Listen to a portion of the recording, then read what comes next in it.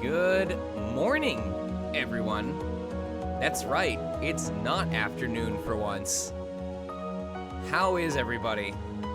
I'm still setting up the Discord or the Nightbot donate command for today's donations. So give me just a second, but let me know how everyone's doing so far this weekend while I take care of this. Also, enjoy the new splash screen at the title.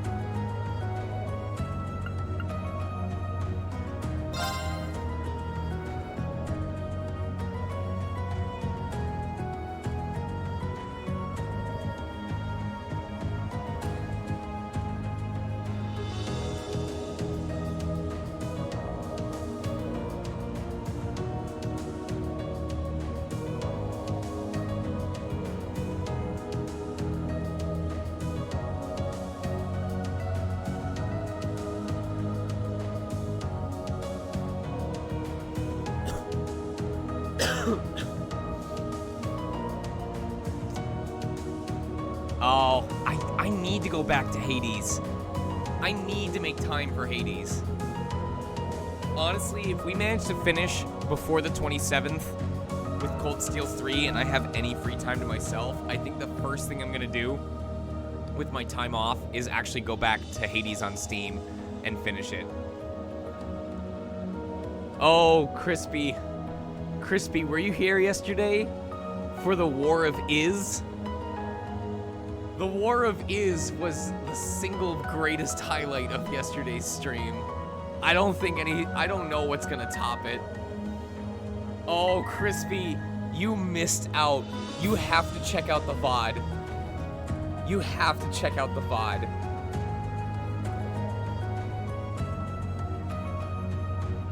Trust me. I don't know how much you know about Cold Steel 2, but if you know about the events, go to the overworld section before. Whoa, hold on. I'll get to that in a second. Go to the section right before the party goes to try and recruit Eusis. Like, just start at when they arrive in Bereahard. Because there's a typo that we all find that leads to an entire discussion about what happened to the typo. And from that point on, and for the next, like, hour and a half, is just this roller coaster of... You just have to see it. Just trust me, Crispy. You've been in enough of these streams that I know you know if I say it's a Sonic Mega stream moment. We are right at the start of Act 2. We are right at the start of Act 2. So. Anyway, if someone would test for me, can someone type out !donate?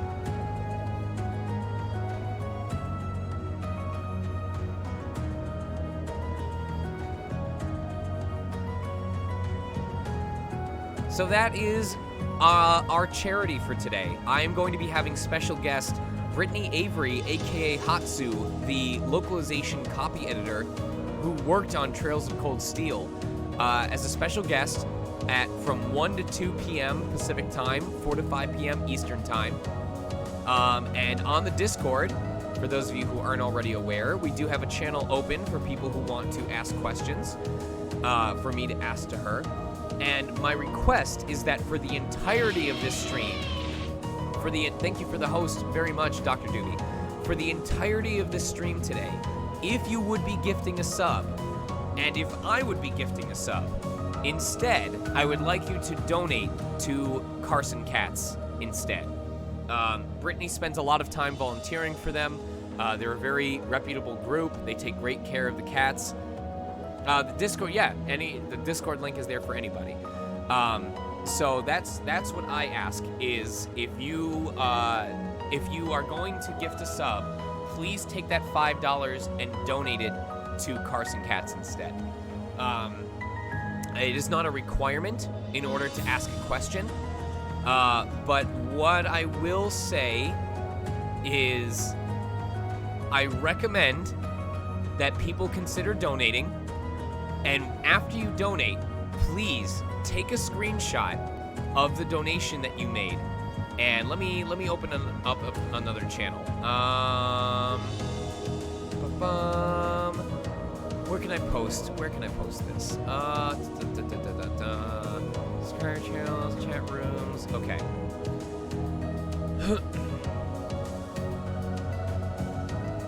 So, at the very top above Megastar Station is a donation confirmation channel. If you make a donation to Carson Cats, please take a screenshot of the receipt or confirmation page of your donation and share it to the donation confirmation channel. I will try to check that regularly so that I can give thanks and shout outs, but also because I plan on doing something special with what I see from the donation confirmation channel after the fact. So please, if you donate, please let me know. Share it to the donation confirmation channel so that we have a record of you donating. I can give you proper credit and a shout out on stream, and because I plan on doing something with all the donations that people make towards the end of the stream as well. With that said, the less I talk today, the better. Pay to help fellow cats. Yes, Panda is traumatized. He does need your help and assistance.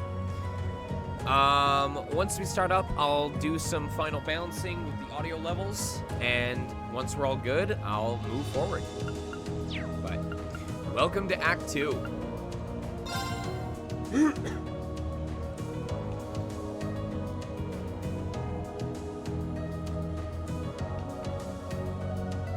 There is no minimum donation amount.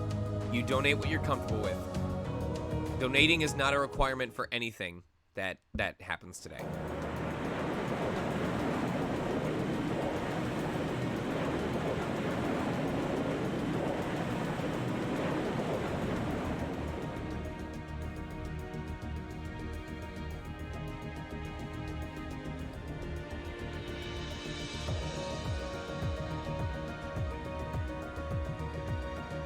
If that is all, I will return to a state of inactivity. Thanks for all you've done, Valimar. I'll be counting on you if anything else comes up. Acknowledged. Prepare yourself for your next encounter with the Azure Knight, my awakener. Don't worry, I will. We lost last time, but I know that's not all I'm capable of. As long as we're all together, I know I can get stronger. I eagerly await your results. Looks like he went to sleep. So, this is what the Great Ashen Knight looks like up close, huh? I've heard how is the a audio rumor about balance? it, but I never expected I'd stand in the presence of a legend. Is my voice managing to speak over the lines decently, I can't or possibly begin to thank you enough. I don't know what I would have done if you hadn't come to my aid. Thank you. Oh, camera. Really. Thank you. Don't mind my hair. I got bedhead going on right now. Oh, this is bad. Hold on. I'm gonna brush this real quick.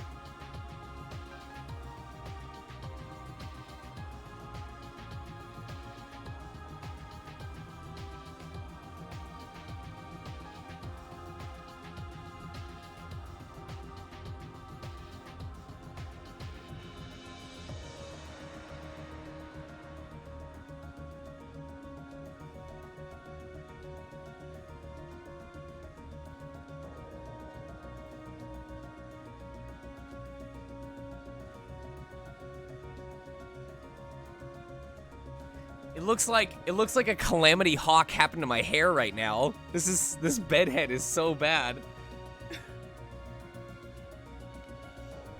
That's what happens when you sleep. That's what happens when you sleep on the left side. Yeah. And that goes for everyone else, too. It does look like green hair. Oh my god. Hold on. Now I have to commit.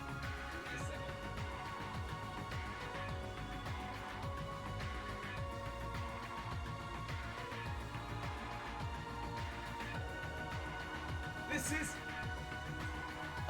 This is actually perfect. Hold on, I want people to see. I got the swoosh.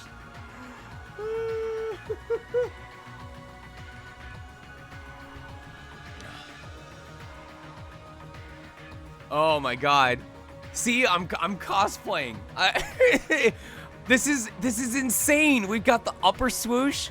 We've got the lower swoosh. Hold on.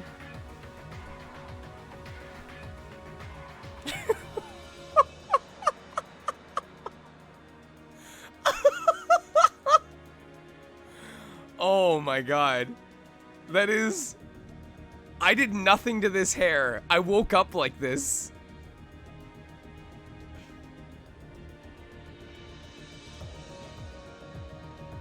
Thanks for coming to rescue me, guys.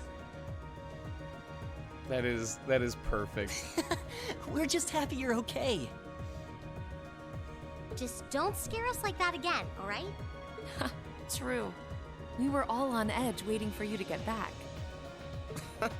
And yet you somehow managed to come out unscathed with Her Highness in tow. You make it sound like it was easy. Well, easy or not, it was worth going on board. I got plenty of useful info out of it. So funny enough, I'd say their invitation worked to my benefit more than theirs. I guess there's no harm in looking at the positives now that all's said and done. Look at you, acting mature and all grown up. Brings a tear to my eye. Looks like we have some catching up to do. I'd like to follow Reen's lead and extend my thanks to each of you as well. Thank you, all of you. And, dear brother, it's a relief to see you safe and sound. Though I never pictured my great escape would end with you in this airship of all things. We did time our appearance fabulously, if I do say so myself. My only regret is that we weren't able to blow in with a storm of rose petals when we boarded them. Perhaps I should have asked Emma to look into the feasibility of making such a magnificent entrance. Oh man, that would have been so cool! Well, it's probably not impossible. Now you're just being silly. Sounds about right for our prince. Well, at the very least, I'd say we're clear of any immediate danger. And given this opportunity, I'd like to sit down with you to discuss our situation and exchange any pertinent information. But first, I think we have a few more reunions to celebrate. Reen!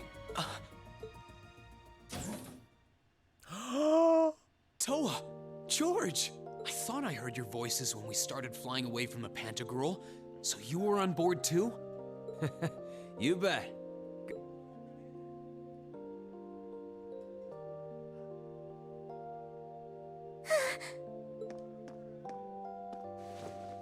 Whoa!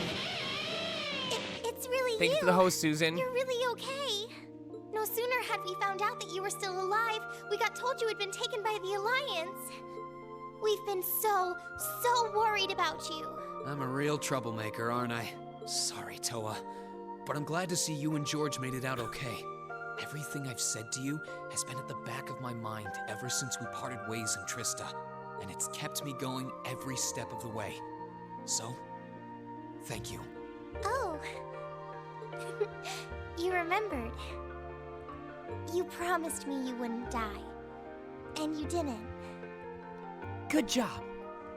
We still need to work on that one, but I know you're not the kind of guy who'd go back on his word. See? Reen's a guy you can count on.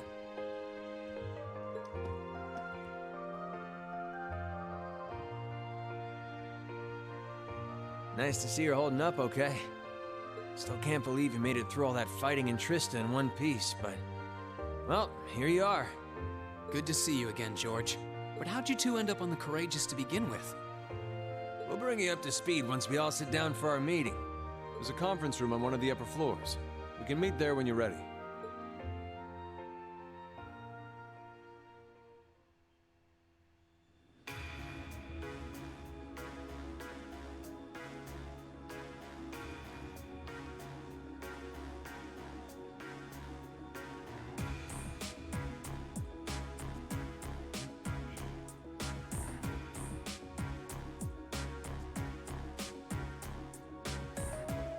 The Courageous began its independent operations right before Heimdall was first occupied. I realized what the Alliance was planning, so I gathered a skeleton crew, met with Viscount Arcade, and we hurried straight to Trista, where we found your classmates locked in combat with the Azure Knight. I see. That explains why you were in Trista. I shudder to think what would have happened if not for the Courageous's timely appearance. What have you been doing since then, Father? I hadn't heard anything about your whereabouts until now. Eventually, we were able to shake off the Azure Knight's pursuit. And we've been traveling around the country ever since, preparing to find you and take you on board. George and I haven't been here long. The principal managed to get in touch with the Courageous without anyone noticing and sent us here. He did? I hope he's still alright. By the way, what happened to Major Vander? You two are always joined at the hip. Alas, he is currently indisposed. His military obligations have him heading up the 7th Armored Division in Western Erebonia. They're working with your former instructor, Major Neidhart, as well. With him too? So he's over in the west now. Huh. I should have known the 4th Armored Division's ace wouldn't get his ass kicked so easily. Oh, right.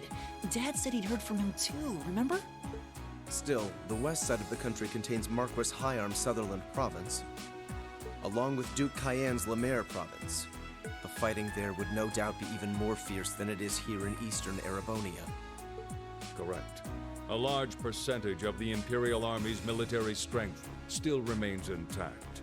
But the Noble Alliance forces' constant attacks have put them at a disadvantage. On top of that, a number of townships in the region have been caught in the crossfire and suffered great losses. That's terrible. I'd heard as much, but it still pisses me off to hear it. With the 3rd and 4th Armored Divisions occupied on the eastern side of the country, one can only assume the Noble Alliance intends to use that as an opportunity to crush the forces in the west. I believe my wife needs help with the TV, so please give me a moment. I did promise her I would assist. I will be right back.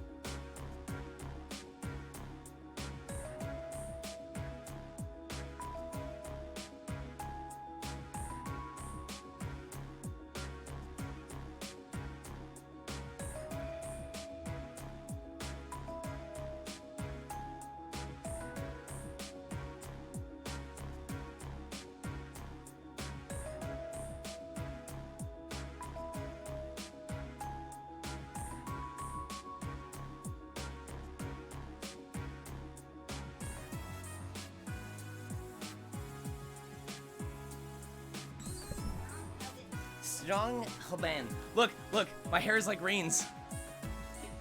Hold on, when he talks again. Yeah, but they're not stupid. I bet the army in the West is putting up a pretty good fight by themselves. It's too early to call things just yet. An astute assessment. The situation in the Western Theater could change at a moment's notice. Right. But that means we're uncertain what course to pursue now. And having said that, we have a question to pose to all of you. The question, really. If you of in the cold food, how do you of out hot eat the food? With the whole of the Empire caught in the throes of civil war, what exactly do all of you intend to do from here on out? Watch, as soon as you go in the room, he's gonna talk. Us? Yes, your hair looks like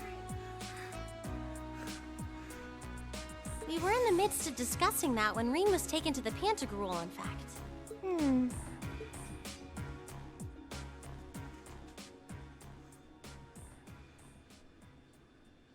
My laugh has changed. Have you noticed that? This is a full-on I do that war. really high Our cackle laugh fellow instead of... Erebonian countrymen stand on both sides. Oh. No one here is delusional enough to think that a group of students like us are capable of stopping it by ourselves. Still, during our field studies, we found ourselves up against the problems this nation faces again and again. What? Why? Not really, because then I'd have to look up the whole time and that'll hurt my neck. Oh. Oh, so it's a waste now? Well, Logan can probably use it. Or somebody. Would Sierra or Travis want it? And because we have that experience, I believe there's a place for us to change no things reason in to all change this. what ain't A broke. part only we can play. We may not be able to compete head-on with the Alliance, but together, we can move things in the right direction for Erebonia as a whole. That was wonderful, Reen. Still, we aren't all gathered here for the same reasons. Be it rescuing Elise or settling things with Crow, we've all got something that we personally want to accomplish. But accomplishing those things won't be possible with the situation as it stands. And that's why, no matter how stacked the odds are against us, or how fierce the fighting becomes, we want to put everything we have into making all the difference we possibly can, in whatever way we can. I think I speak for everyone in Class 7 when I say that. You bet. I agree completely. We may all come from different walks of life, but this time, that can work for us. Exactly. We have something no one else does, and because of that, we can do things no one else can. And what kind of class would we be if we didn't take advantage of that to protect the people and things we love? As well as find our own answers to the questions we have looming over us. I do want Reen's jacket. It got the comfy poof. As Reen said, however big or small it is in the long run, we have a place in this war. What up, and Molly? we have every intention of following it. Sounds like it'll be a pain, though. No biggie. We're Class 7. Throw in a few of Reen's trademark speeches and we're raring to go. Even the game knows it overdoes it. Look at you kids. You all sound like you've really thought long and hard about this. That's the Class 7 I'm proud to serve. And you guys aren't the only ones who feel that way. Everyone at Thor's has something to bring to the table. Remember the Academy's motto? Arise, O youth, and become the foundation of the world. Oh, yeah, that's right. That was what Principal Van Dyke said to us at the welcoming ceremony. The words of Dreikel's the Lionheart serve to inspire us to this day, it would seem. Of course. They ring as true as ever. It's like you didn't even have to think about it. You got... Yeah, you should be Oh, proud shoot. of yourselves. And it's true that Thor students are scattered all over the country right now. But I'm sure that each and every one of them are fighting too, and they feel the exact same way that you guys do. I understand. Your Highness. Indeed. I figured you would have already given it some thought, but I wasn't expecting such a stirring conviction. But I think this at least settles the matter of what course to take. If you would do the honors, Captain. As you wish. We're about to do something neither side would ever expect us to do. we're going to entrust this ship to you. I got a ship. I got a ship. I got a whole airboat to myself. Mom said it was my turn to drive the Sky Caravan. From here on out, the Courageous is yours to command as you see fit. What? Marine's just like, what? What?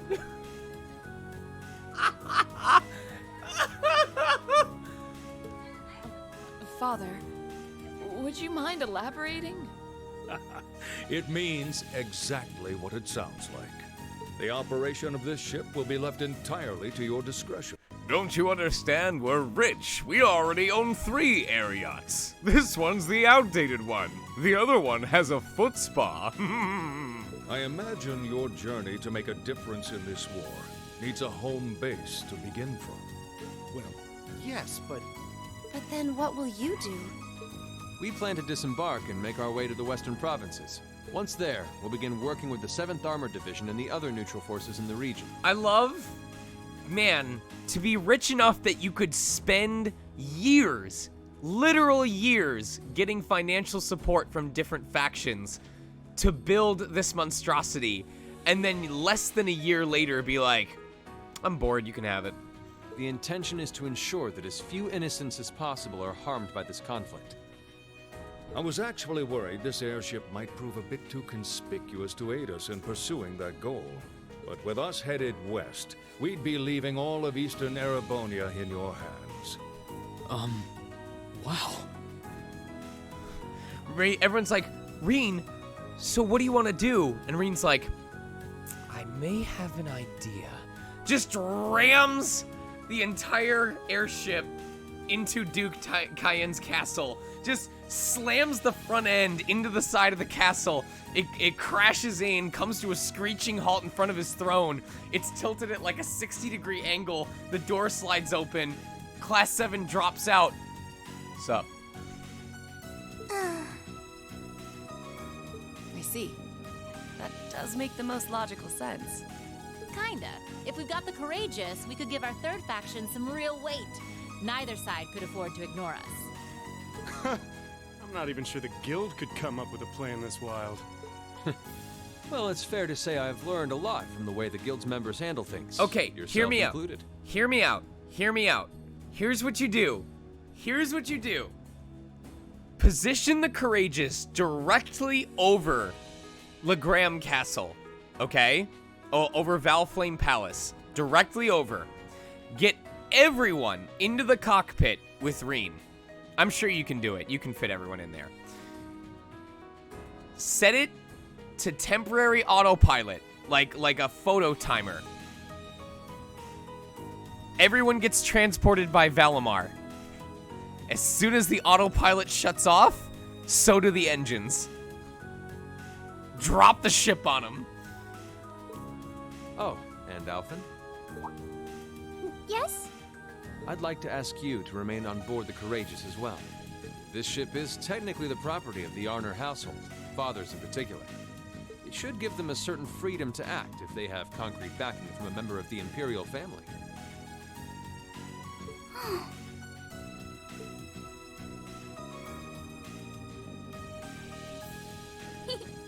I'd be happy to. Henceforth, I, Princess Alphen Rice Arnor, will guarantee the legitimacy of their actions. So do whatever you see fit to do. You have my full support. Thank you, Your Highness. Wow! We are truly honored to have you with us. No turning back now. Yeah, seriously.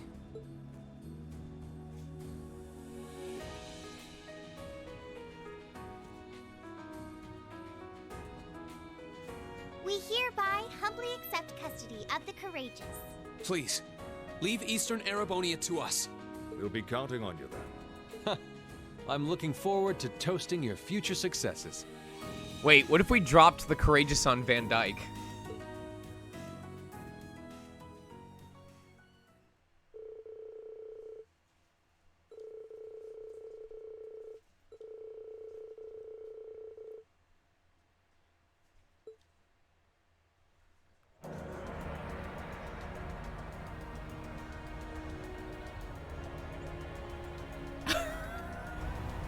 Red Octobear. Van Dyke would say you can't throw battleships, that's cheating, and then throw it back.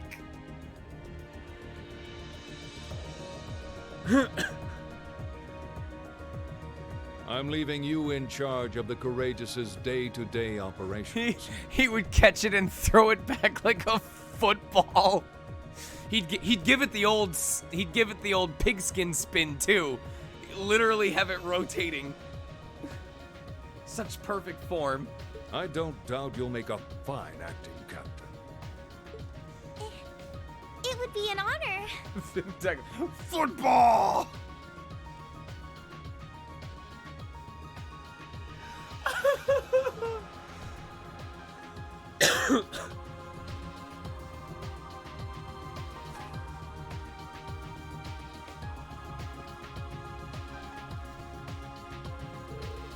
I will command this ship with an iron fist. Oh,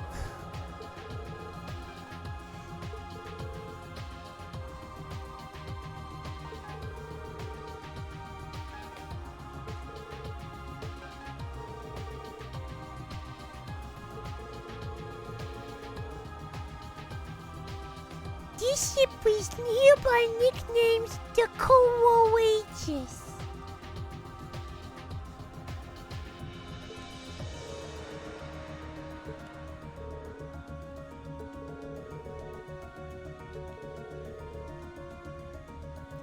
It's Owo versus Uwu. The Courageous versus the Pantagruwu.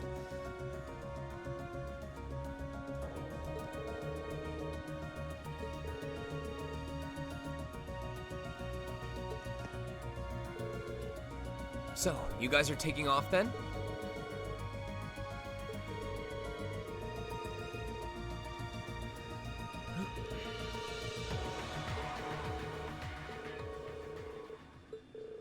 We understand.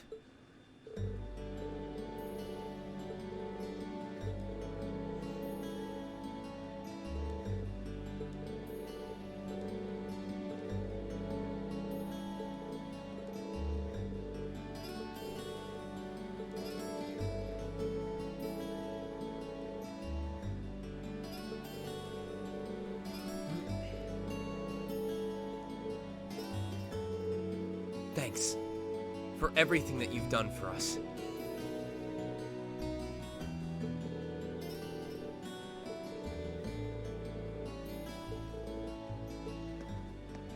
Master Reed, would you mind accepting this?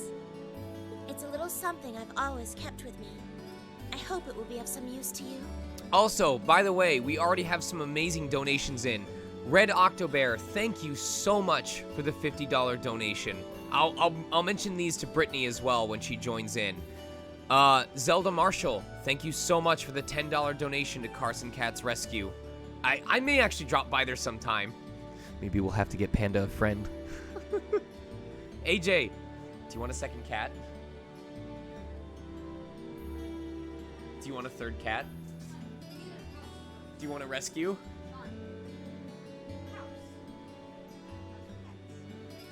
Maybe, okay, we're having serious talks that when we finally get our own house, we may have to rescue a friend for Panda.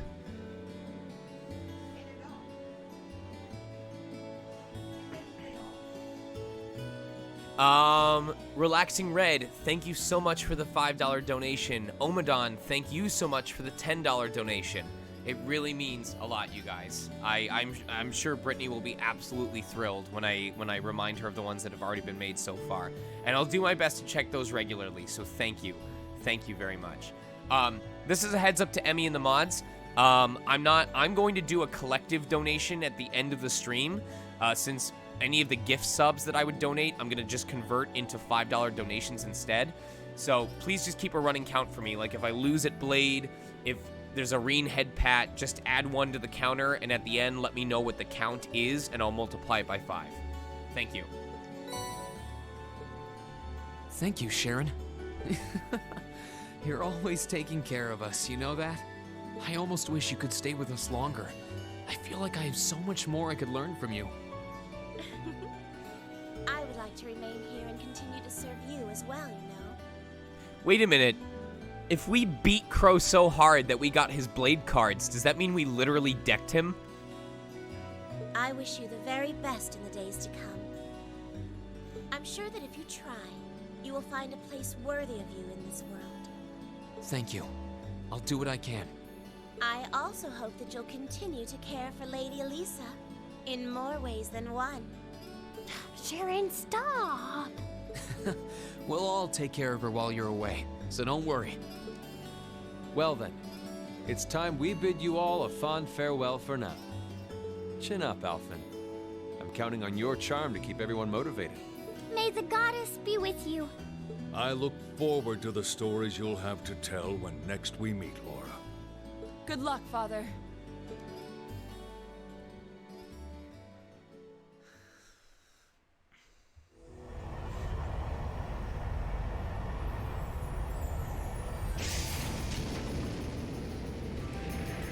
Runs into a tree, explodes instantly.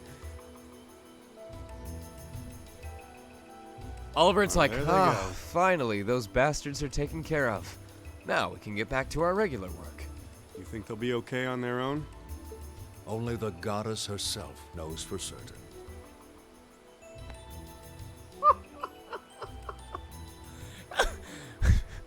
Literally just got asked.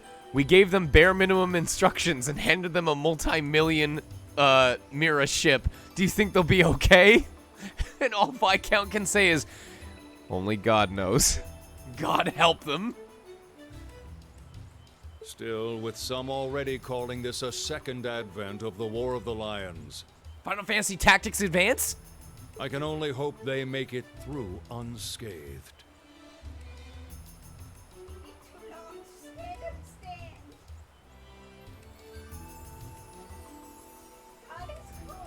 What do you mean it's too long to stand on the stand?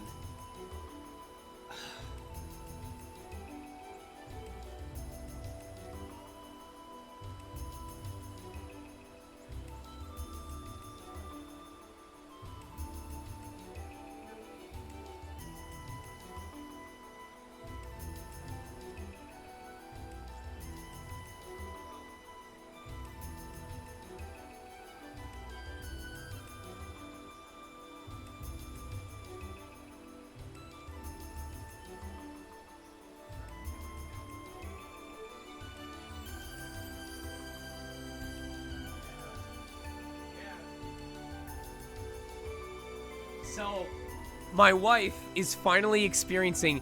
Do you guys remember back when I was mentioning how stressed I was because of the studio? Because I would fix one thing, and in fixing one thing, or while attempting to fix one thing, I'd discover something else that had to be upgraded first. Like, I'd be like, oh, I wanna replace the microphone. But before I replace the microphone, I have to replace the interface. But before I replace the interface, I have to change out where the laptop is. But before I change out where the laptop is, everything had a step before it that had to be done. Well, my wife, for 3 days now, since Wednesday, has been trying to get her replacement TV into the bedroom so that I can keep streaming here. And the first TV she got didn't come with the power cables, so she had to get the power cables. But after she got the power cables, the TV had a consistent issue with that model of TV where the screen would black out but continue playing audio after a certain period of time for an inexplicable reason.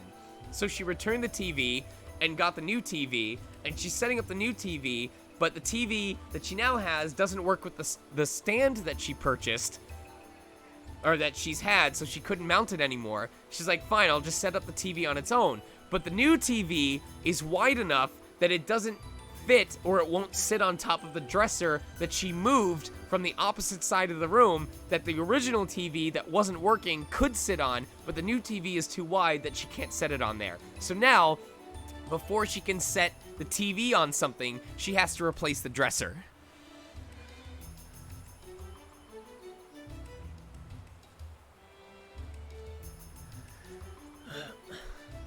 This is, if any of you want to know what life has been like for us, just look up Hal fixing light bulb. Yes, you can Google Hal fixing a light bulb. It's a 45-second clip from Malcolm in the Middle. That is exactly what upgrading my studio felt like and what my wife is going through right now with the TV.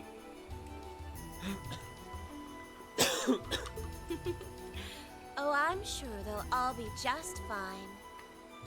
They don't bear the symbol of the horned lion for show. Yes, I suppose you're right. And the same goes for me, too. I can't very well call myself a Thor's alumnus and fail to deliver. Well, well, are we birds of a feather? Proud Thor's graduates unite. I'll be in touch with them plenty in the coming weeks, so don't worry. The old guard will do as it must to keep watch over the young and vigilant.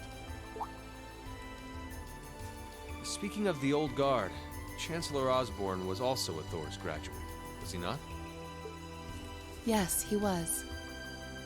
Sorry to say, I can't picture it. So wait, this is just Voldemort with extra steps. Was he not?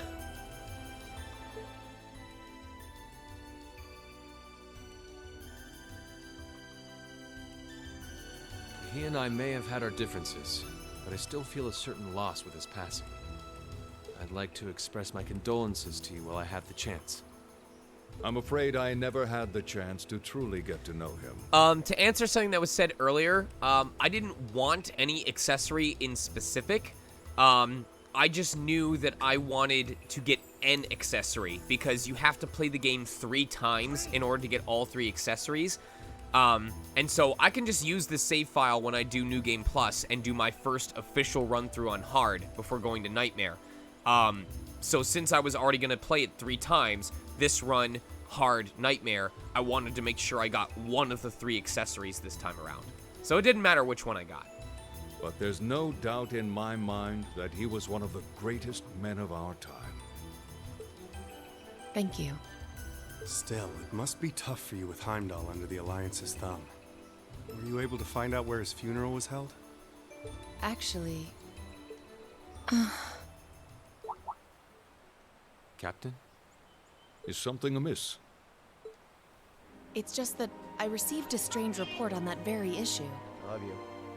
I was told his body was Cold taken and into the hot. custody of the Imperial Guardsmen when the city was occupied. But then after that, it simply disappeared at some point. Disappeared, you say? Is it possible the reformist faction could have taken it from them? I'm afraid I don't know.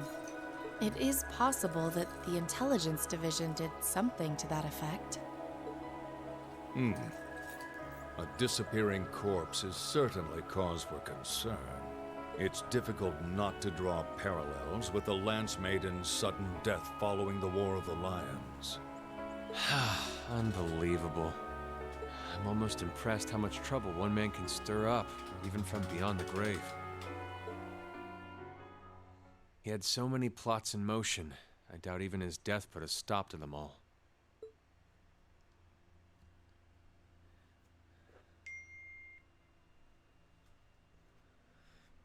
On the 15th day of December, adults did all the work.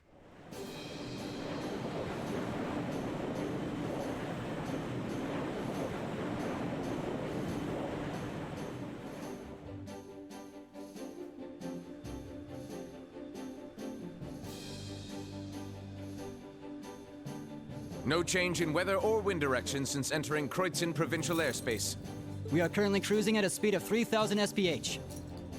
Nothing abnormal detected on the radar thus far. Voyager! Detour around the Twin Dragons Bridge, staying within the clouds. Take extra care that we aren't noticed by the Noble Alliance's surveillance. Yes, ma'am. Wow. She's a real natural at this. Yeah.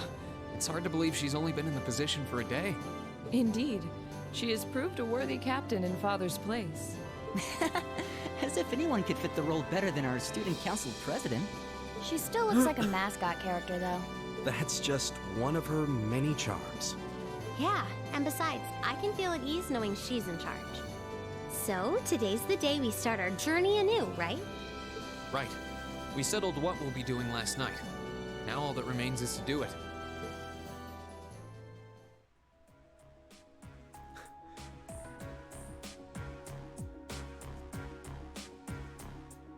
Well, Toa and George should be able to handle the day-to-day running of the ship, so that's out of the way.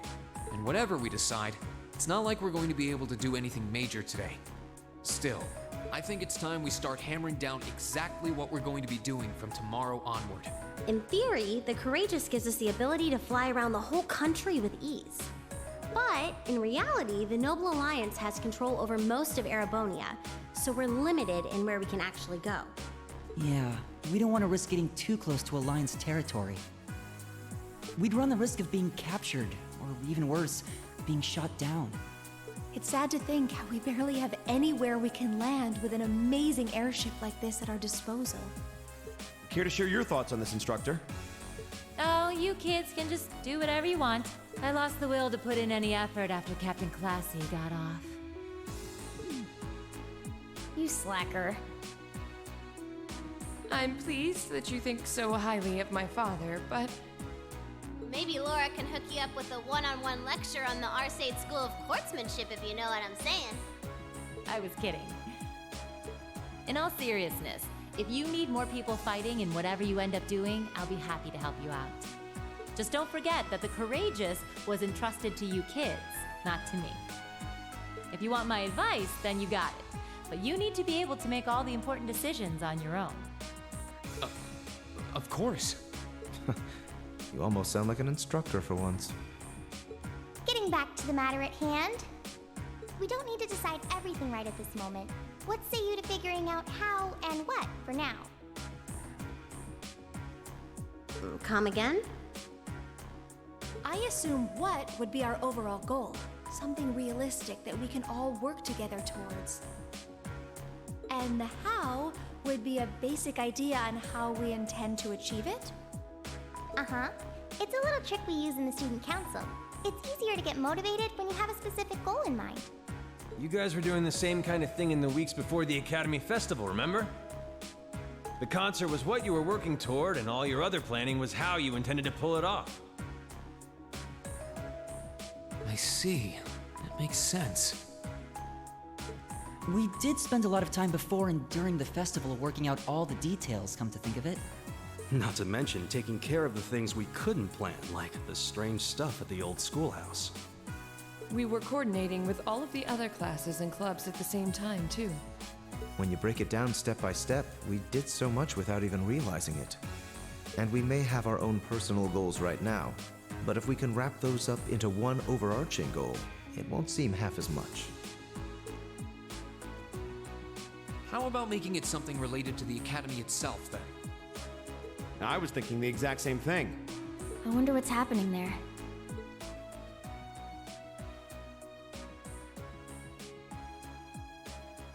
Me reaping versus Toa, me, or me George. sowing versus me reaping.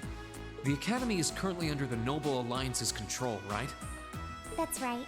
The staff and students who are there are doing what they can, but As you know, during the attack, a lot of the students managed to flee Trista and are now scattered across the country. Now, most of the upper-class students chose to stick it out, though. They've got no reason to fear the Alliance, being nobles and all. All right, then. I think our what should be taking back the Academy. That sounds good to me. The Courageous will serve as a good means of transport, but we'll need a proper base sooner or later.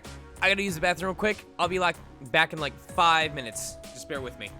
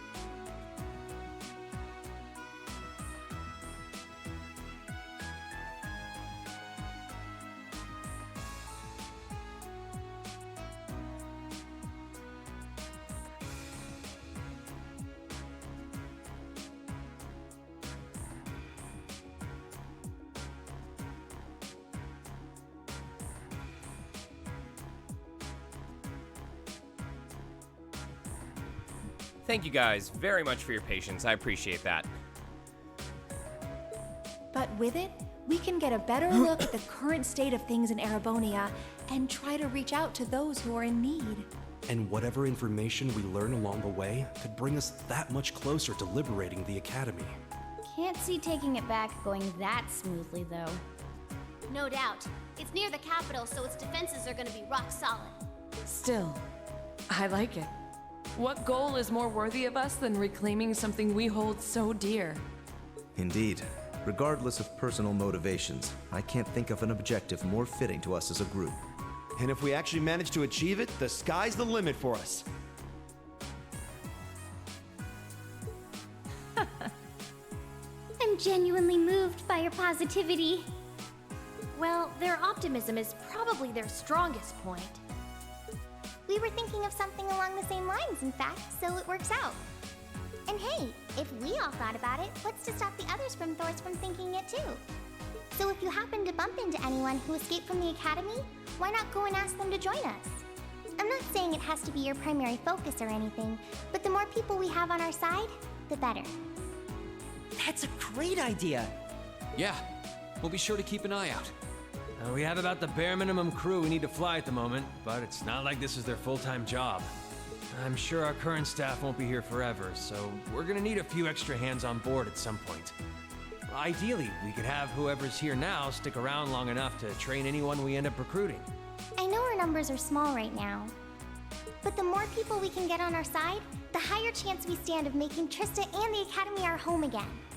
And I don't know about you, but I get this weird sense of satisfaction knowing that we students are gonna be the ones to do it. I know the feeling, actually. Everything works for me. I'd say that's our how decided, wouldn't you? Agreed. To wrap all this up, For the longest time, I was convinced that because I voiced the main character, I only voiced the main character. But I'm less sure about that now. we'll use the Courageous as our base and as a way to get a good idea of the current state of things in Eastern Erebonia.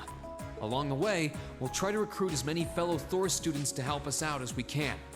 All for the sake of our primary goal, taking back Thor's military academy.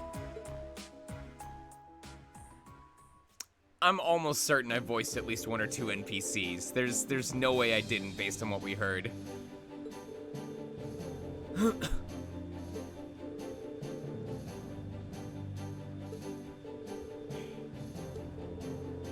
Probably better for us to swing by all of them once, really.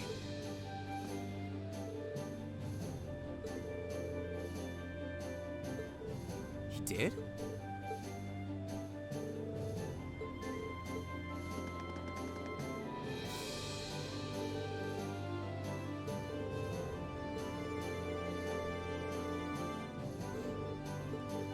Sure.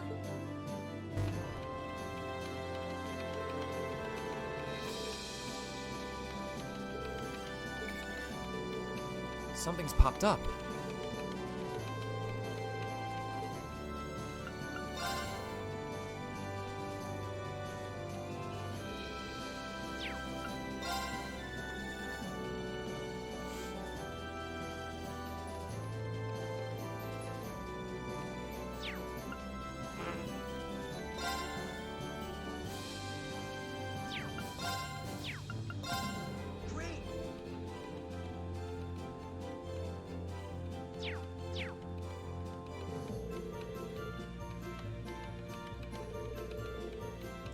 It is required for us to recruit your son, Emmy. Are you ready, Emmy? Are you ready to meet your son's human Sona?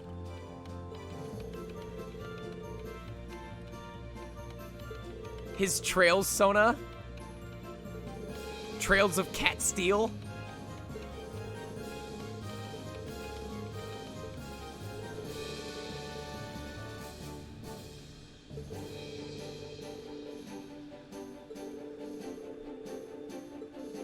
Understood. I don't think any of us mind one bit.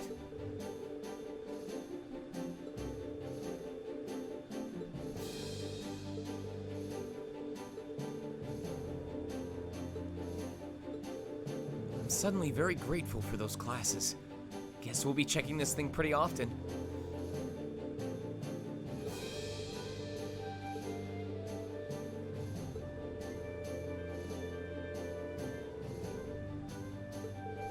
Might as well. Still, do you guys mind if we figure out who's going to be making up our active party when we disembark first?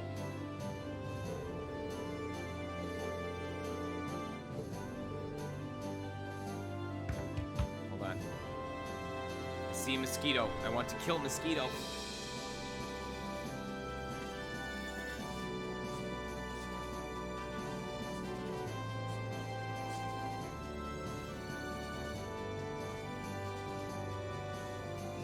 I'll get the bastard one way or another.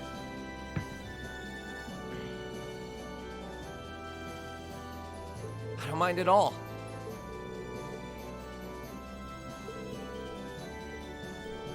Thanks, instructor. Now, let's see. Forced wind. Forced wind. All right, guys. You do what you do best.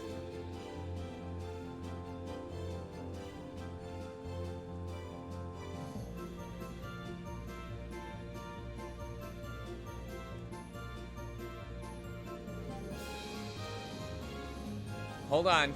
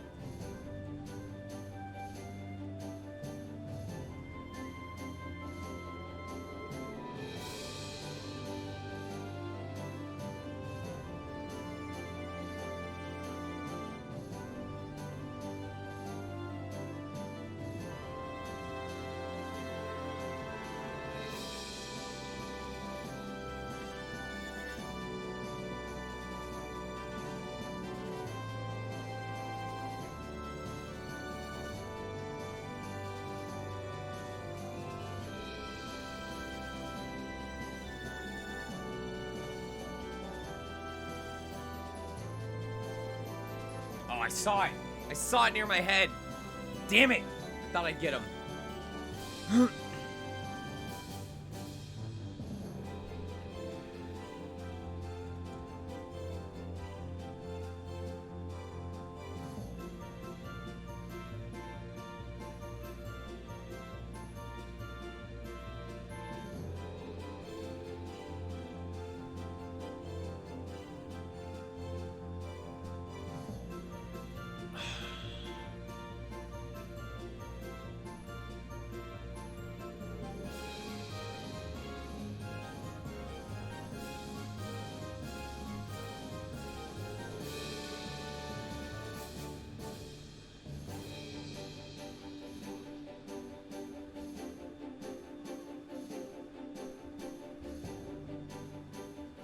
All right, here's your first vote. There are two phases.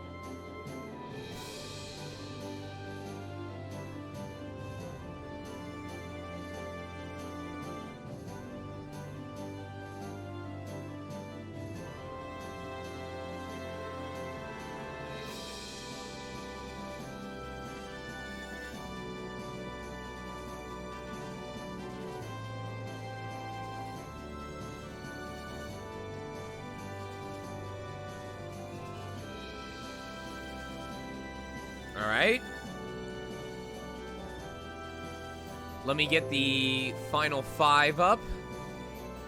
Remember, it's the top 4 votes across all the characters.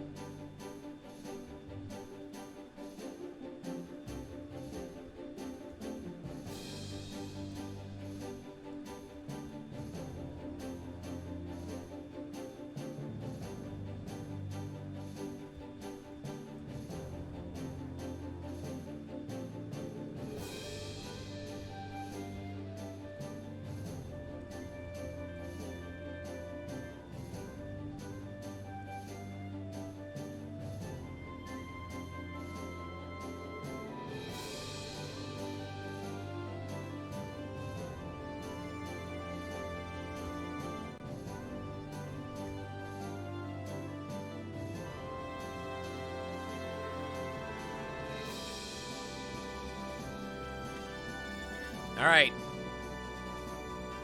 Here's part 2.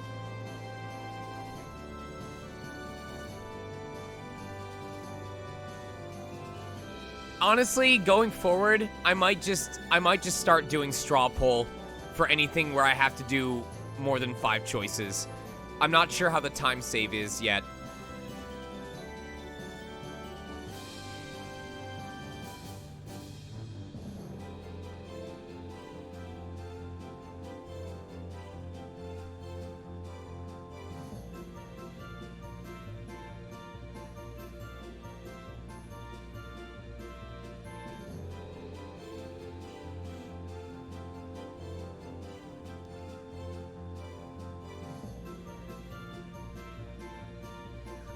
Chat's about to get bamboozled.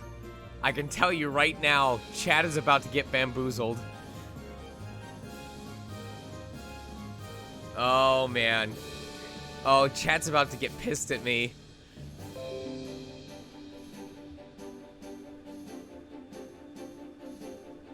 All right. In 4th place. Oh, we have a sudden death. We have a sudden death. Hold on.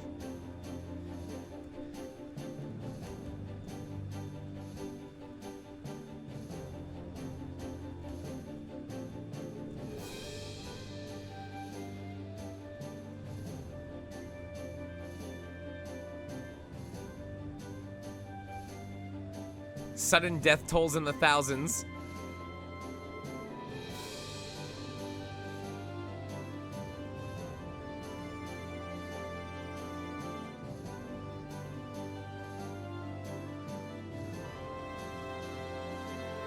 Let me tell you your top 3. First place is Duck Dodge Dip Dad, which is Elliot with 7, or I'm sorry, first place is Wife in Disguise with 22 votes. That's Emma. Second place is Duck Dodge Dip Dad with 17 votes. That's Elliot.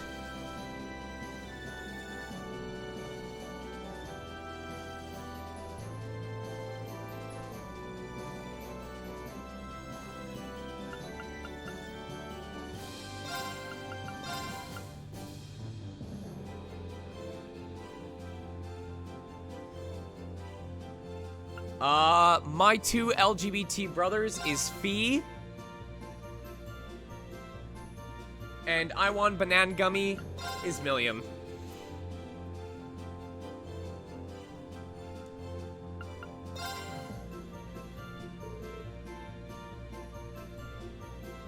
Okay, let's get going. The sudden death was because I wanted to see who the favorite was. It was the mini-me battle.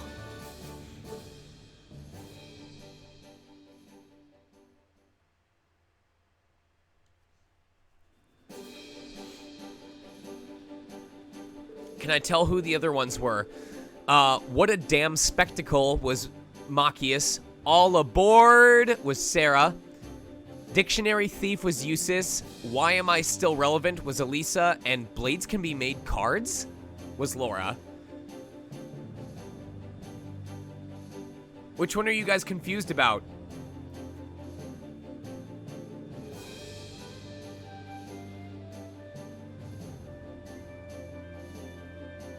Oh, because Sarah said I don't care to put in any effort anymore.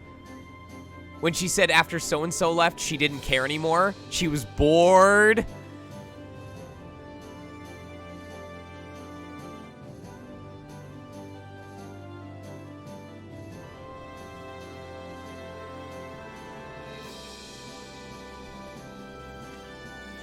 Then I'll do better next time, I'm sorry. I should probably do as the instructor recommends and tour the facilities on board at least once before disembarking. There's not much, but it'd be smart to go see George in the ship's hold and pay Valimar a visit. Might be good to see Princess Alphine too.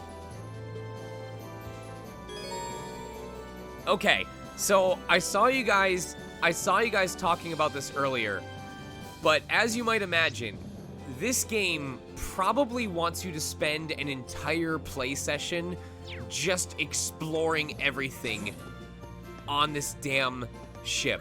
There is so much. It has you check a terminal.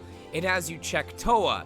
It has you go to a conference and training room and you can get quartz based on beating or how much you filled in or doing these trials for arts and crafts and stuff like that. This is where you get your medals from doing stuff in the game.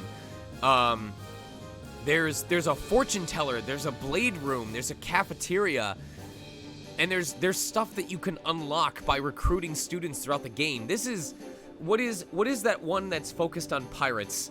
It's not Star Ocean. There's like 4 games in it.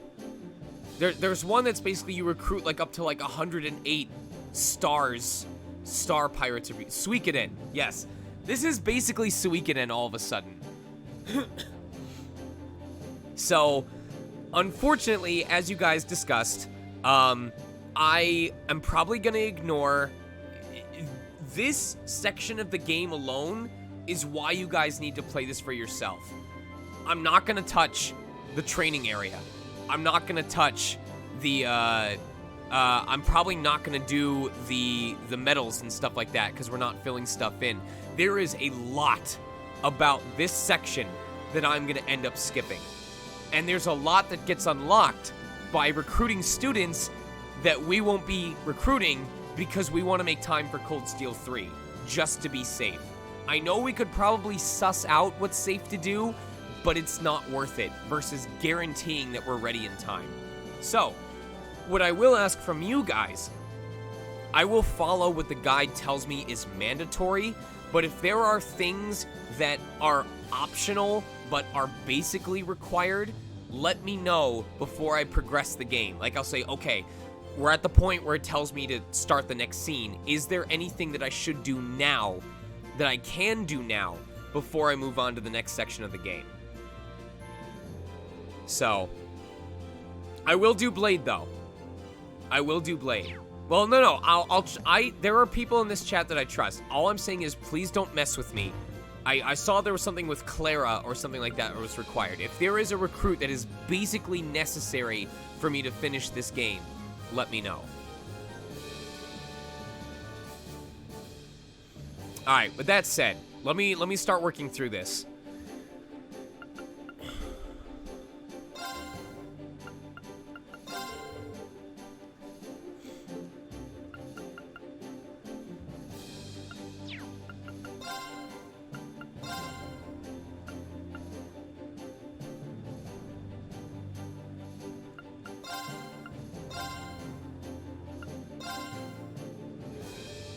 What? No, she's a captain.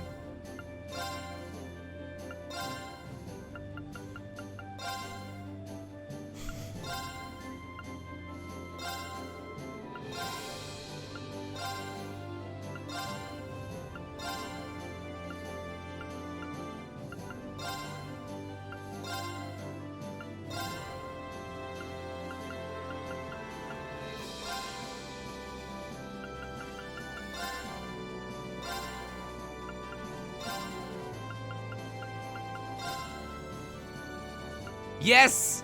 A king for our queen! A king for our queen!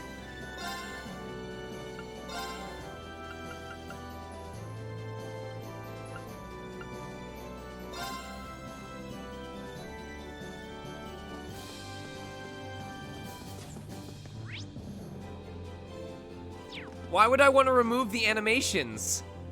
Aw, dang it.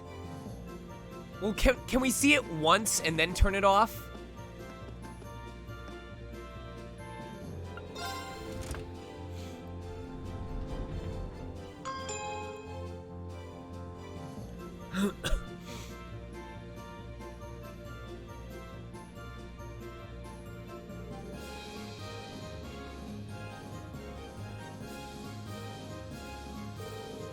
This floor has the conference room and the royal room. The latter is exclusively for Princess Alphen, obviously, but I bet we'll be using the former quite a bit.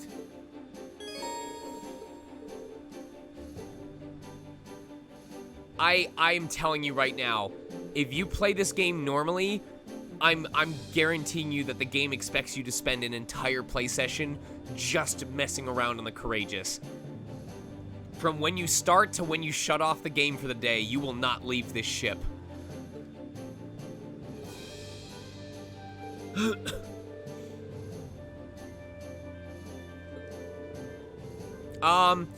Someone tell me what, I know what Cypher does. Remind me what Chevalier and Magius do. Oh, you have to recruit the students. Never mind. Doesn't matter. Doesn't matter.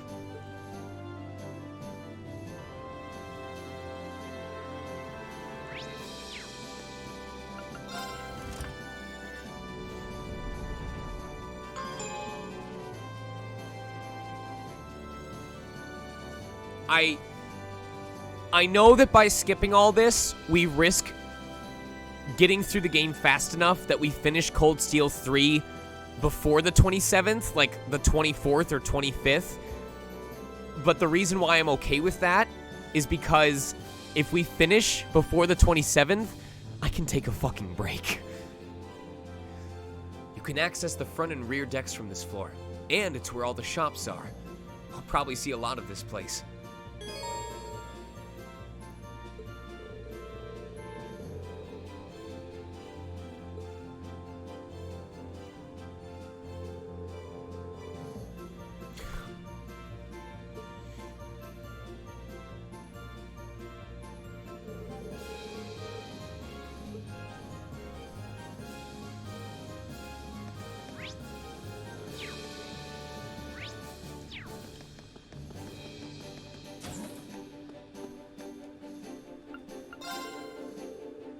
What's the deets? Give me the deets!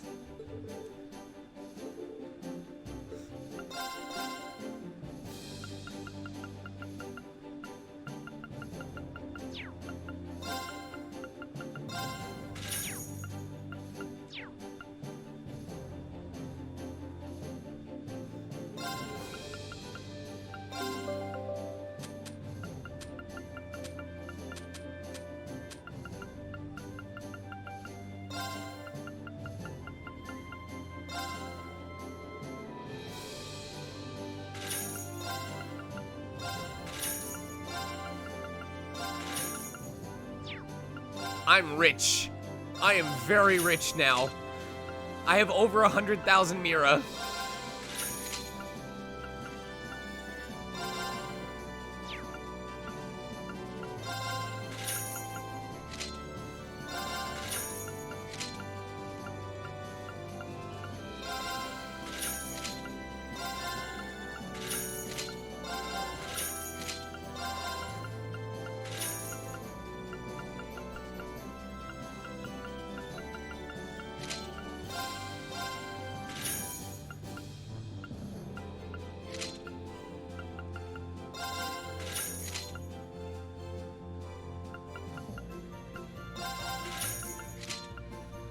Oh my god, everyone gets a coat.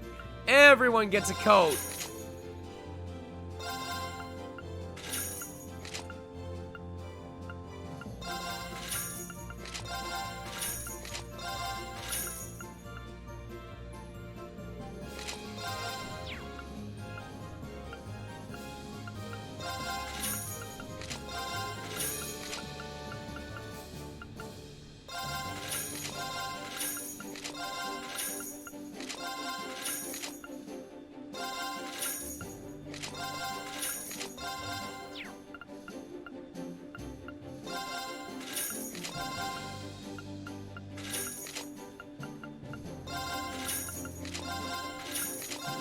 It's probably based on yen, where 100 mira is $1.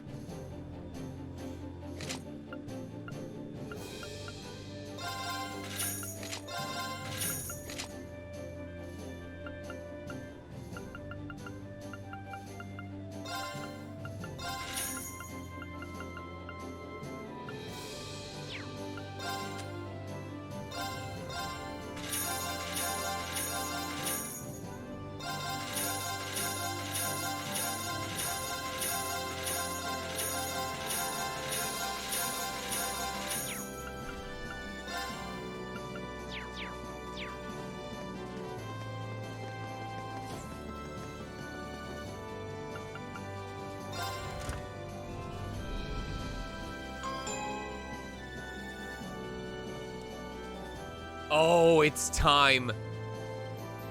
Is it open? Is it open? There's a ton of stuff on this floor. I should probably take a look around to see what's on offer.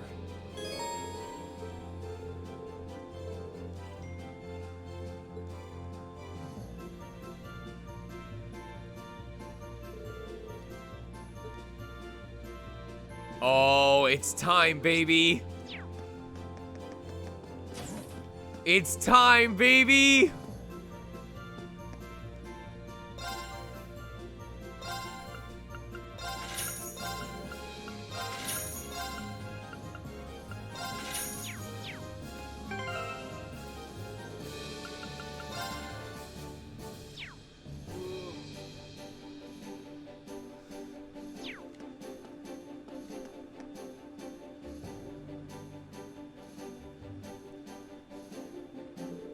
Feels like ages since the last time I had a chance to play Blade.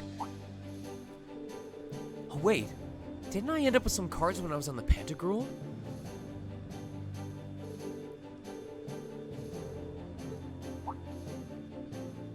Huh?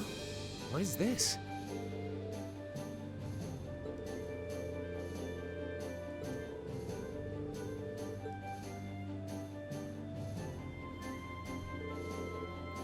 When did he get this into my pocket? He could have just given it to me when we were sitting together. But I guess this is a much more Crow approach. Oh well. Still, I like the sound of more strategic. Maybe I should try inviting someone down for a game sometime. I have to get all the practice in that I can if I ever want to beat Crow anyway.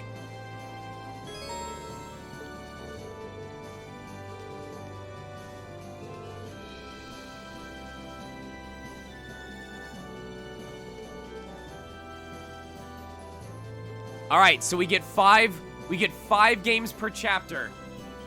We get 5 games per chapter.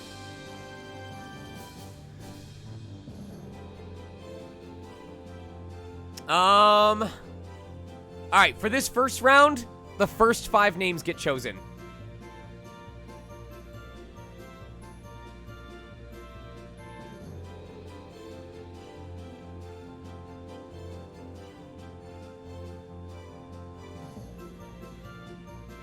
All right, Sarah, Elliot, Milliam, Laura, Emma. Sarah, Elliot, Milliam, Laura, Emma. Sarah, Elliot, Milliam. Sarah, Elliot, Milliam, Laura, Emma. All right.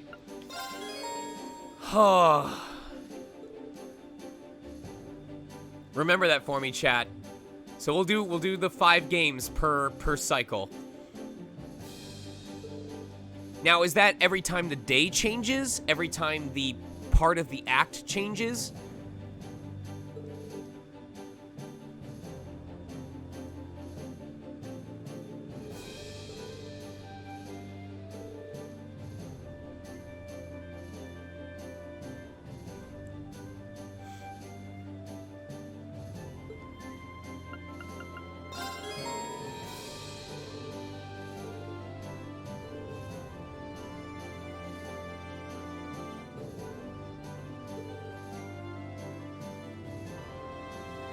Oh, man. Oh, man.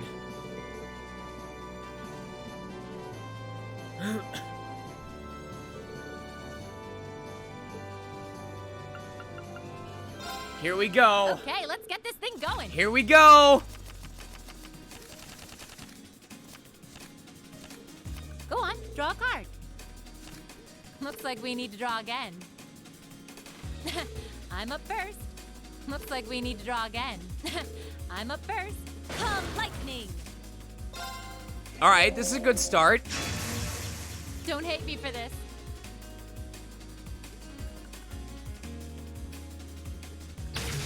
Okay.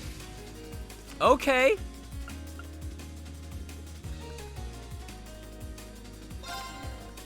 Time to power up.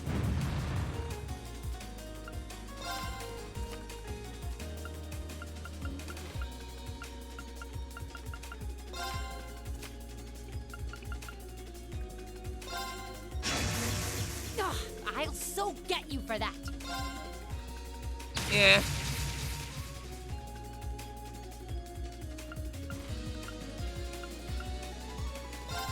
Ugh, I'll so get you for that. One more time, just one more time. Obliterated. Oh my god. Jesus. No. We're starting fresh. We're starting fresh. Well, I don't know. I'll let chat vote. Hold on. I'll let chat vote.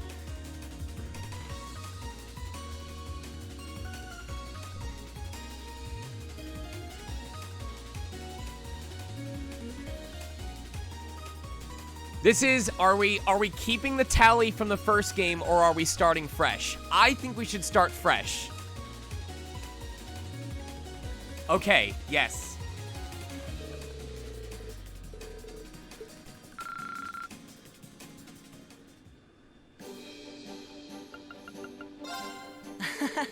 Go easy on me, okay?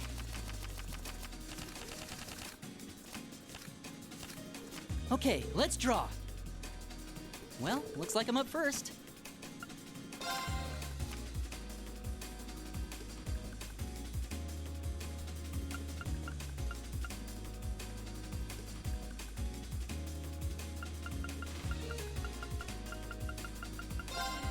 Really? You're playing that now?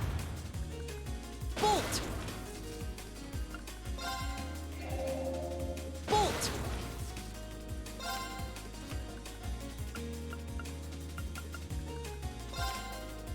Force! Really? You're playing that now? Oh, that's too bad. What?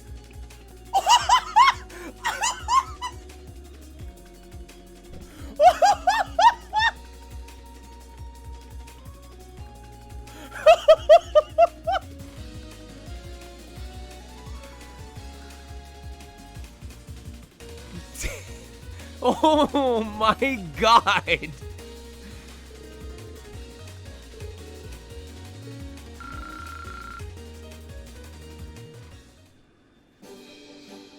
Oh. We had Laura, Emma. It's Milliam, Laura, Emma, correct?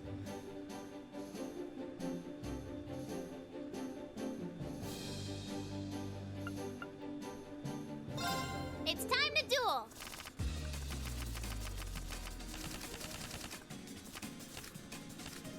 Come on, draw a card. You're up first, I guess.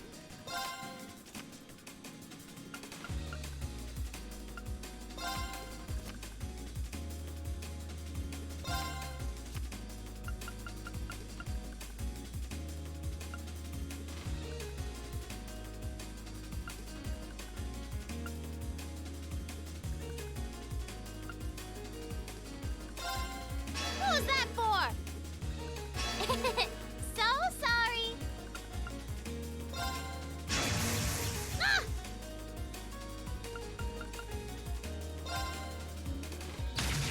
Nice. Very good.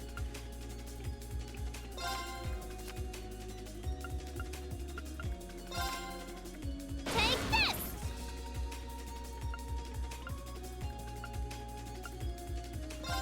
Who's that for? Take this. Ah! Oh, I lost. Yeah, I All right. That's one.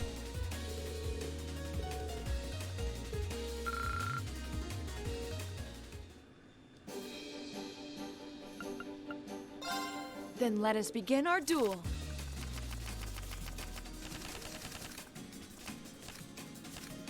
Please, draw a card. The first move is yours.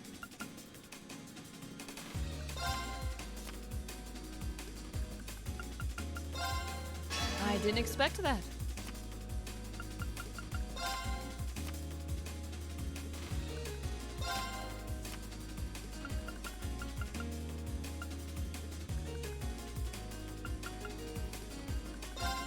I didn't expect that. Divine Bolt! Mirror!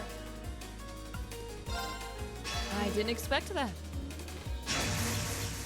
Raging Winds!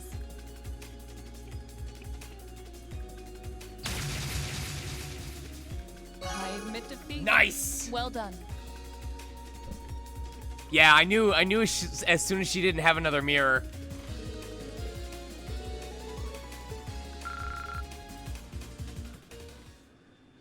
All right. Can we overcome the undefeated, the only character we've never won against in Cold Steel 1? Shall we draw? I'm going first then.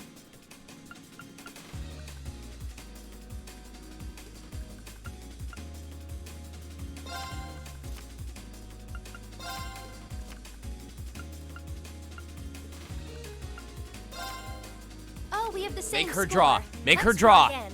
I'm going first. Yes! Then. I'm going to use a Oh, this bolt is good. card. This is good. This is good.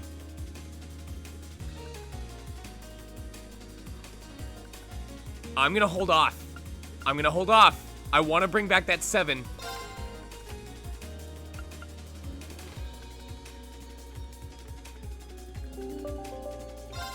Ow! I wasn't expecting that. Time to use a mirror card.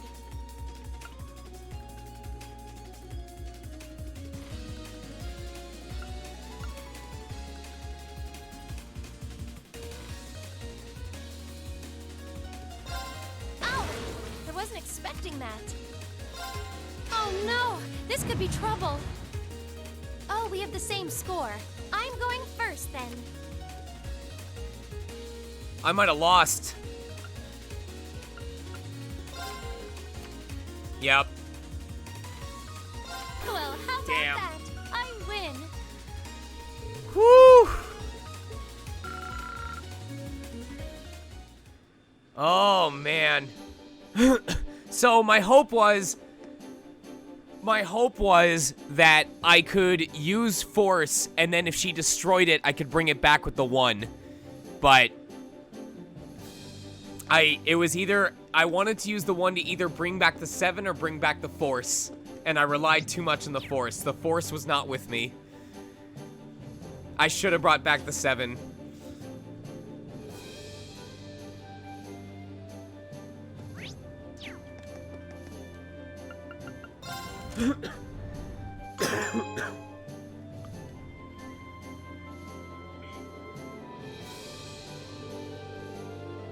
What I was scared was if I used the 6 and then forced, and she used a mirror, it was over. Nice. So this is where the Orbital Factory is. I could see myself coming here pretty often.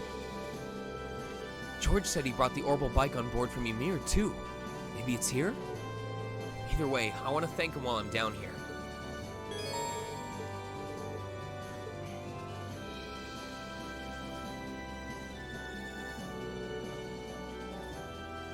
That's up to chat.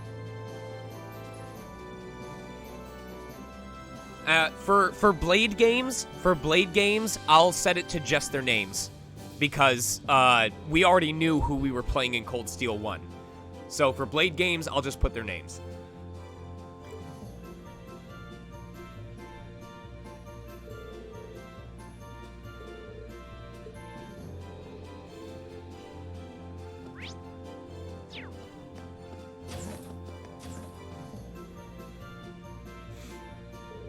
Hey, George. Everything doing okay here? It's based on what chat votes. If you guys want me to face Emma, make sure you vote for Emma. Thanks. I'm sure we'll be taking you up on that very soon. By the way, you're the one who brought the orbital bike on board, right?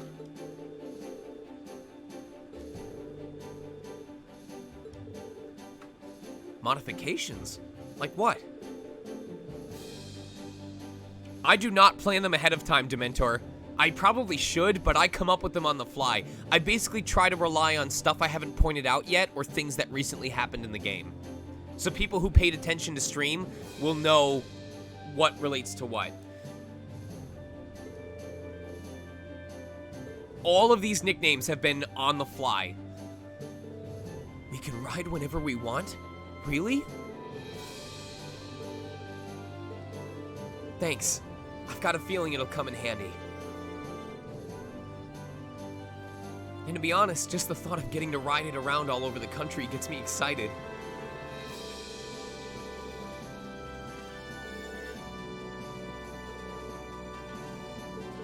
That's a shame. A paint job?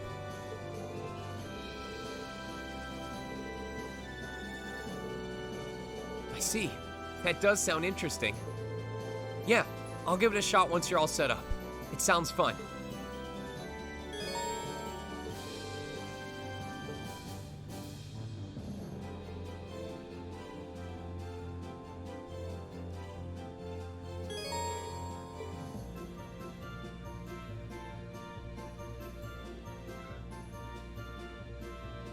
Saru, you think it's bad now? Wait until you go back and play this game again and none of these lines are voiced anymore.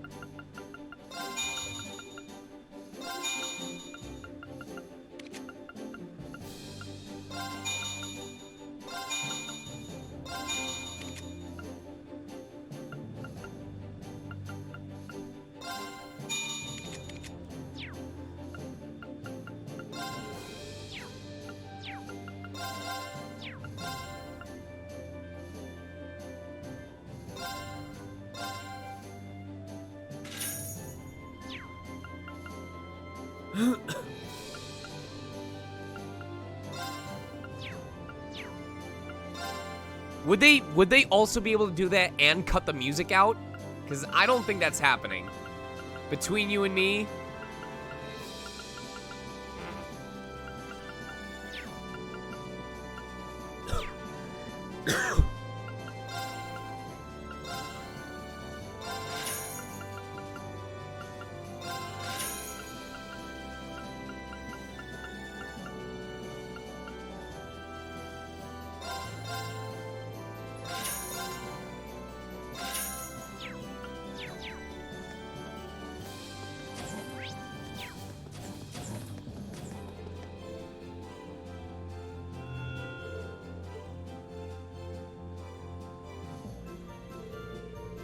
hey, Valimar. I take it your mana's recovered a little now?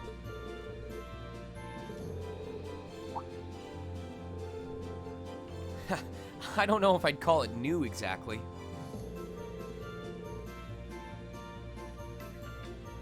This power's always been within me. I just didn't understand what it was or why it was there. But thanks to everyone's help and about 12 drinks at Midwest Fur Fest, it finally feels like it's a part of me. If that makes any sense.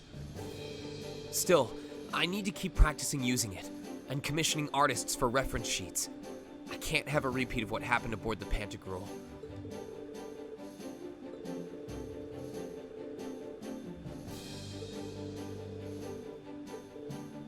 Huh?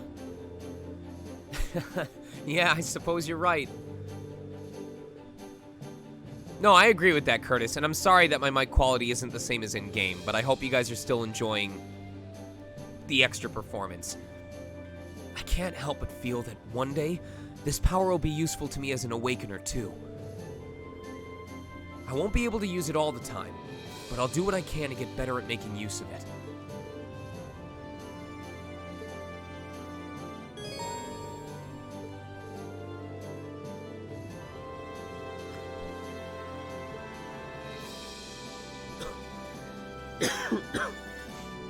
Oh my god. Okay. Wait, is there a downside? How much CP does it cost?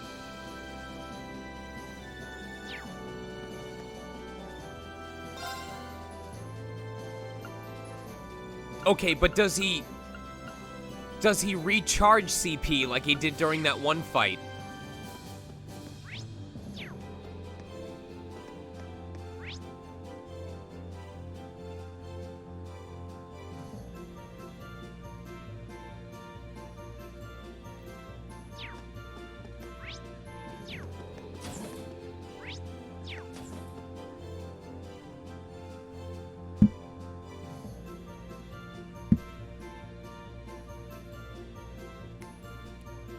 Oh, man. Right. Alright. I think that's everything. Right now it wants me to head to Ymir. Is there anything that I should do now before going to Ymir?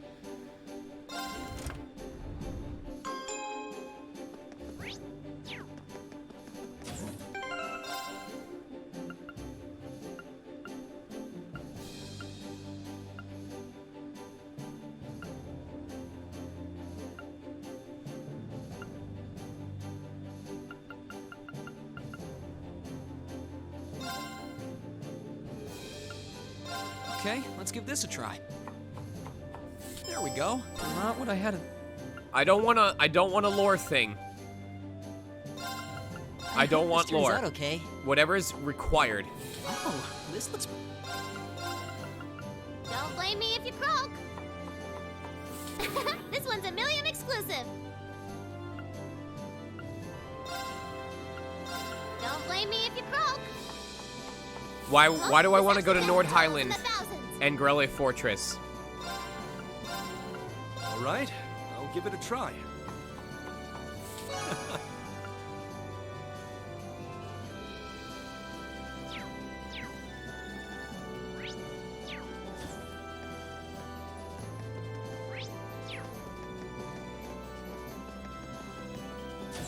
Let me put it this way: unless it's required for me to finish the story, like in terms of being able to beat future bosses,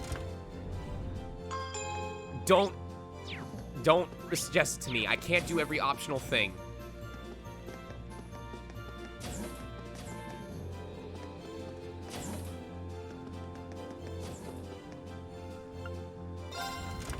Just proceed? Okay.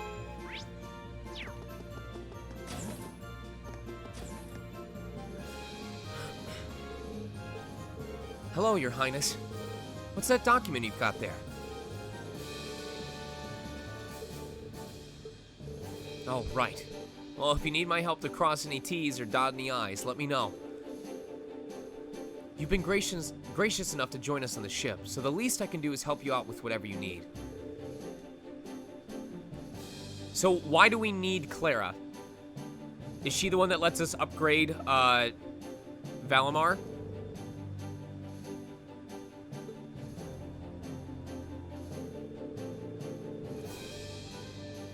Okay, well, once I get to the point where I can get to Clara, let me know. But if there's nothing else that's mandatory besides Clara, I'm gonna just follow the guide. That's not something I need to be thanked for. Back in Ymir, I swore that I would rescue both you and Elise from the Alliance. I've completed half of that task, and now I've got to finish the job.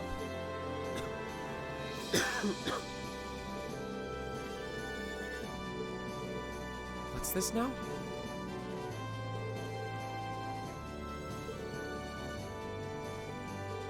That's remarkably convenient.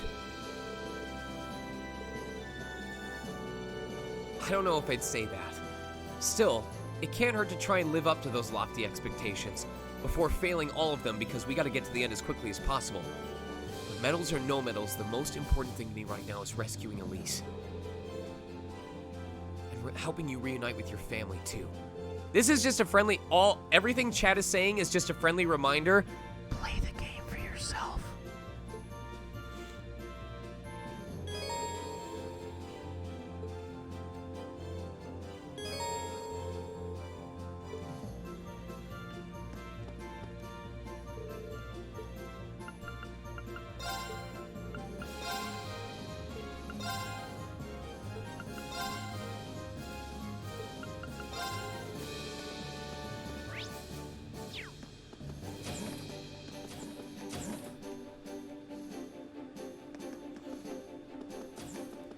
Alright, where do I go to the top level in order to fly off?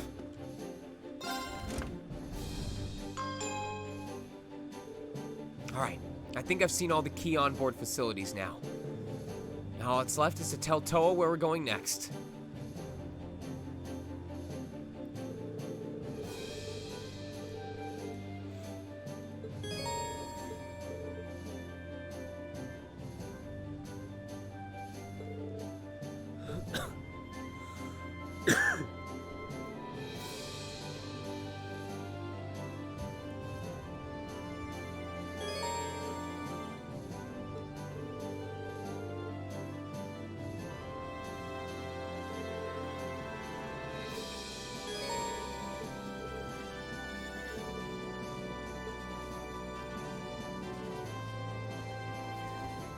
I'm gonna go ahead and message Brittany and let her know that we're starting in 30 minutes.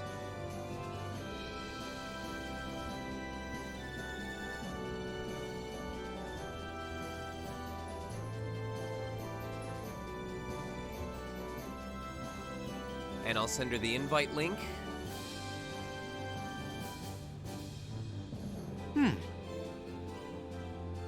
Alright, cool. Emmy or someone on the Discord, when Brittany joins in, assuming she gives herself an obvious name, if it's Hatsu, that's one of them, if you could just go ahead and give her a special guest role. I think she joined previously, I'm not sure. Also, you know what, I'll read the other donations when she comes on.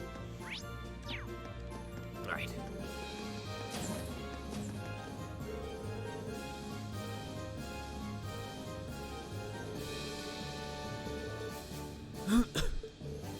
Really? Wow. I can believe it, though. Our second years are pretty tough. Brittany Avery. I'll keep that in mind, Toa. Thanks.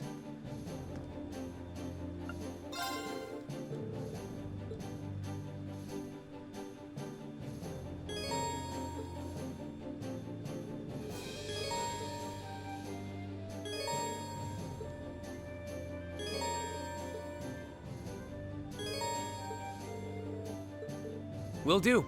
Thanks. Where do you want to go? Leave it to me!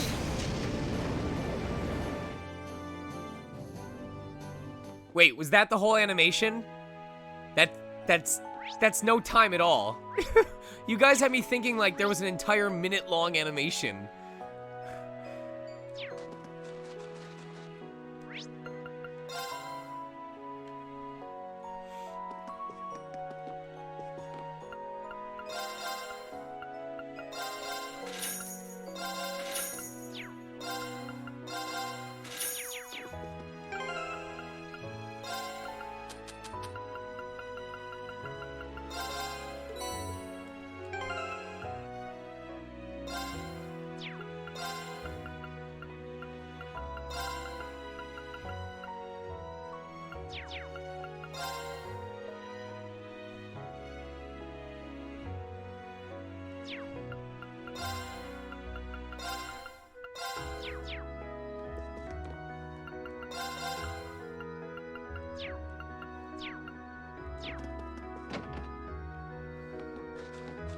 And of course, there is one mandatory thing we have to do every time.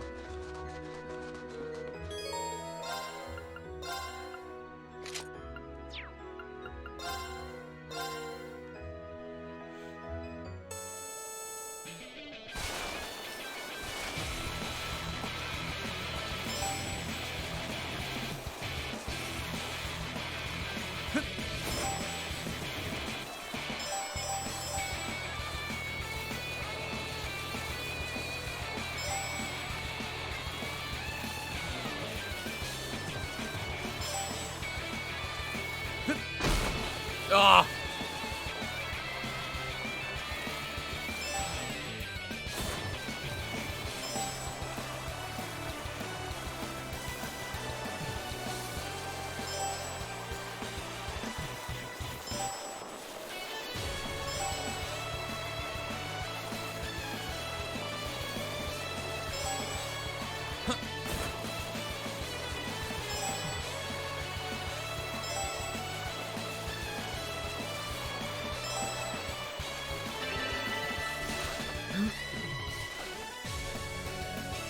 I did it!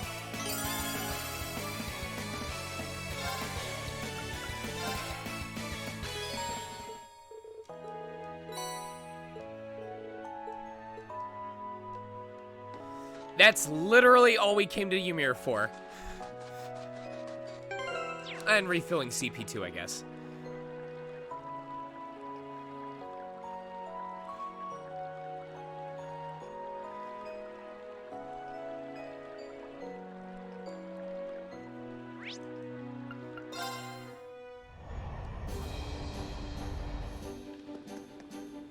Where do you want to go? Leave it to me!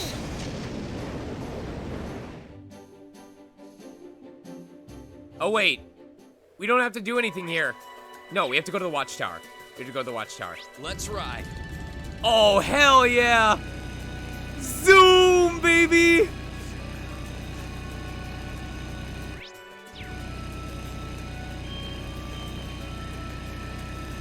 Bike Chan is back.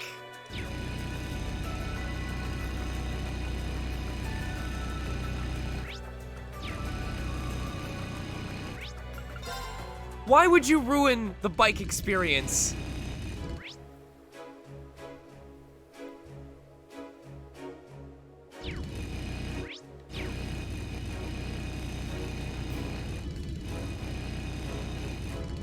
Oh, pretty girl. Hello?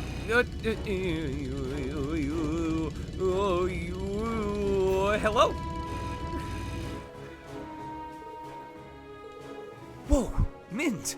So you ended up in Nord, did you? I'm glad you're okay, but what brought you to the watchtower?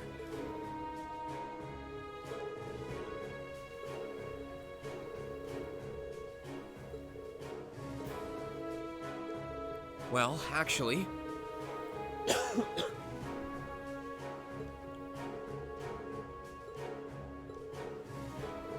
Huh? How come? Oh my god, you guys, I so badly want to do an actual playthrough of Cold Steel 2. I want to unlock everything on the Courageous. Like, I'm in pain right now that I'm skipping so much of this. I'm doing this for you guys, but it hurts a lot. But here, listen to me. But I can't do Cold Steel 2 unless I do another full playthrough of Cold Steel 1 so I can get the max reward. Oh.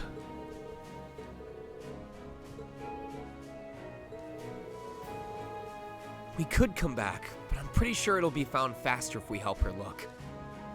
Just keep in mind, guys, when I do my personal playthroughs, I'm not going to do it on stream. Maybe I might do it as like casual streams on Discord where I'm not using the mic, but I don't want to play through this and feel like I'm doing it in front of other people and boring them. I want it to be a me thing. Would you mind if we helped you look, Mint? You must have an idea where you lost it, right? Any place we could start would help.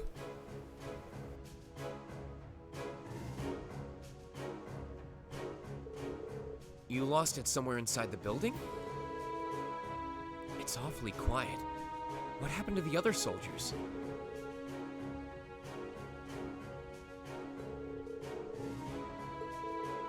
Right. Anyway, what exactly are you looking for?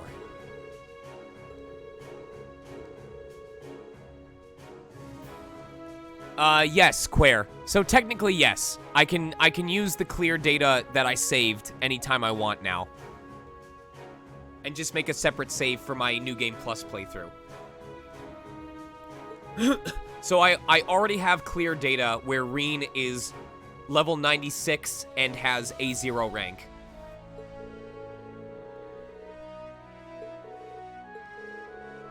Could you focus on searching around here?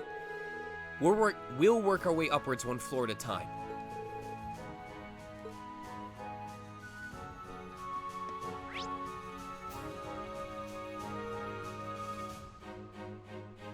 Great!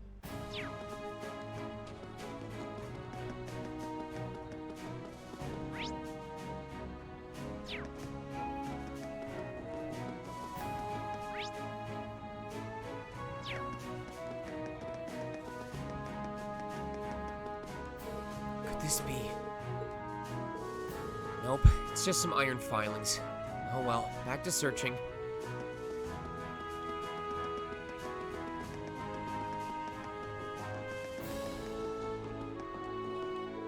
Hey, I think I see something in the duct. It's just the lid off some juice. Figures.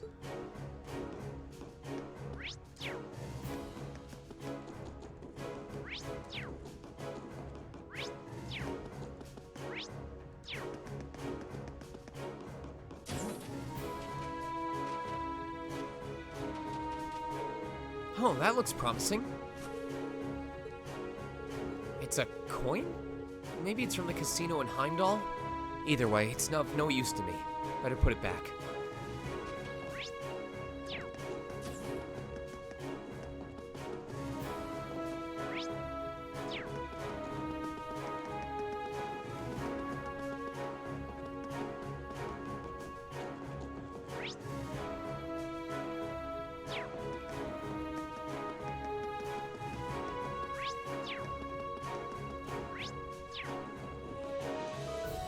That couldn't be it, could it? Nope, this isn't it. It's just some scrap metal. Guess I might as well throw it away.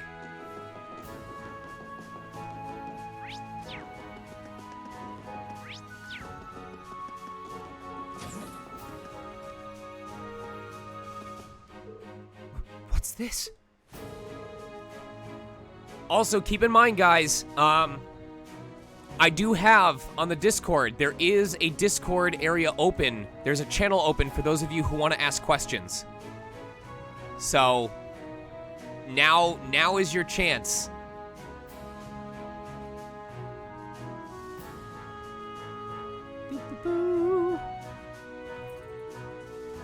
Now is your chance to get those questions down that you want to ask. You need my help? So take a moment right now. Go check out the Discord. If you haven't prepared a question for Brittany, now's a good time to do it while I help out the wife.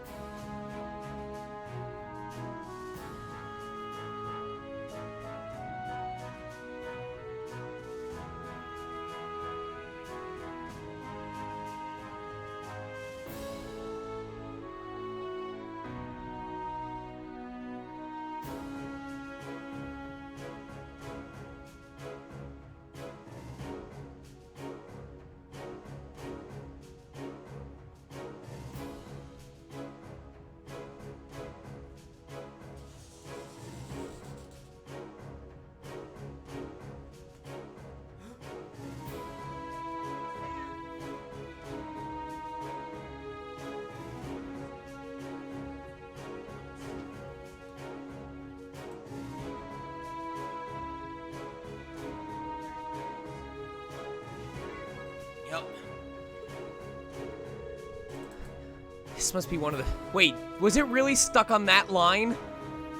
Are you for real?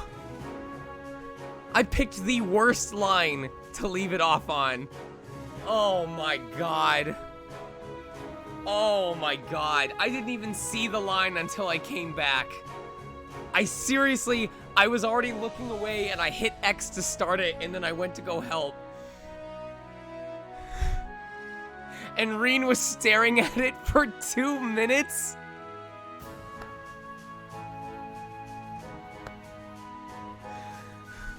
This must be one of the soldiers. Let's put it back. Well, we've explored everywhere in the building where it could possibly be, but no dice. I am so sorry, BZ. I did not do that intentionally. I did not do it intentionally.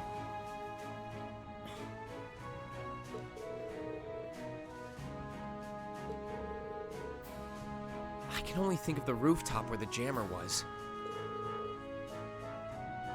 Can't hurt to take a look around there.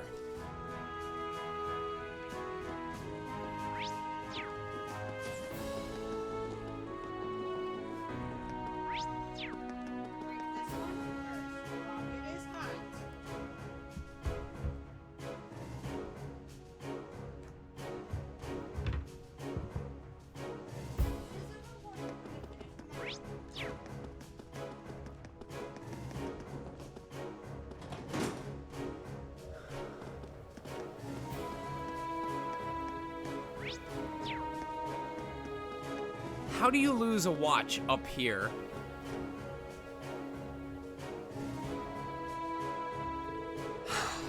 Well, we've come all the way up here. But I'm pretty sure if it was on the roof, we would have spotted it already.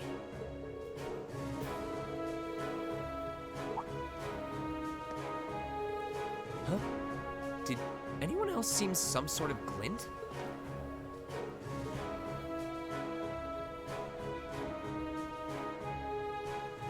What? What? Sure wasn't expecting to find it all the way up there. Now we just need to get it.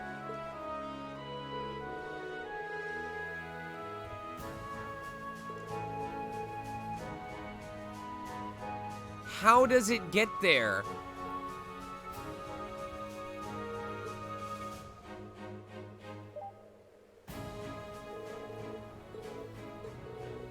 You're welcome. Oh. Oh, okay. Alright. Absolutely. I'm so dumb. That's on me for not thinking that Mint was capable of, like, doing engineering stuff. Well, at least we found it in the end. So, would you be willing to come with us on the Courageous now?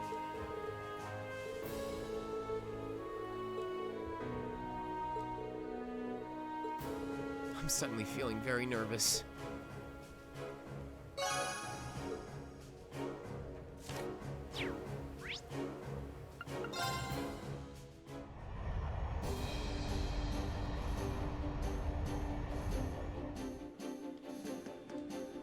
Where do you want to go? Full speed ahead!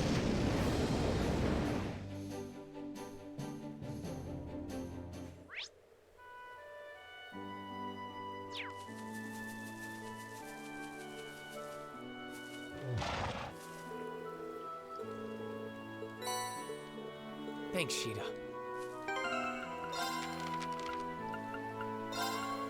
All right, I'll give it a try. Okay, let's give this a try. Wow, people can actually... It's Fee's Cooking Power Hour. You can try eating it. Okay, let's give this a try. Wow, people... All right, I'll give it a try.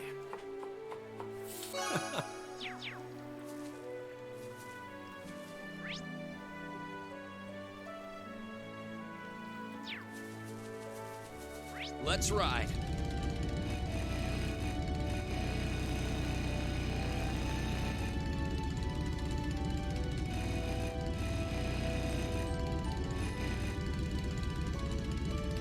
Hold on. Hold on.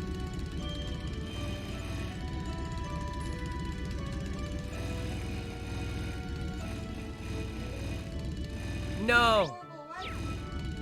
I know, we can ride her wherever, or in most places. Are we getting rid of that?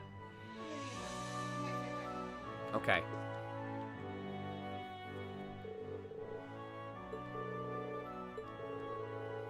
How long would it take to do Clara's thing on Turbo? Oh? Keeping your ears to the ground, I see. The Courageous has been a huge help, too. And it's all thanks to Prince Oliver that we finally have a means to make our ideals a reality. Don't worry, 15 minutes is too much. He placed his hope for Ereboni's future in us, and we're going to do everything possible to ensure that hope isn't misplaced.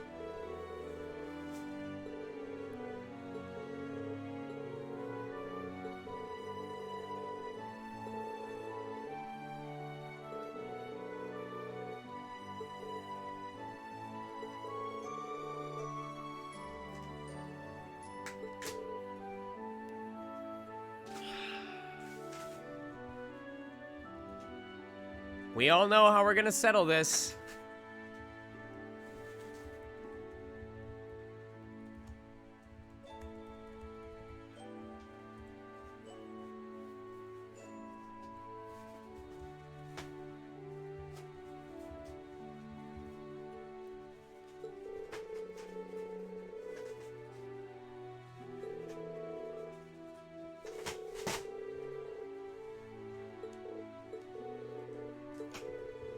And we can't pretend this has nothing to do with us when the cause could very well be the chaos in Erebonia itself. We'd be more than happy to accept your request. I'm so mad that they never once call it a Reen quest in the game.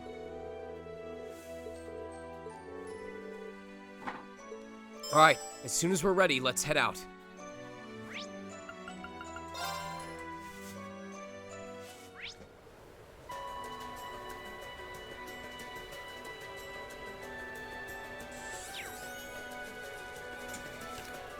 Let's get going.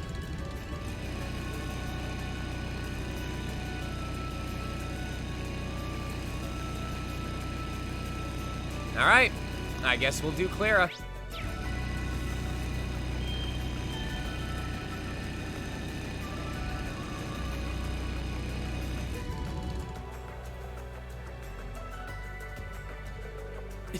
Is that what I think it is? You could say that.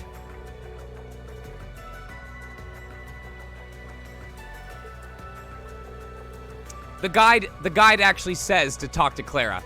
So,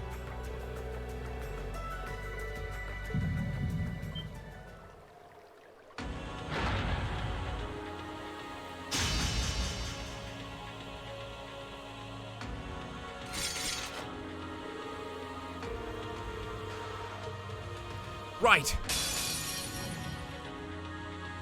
This one looks really tough. Be careful. My turn.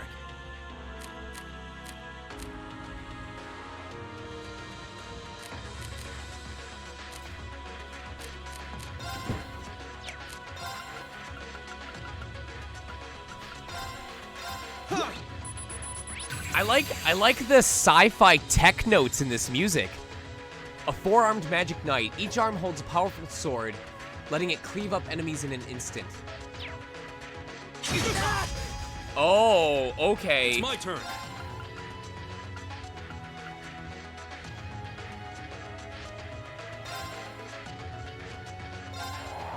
Go, CO! They're open! I'll back you up. I was half expecting a hawk attacking a giant metal machine to just go. "Ah!" Thump.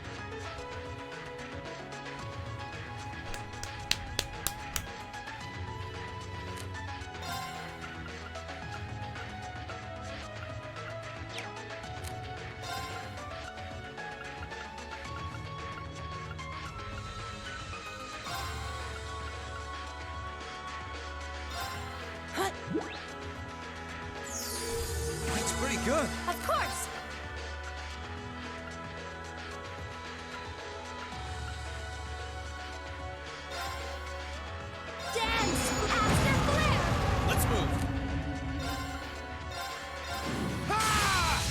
Let's move.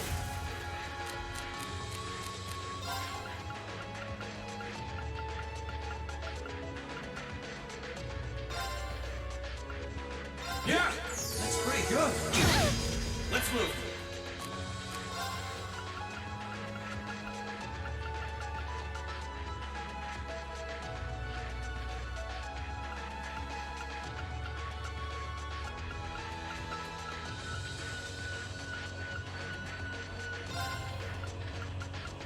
Yeah, that's pretty good. It's my turn.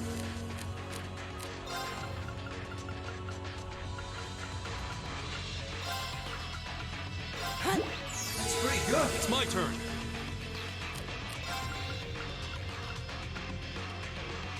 I just want to see what happens.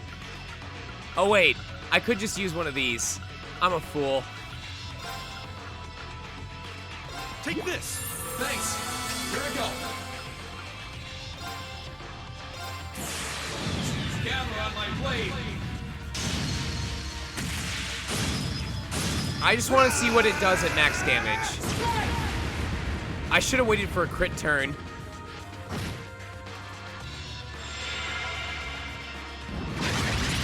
It's my turn.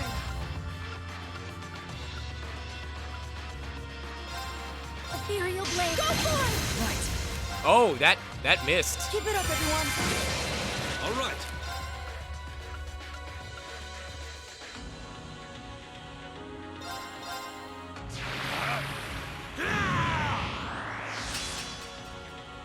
My turn.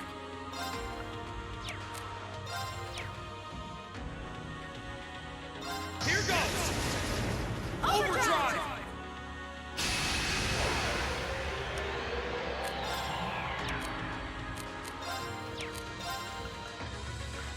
All right, let's do this. Okay, Leave it to me. It's my turn. Now! Let's go, Bean! Leave it to me. How about this?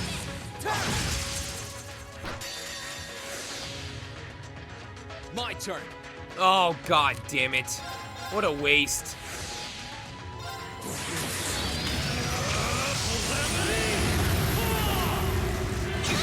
Let me help. Thanks. Here I go.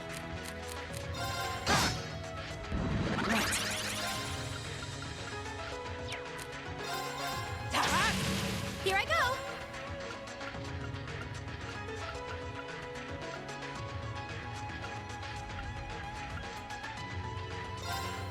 Oh, Moon! Crescent shell! Here I go.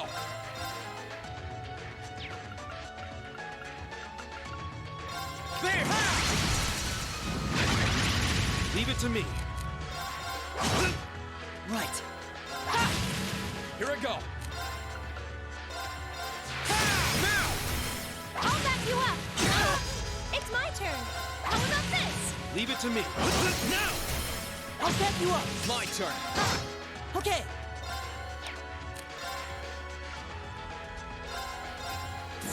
Here's a performance especially for you. Looks like it's time for Elliot to play his swan song.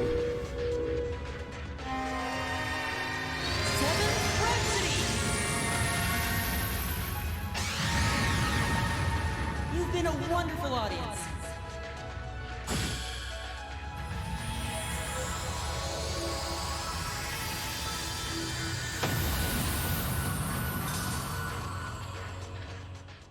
Is everybody okay? I've got it!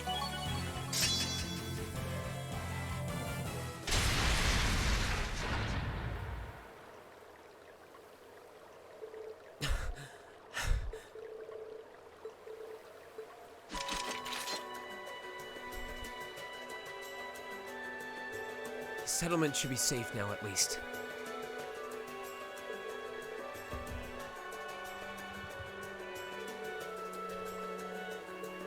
I couldn't even hazard a guess. Still, I get the feeling their power is increasing over time. But don't take that seriously. It's just a gut feeling, so I could be wrong, but...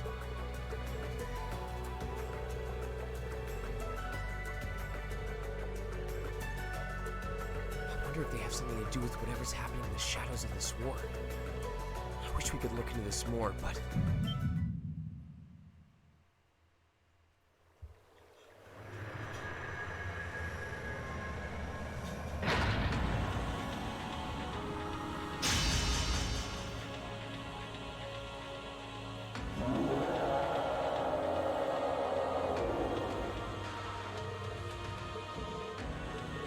Crap! If it attacks while our formation is like this, we're screwed!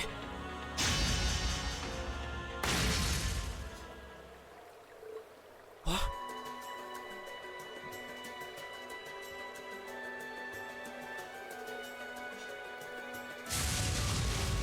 Time skip, Gaius?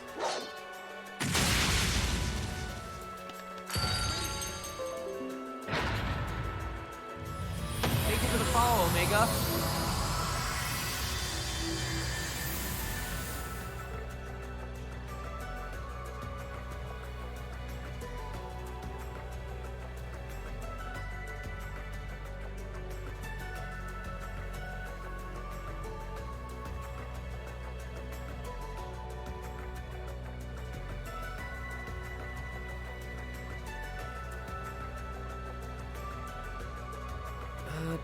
Let me see if Brittany joined.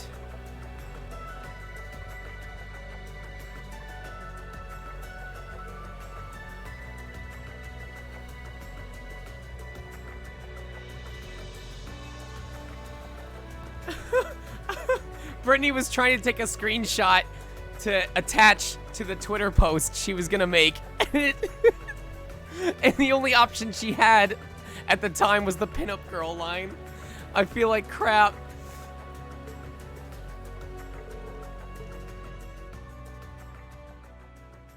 She was screaming at me over Twitter.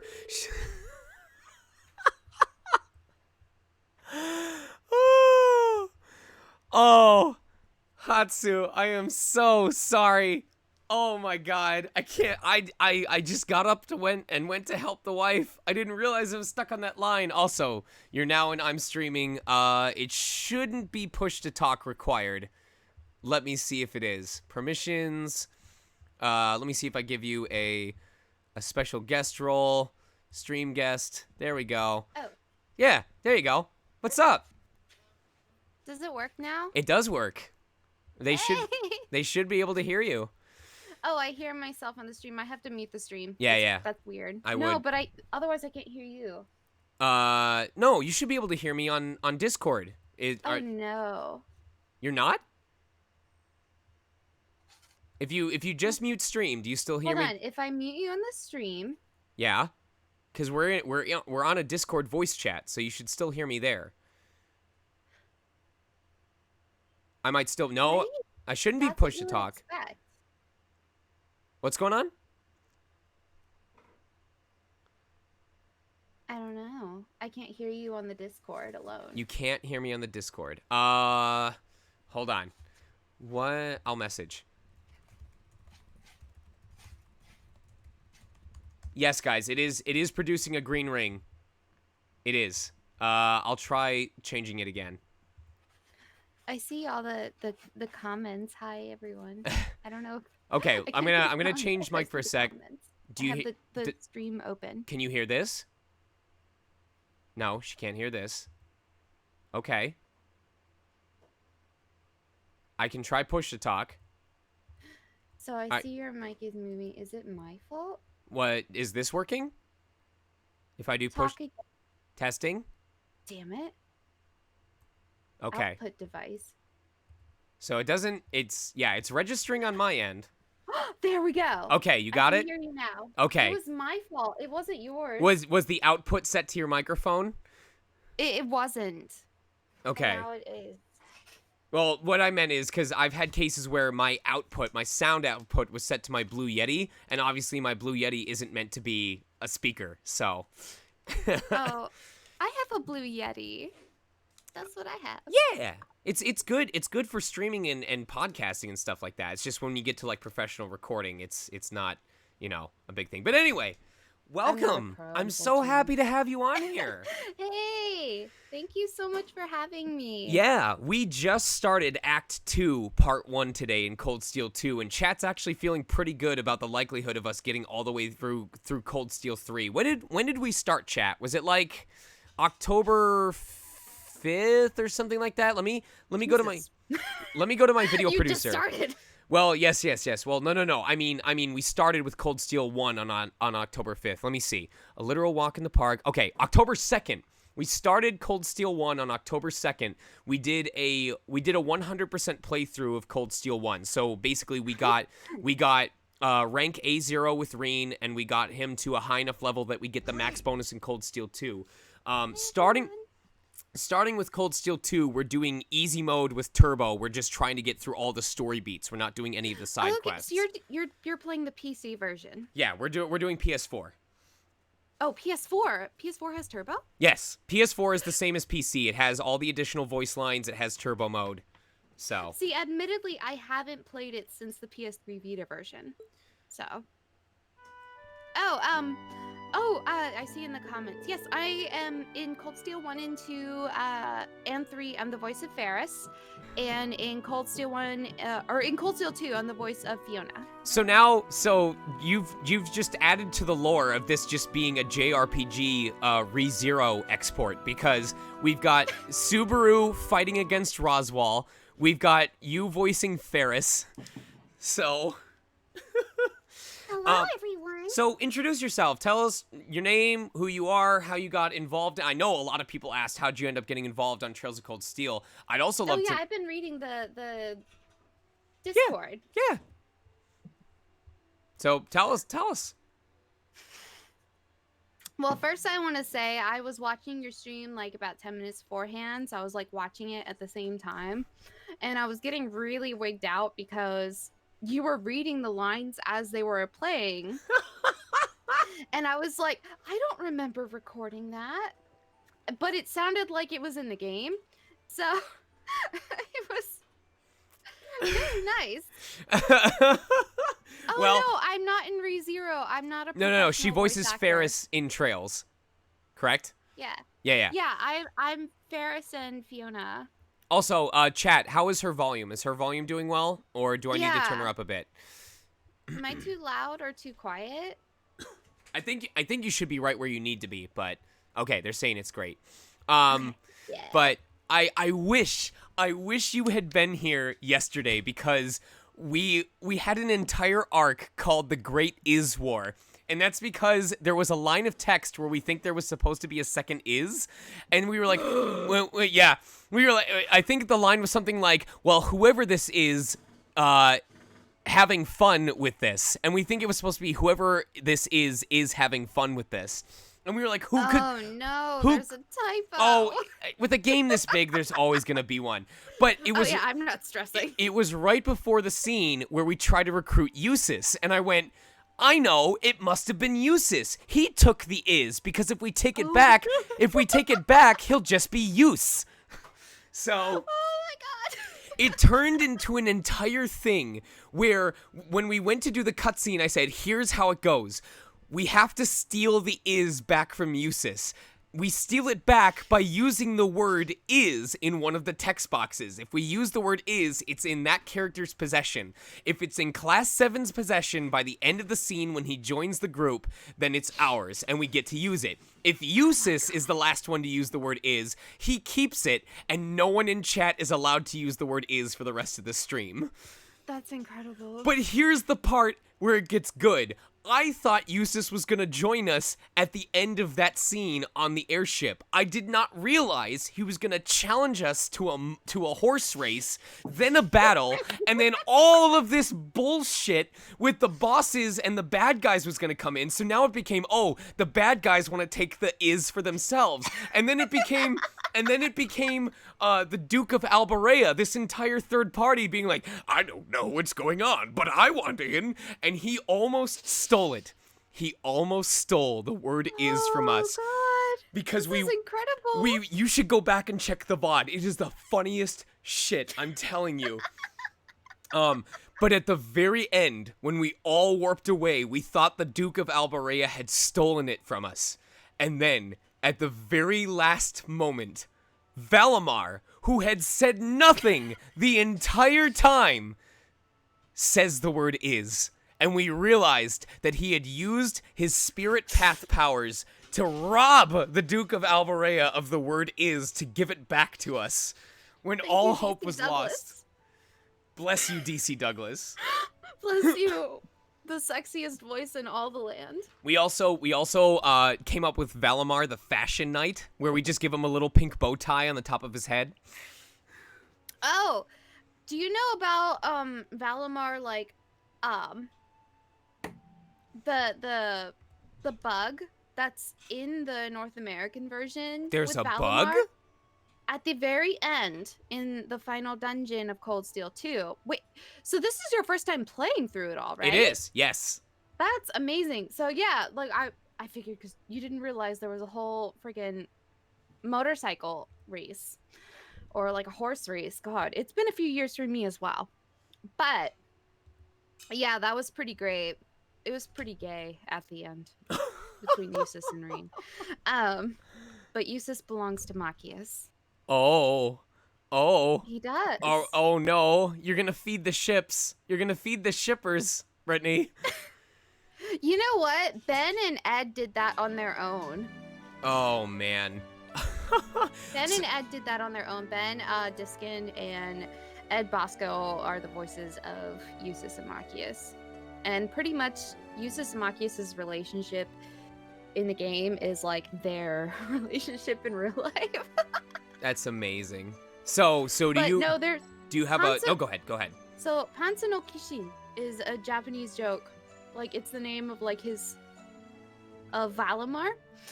Because at the very end, if you approach him in the very final dungeon, and you press X while moving the camera, like jimmying the camera at the right angle, it'll actually like move the camera accidentally to like underneath the characters, which means if you have a girl in a dress, you see their panties, and that's why he's called Pansa no Kishin.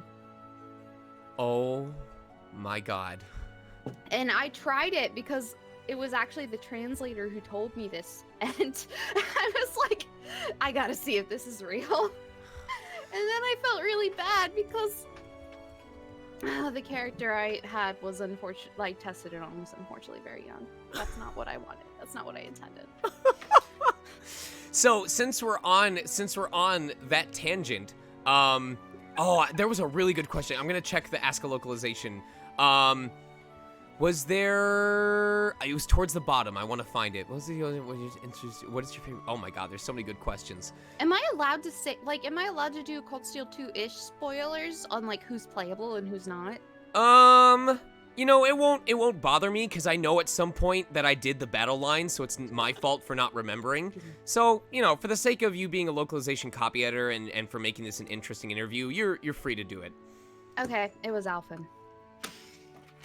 It was Alphen that really what? Bad, but it was Alphen that I tested it on. Tested what on? Pansa no Kishin. Oh. I was just saying, like, because she's not playable yet as of this point, but. No, we had Alphen. She was with us when we were escaping from the Pantagruel during the intermission. Wait, this is after the Pantagruel. Oh Yeah, my god, we're at the dates beginning. are all messed up. We're at the beginning of Act 2. Oh yeah, that's right. This is Act 2. Yeah. Oh, that's what I meant to ask. So one of the questions that was asked is, and I'm gonna find the question so that I can give proper credit. Was there a particular joke or reference that was harder to translate into English than others?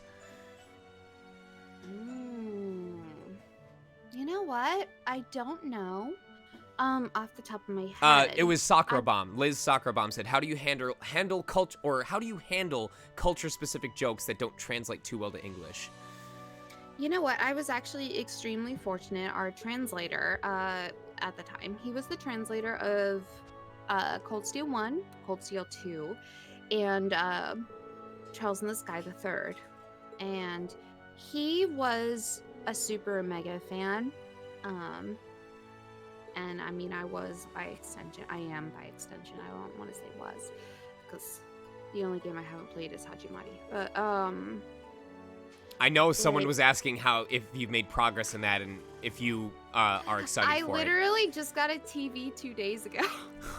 You know what happened? Like, I went on Craigslist and I was looking up on TVs, like, because I was like, all right, it's time to get a TV. And somebody put up a 60-inch television for $50, and I was like, it's in a rich 60-inch neighborhood. TV for $50? Yeah, so I was like, it's in a rich neighborhood, so I think it's real. I think it's just somebody who's really rich, just upgrading or something. So Our neighborhood is like a kitchen floor with a dog. If there's something you don't want anymore, you just put it out on the sidewalk and it's gone within a day. I mean, yes, that's what we do too. We're both in Torrance, right? Yeah. Yeah. We should So I meet up sometime understand. for curry Torrance. house. No, I went to Huntington Beach. Okay, and that's obviously a rich neighborhood. And I arrived there, and the dude was super nice. He had like this incredible Irish accent, and he had this huge house, and he was like helping me move it into my car, and it just fit, like a 60-inch TV. It was massive, and it just barely fit in my car. And I went to hand him the $50, and he was like, oh, I just made it $50 because free, if you put it up for free on Craigslist, you get a lot of spam, so it's actually free. And I was like, I just got a 60-inch television for free. And I looked up the retail price for this television at the time, a $6,500 television. $6,500? Yeah. And I got it for free. My wife would be super jealous. She literally just got a TV that was a couple $100, so that she could play games and watch Netflix in our bedroom. Oh, Wow. I got another television. I got a 32-inch TV for my bedroom. I decided to make that the community TV because it was so Right. massive. Basically, And oh, so go I got ahead. another TV for $70. So I think between like a 60-inch television and a 32-inch television for $70 total, I think that's pretty good. Brittany is talking about how she just got a TV because someone local around here was getting rid of theirs on Craigslist, and they listed it as $50, but it was actually free, and the actual retail price was $6,500. So she has a free TV. It was now. like some Pioneer television. And he was Because so they're nice. rich. I texted him afterwards because I booted it up because I was like, maybe it's broken or something like that. It worked perfectly. It looked beautiful. And I texted him back and I was like, Start it's looking on perfect. Thank you Craigslist. so much. And the guy was like, In Long I hope Beach. you have many wonderful memories with it. And it was like, what a good person. Did you say it was in Long Beach that it happened? No, Huntington Beach. Huntington. Sorry. So Huntington Beach. So we're gonna have to start looking. Going through all this again. We're gonna have to start looking that stuff up. My God. Also, you know what? I just like when you were talking about your wife, you reminded me how like in our last recording session for my current job, you were telling me how she likes stock coffee. Right. And I was like, what are you talking about? And I felt like an idiot afterwards because I literally I had always it in called my them fridge. Stokes. Is it Stoke? It might be stock. It's probably stock. But you were talking about it, and I literally had it in my fridge. And I was probably drinking from it as we were speaking of it. And I had no idea what you were talking about at the same time. That's so I just funny. never read the label. I just looked at it, and I was like, oh, that's good. That's good coffee. Right. And I have 4 of them right now in my fridge. So since we have the donation page up, do you want to, before we ask some more questions, do you want to tell us some more about the place you're volunteering at or working at? Oh, yeah. Yeah, thank you so much for graciously hosting that. Yeah, tell So us about Carson I- Cats. Yeah, I volunteer for a nonprofit called Carson Cats. It is basically a rescue the last after the shelter. Basically, if the shelter is a kill shelter and they need somebody to turn to, they call us. We rescue them, we house them, we give them all the food, water, and medicine they need, with the hopes of rehabilitating them and helping them find homes. I have, and currently our founder, who's incredible, she currently operates the place full-time from New York, which is amazing. I don't know how she does it. And again, even though she full-time operates, she doesn't make a penny from it. It is literally as nonprofit as it gets. Everything goes towards the cats. But I think there's over 200 cats currently under her watch. I think we have about 70 right now. COVID actually got rid of a bunch of them. A lot of people decide to adopt a ton of cats during COVID. Oh my God, Brittany, you don't say COVID got rid of a bunch of them. That's not how you. That's not how you phrase that.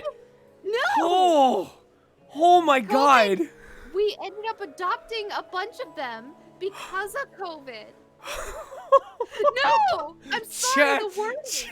Chat was freaking out. No. I didn't mean that COVID killed a bunch of cats. I'm sorry. I'm sorry. No, people were at home because of COVID, and I guess they just started to adopt them like crazy. Like, we went from like maybe an adoption once every couple months to like 4, 5, 6 adoptions a week. You know, it was crazy. I'm not surprised because COVID, it probably had to do with one, having money from the COVID unemployment payments. A lot of people, like my wife, had a savings that she was comfortable with for the first time in forever. And the free time that I had as a result of the COVID, the pandemic restrictions, is what got me to start streaming in the first place. Now I just don't have any free time whatsoever because now I'm streaming and working. But I can totally see if people had the free time and the need for social contact and the extra money that they might have wanted to one of the personal goals they might have wanted to follow up on is caring for a pet. Speaking of which, did I tell you about how we own Panda now?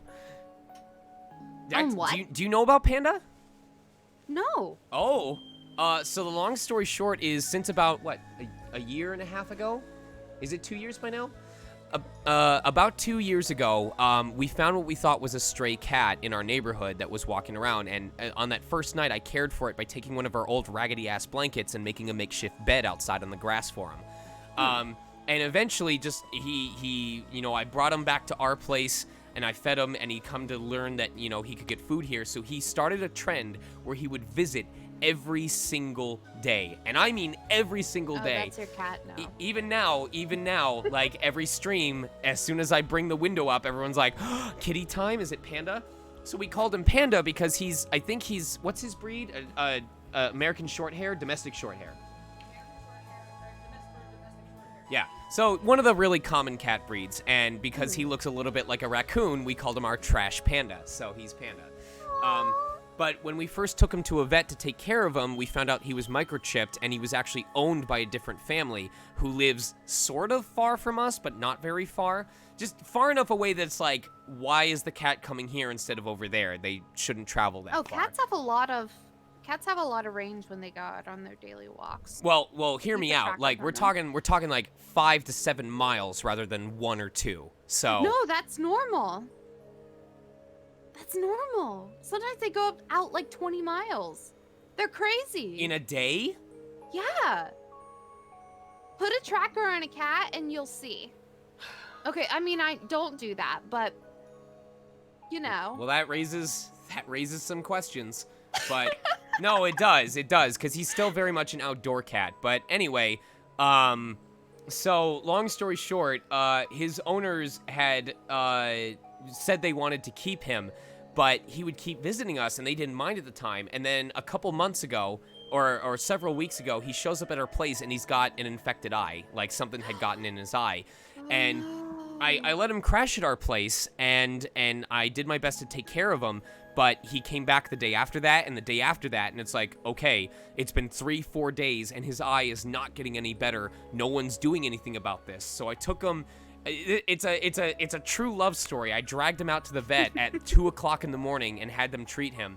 And did you go to Access? I went to Access, yes. Access is the best. Good. Well, I'm glad I chose that place. So anyway, they got back in contact with the owners and we found out, one, they had filed the cat as lost in 2018. I don't know if they'd ever found him, but at some point, I guess they clearly didn't care to find him. But I don't know if that's true, because when we told them, hey, I'm here with your cat and it's being taken care of. Instead of saying, we'll come pick him up right away, oh my god, thank you for finding him, they said, do you want him? Okay. And at that point, I was so incensed that I told the vets, what paperwork do I have to file? So he's still very much an outdoor cat. He comes by for food, but then he pretty much leaves and just goes about his day, and we don't see him very often outside of that. But legally, we can take care of him now. Yeah. I'm pro outdoor cat because like there's a very big like division on people who are like because of hey, like should their cats be hunting outdoors or instincts. indoors? Because but I believe that if they want to be outdoors and you keep them inside, what kind of life is that for them? Right.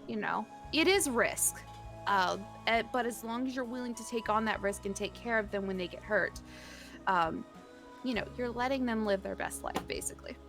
Well, you did it. You probably, what, did they give you tobramycin or something? I don't remember, but so yeah, it sucks for me a little bit because I'm very much a cuddle bug, and I wish that Panda was the kind that liked to stick around and like sleep with us and stuff like that. But like you said, I'm not gonna limit him from doing what he wants to do, and I'm gonna just do I'm the parent that waits for their son to come home and then takes care of him before seeing him on his way. You're gonna make me cry, Sean.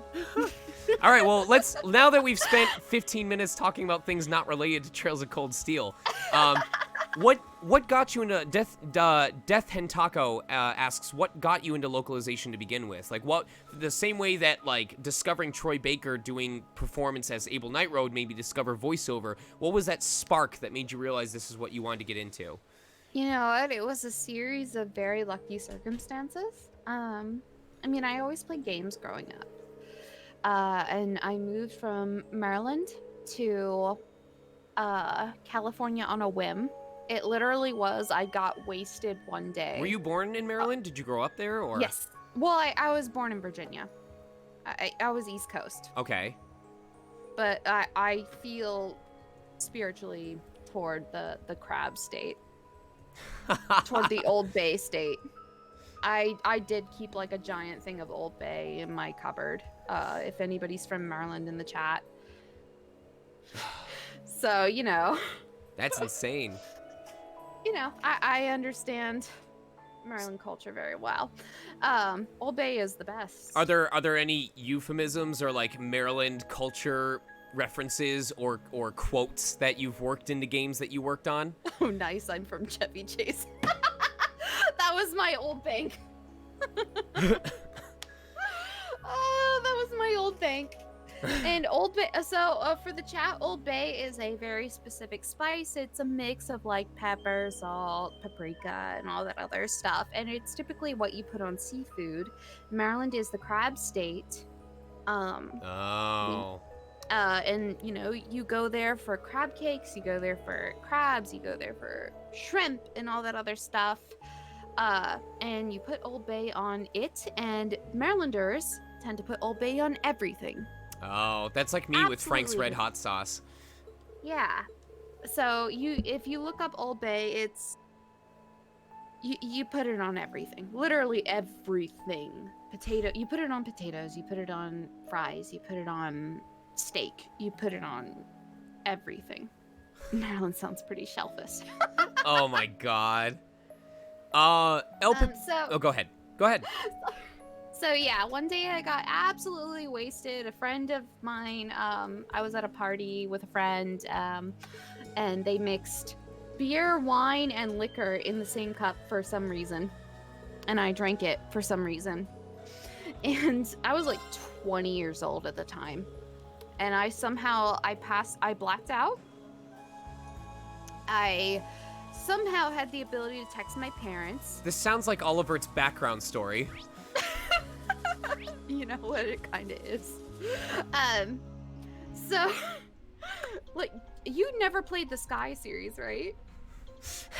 Exclamation point Trails chat. No, I haven't had a chance to play it yet. You know how, like, basically one of the first stories you hear from Olivier is how he got, like, absolutely wasted in a restaurant and ended up in jail. That actually is a thing that happened. That actually is a thing that happens. Oh my god. He drank the most expensive wine after getting employed as a pianist. And then he ended up in jail. So, you know, it actually happened. You were making a reference without realizing it. I didn't. Oh, that's impressive. So, yeah, I got absolutely wasted. I texted my parents to pick up my car and drive me home. And I was a horrible guest at that time. I was... Yeah, but anyway, my parents picked me up. And as they were driving me home, my parents are the kind where, you know, as long as I let them know what I was doing and I was safe about it. Let's get going. You know, they were cool with it. So they weren't mad that I was wasted. They were happy that I called them and asked them to drive me home.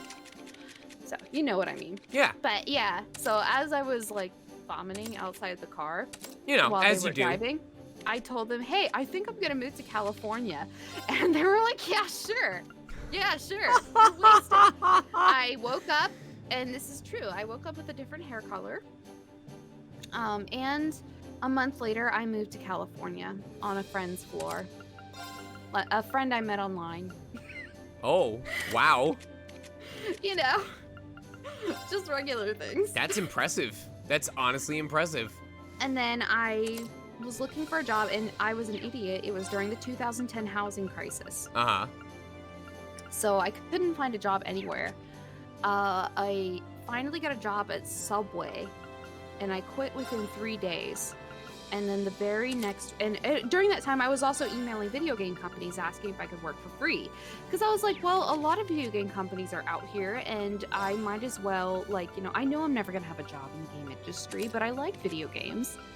You know. Okay. So I was emailing them, and I was just like, can I get you guys coffee or something like that, just to be around while I go, you know, find a job at Subway. And Subway is a perfectly respectable job. I worked at Subway for like 7 years. You do what you gotta do to get by. Fine. There's no Yeah, shame here. Absolutely. No shame. I'm just saying, like, that was, you know, I thought my future was in Subway or something like that, because Okay. I worked there for like 7 years before, and I don't have a college education, so, you know, that other stuff. So I Exceed, like a week later after I quit, was the only company that responded. Okay. And they let me come in and have an interview, and they were very surprised. I knew about stuff like, you know, they weren't expecting much. Because, you know, I was just like asking for, hey, you know, can I get you guys coffee kind of thing. Right. And I was like, yeah, I've played 999. I've played, you know, I just finished Ghost Trick. All that Oh, other that's a stuff. good They were game. Like, oh, That's a oh, solid Ghost Trick's game. a fantastic game. And it's on your phones. Play it. But yeah, like, you know, they were pretty impressed that they had me start, and the first game I got to QA was Corpse Party. What's Corpse Party about? Is that safe to talk about? Corpse Party is about partying with corpses, Sean. Okay. No. Will It's about a partying bunch will of kids who partying do with a the bloody- corpses get me a visit from the feds? No. Okay. No, it's about a bunch of high school kids that do a Bloody Mary ritual that goes wrong. Oh. Basically. That sounds It's interesting. Very good. It's really, really good. Okay. I love it. Corpse Party is one of my favorite series. And shortly after that, oh, actually, do you mind if I grab another beer real quick? We're gonna take a quick minute break before we come back to part 2 of Sarah Valentine's interview. No! Thank you so much, Sarah. I'm glad that you could take time away from your responsibility as an instructor to answer questions, leaving the kids by themselves in charge of the courageous. What could possibly go wrong? What could happen? On so many levels. What's the worst? I'll be right back. Oh my god.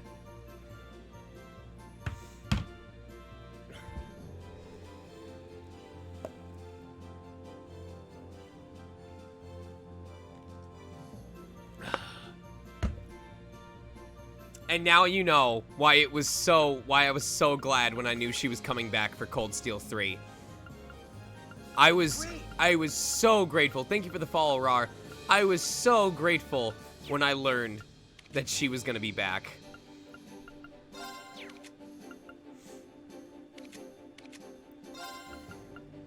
I hope you guys are enjoying the interview so far. It's really just more of a casual talk right now, but...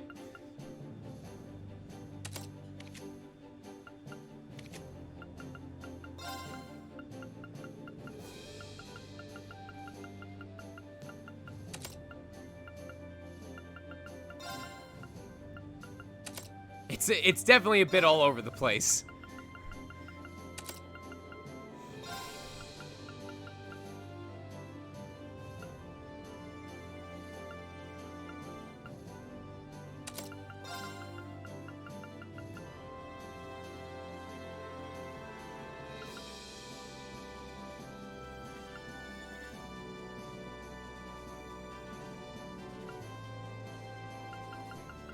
All right, take care, Shu.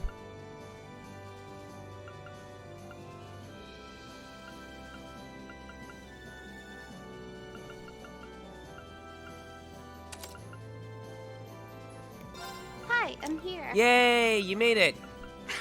Hello again. Sorry for running off for a second. You're fine, you're fine.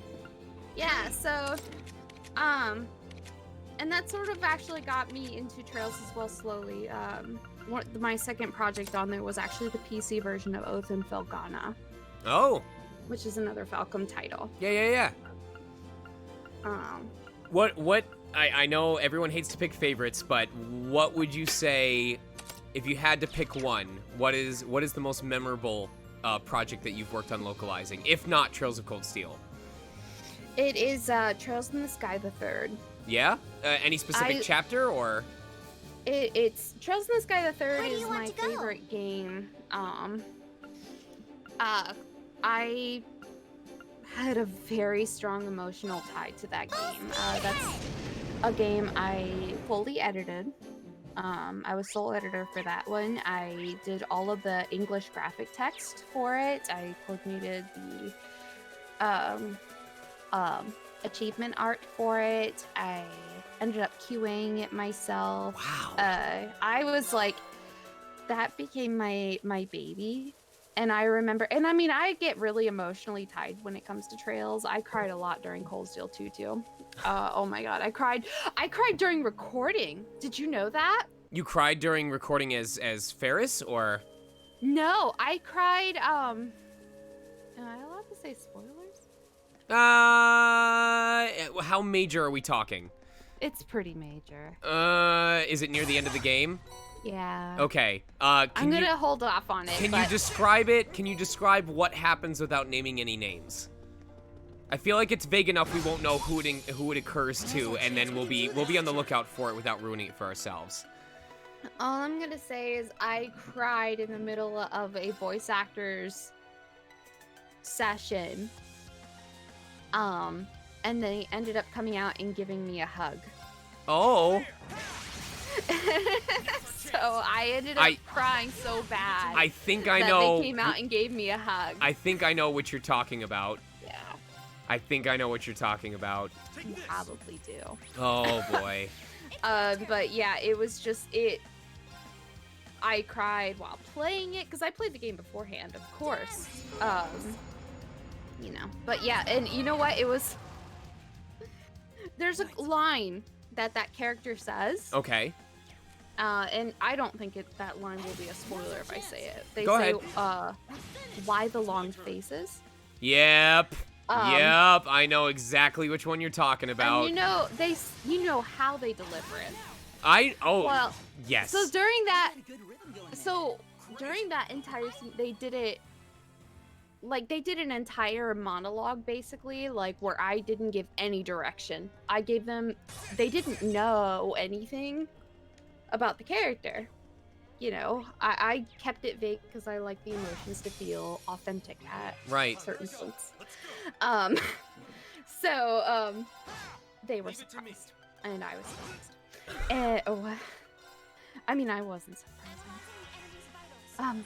Damn it! I don't know. It's so hard to go talk around things.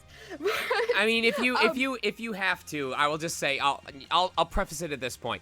Chat, if you guys don't want to get potentially spoiled on some stuff, you may want to just check the VOD out later when you've had a chance. Otherwise, hopefully we'll forget by the time we get to there, but we plan on being done with this game by, like, Sunday anyway, so...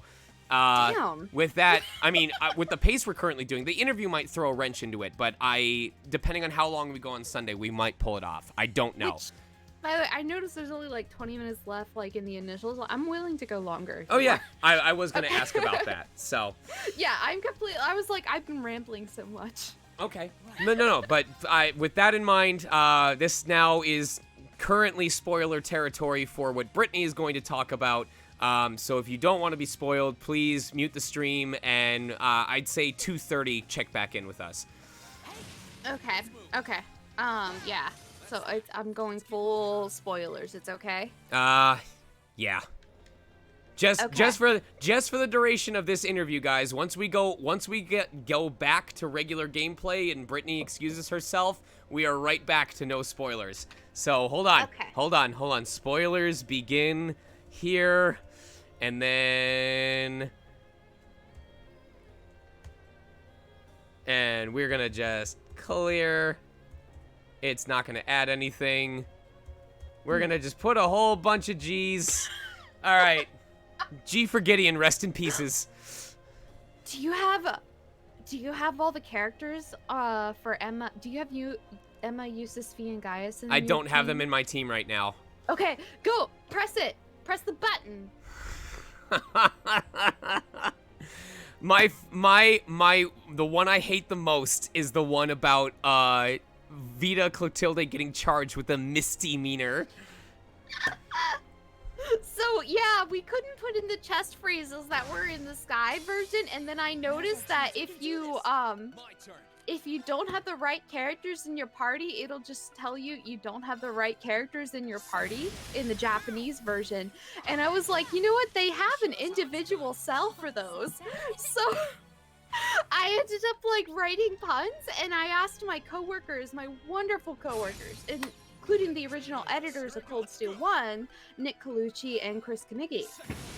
I asked them, hey, what puns do you have in mind? So it is a collaboration between us three, so that if you go up to those the trial chests, and you have the wrong party members, you get an absolutely stupid pun. So which one, what's your proudest one that you wrote, and what do you think is the absolute best one out of all the ones you guys contributed?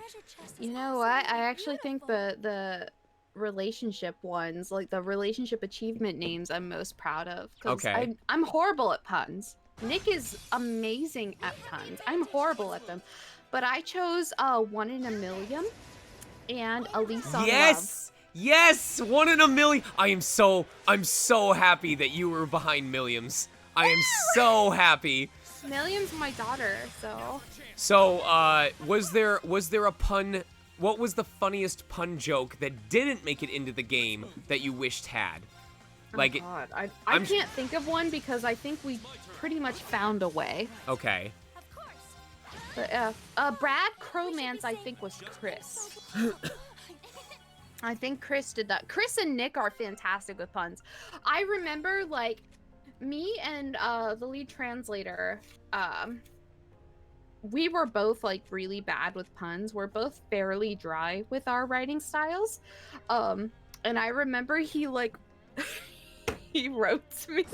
He was like, I made a side quest about horses called Foaling Around. And he was so proud of himself for that. I saw it. We didn't end up doing that because that was a side quest for CS2, but I did see that in the list while I was working through this.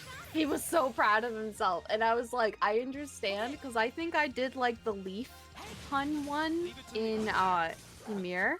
Okay. And I don't remember what the Thank you pun for the was. follow, IFA. Okay, so I'm going back to the original conversation since I can go full spoiler. Okay. Crow. Atoable was Chris, by the way. Oh, man. He's fantastic. Yeah, so Crow was my favorite character. I loved him so much. I had such a deep love for him.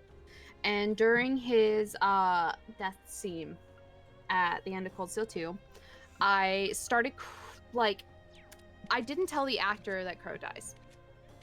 I didn't tell him. So he started reading the text like at around that point, and he was like, it took like a minute, and he was like, "Do I die?" And I started crying, and I was like, "He totally dies." And so, like, and the director Val started laughing, and then which the director, Val is like the love of my, she's my mom. Mm-hmm. She's my mom. She's everybody's mom in LA at this point. Yep, I told she's a Chad about wonderful this. mother. Now you'll believe me. I didn't even prompt her to say that. She's my mom. I miss her. I miss my California mom hugs. Damn it, COVID.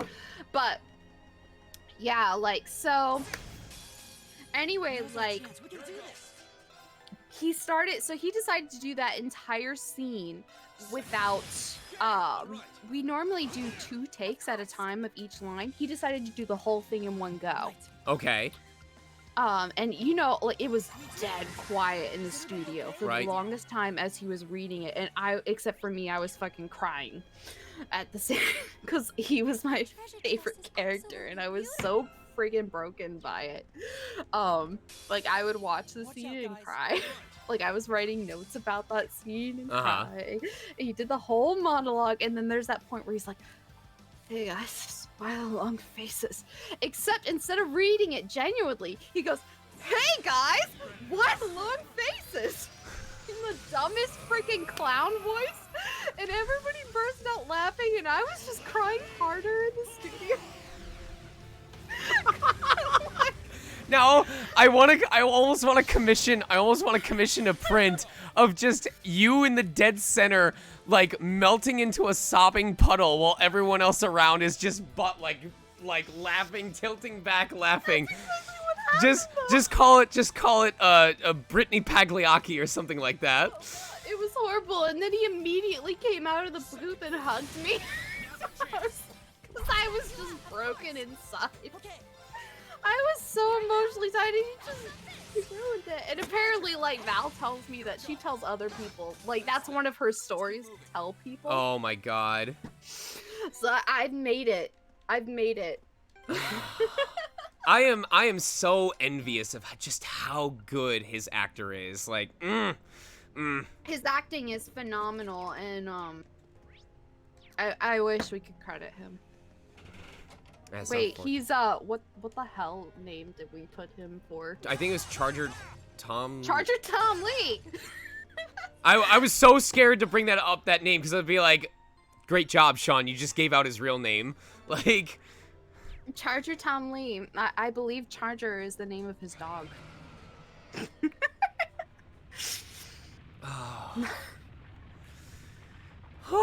that was an amazing story. Why can't he be credited? I ask actors if they want to be credited or not. If they say yes, I will credit them out the ass. If they say no, I will respect that. I mean, It's basically that. it sucks, but I guess there were his reasons for it. Yeah. I don't ask for reasons. I just say, "Hey, do you want to be credited?" And they say yeah, and that's great. If they say no, I respect that. So, but his acting is fantastic, and you know what's really funny about his actor? I didn't know what I wanted for Crow in the beginning. I normally know. Like, I asked for you, Sean, for Reen. Was that because of Memories of Celceta? No, I actually didn't realize you were in Celceta at the time. Oh. I asked for you because I was playing Danganronpa. Really? And I heard you as Ichimaru. Yeah. I feel so strange because I've had it wrong this whole time. That's so weird. I thought No. I had been telling people for the longest time that I thought it was that you had remembered me from Memories of Celceta and said I thought he'd be a good fit for Reen. So, wow, I will keep that going forward. No, I heard you as Ishimaru. Oh, and I was like, you know what? That sounds like a really great voice. So, Thank you. In Salsetta, I played Ozma, Gruda, and Leo, so I was one of the party members and the true villain of the game.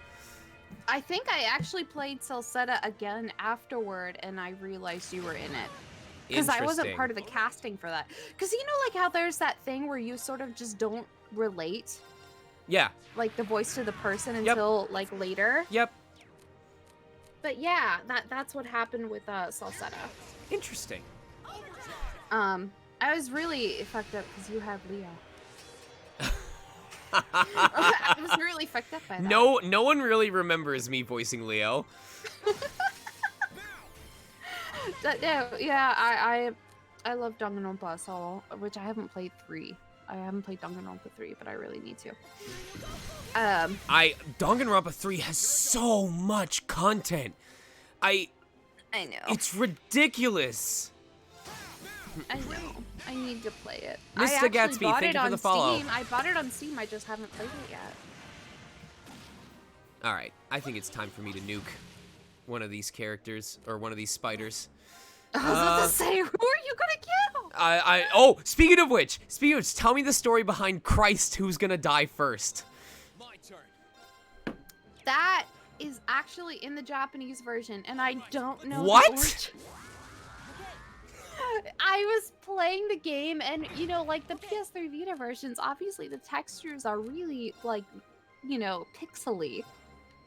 I started playing it, and I played it.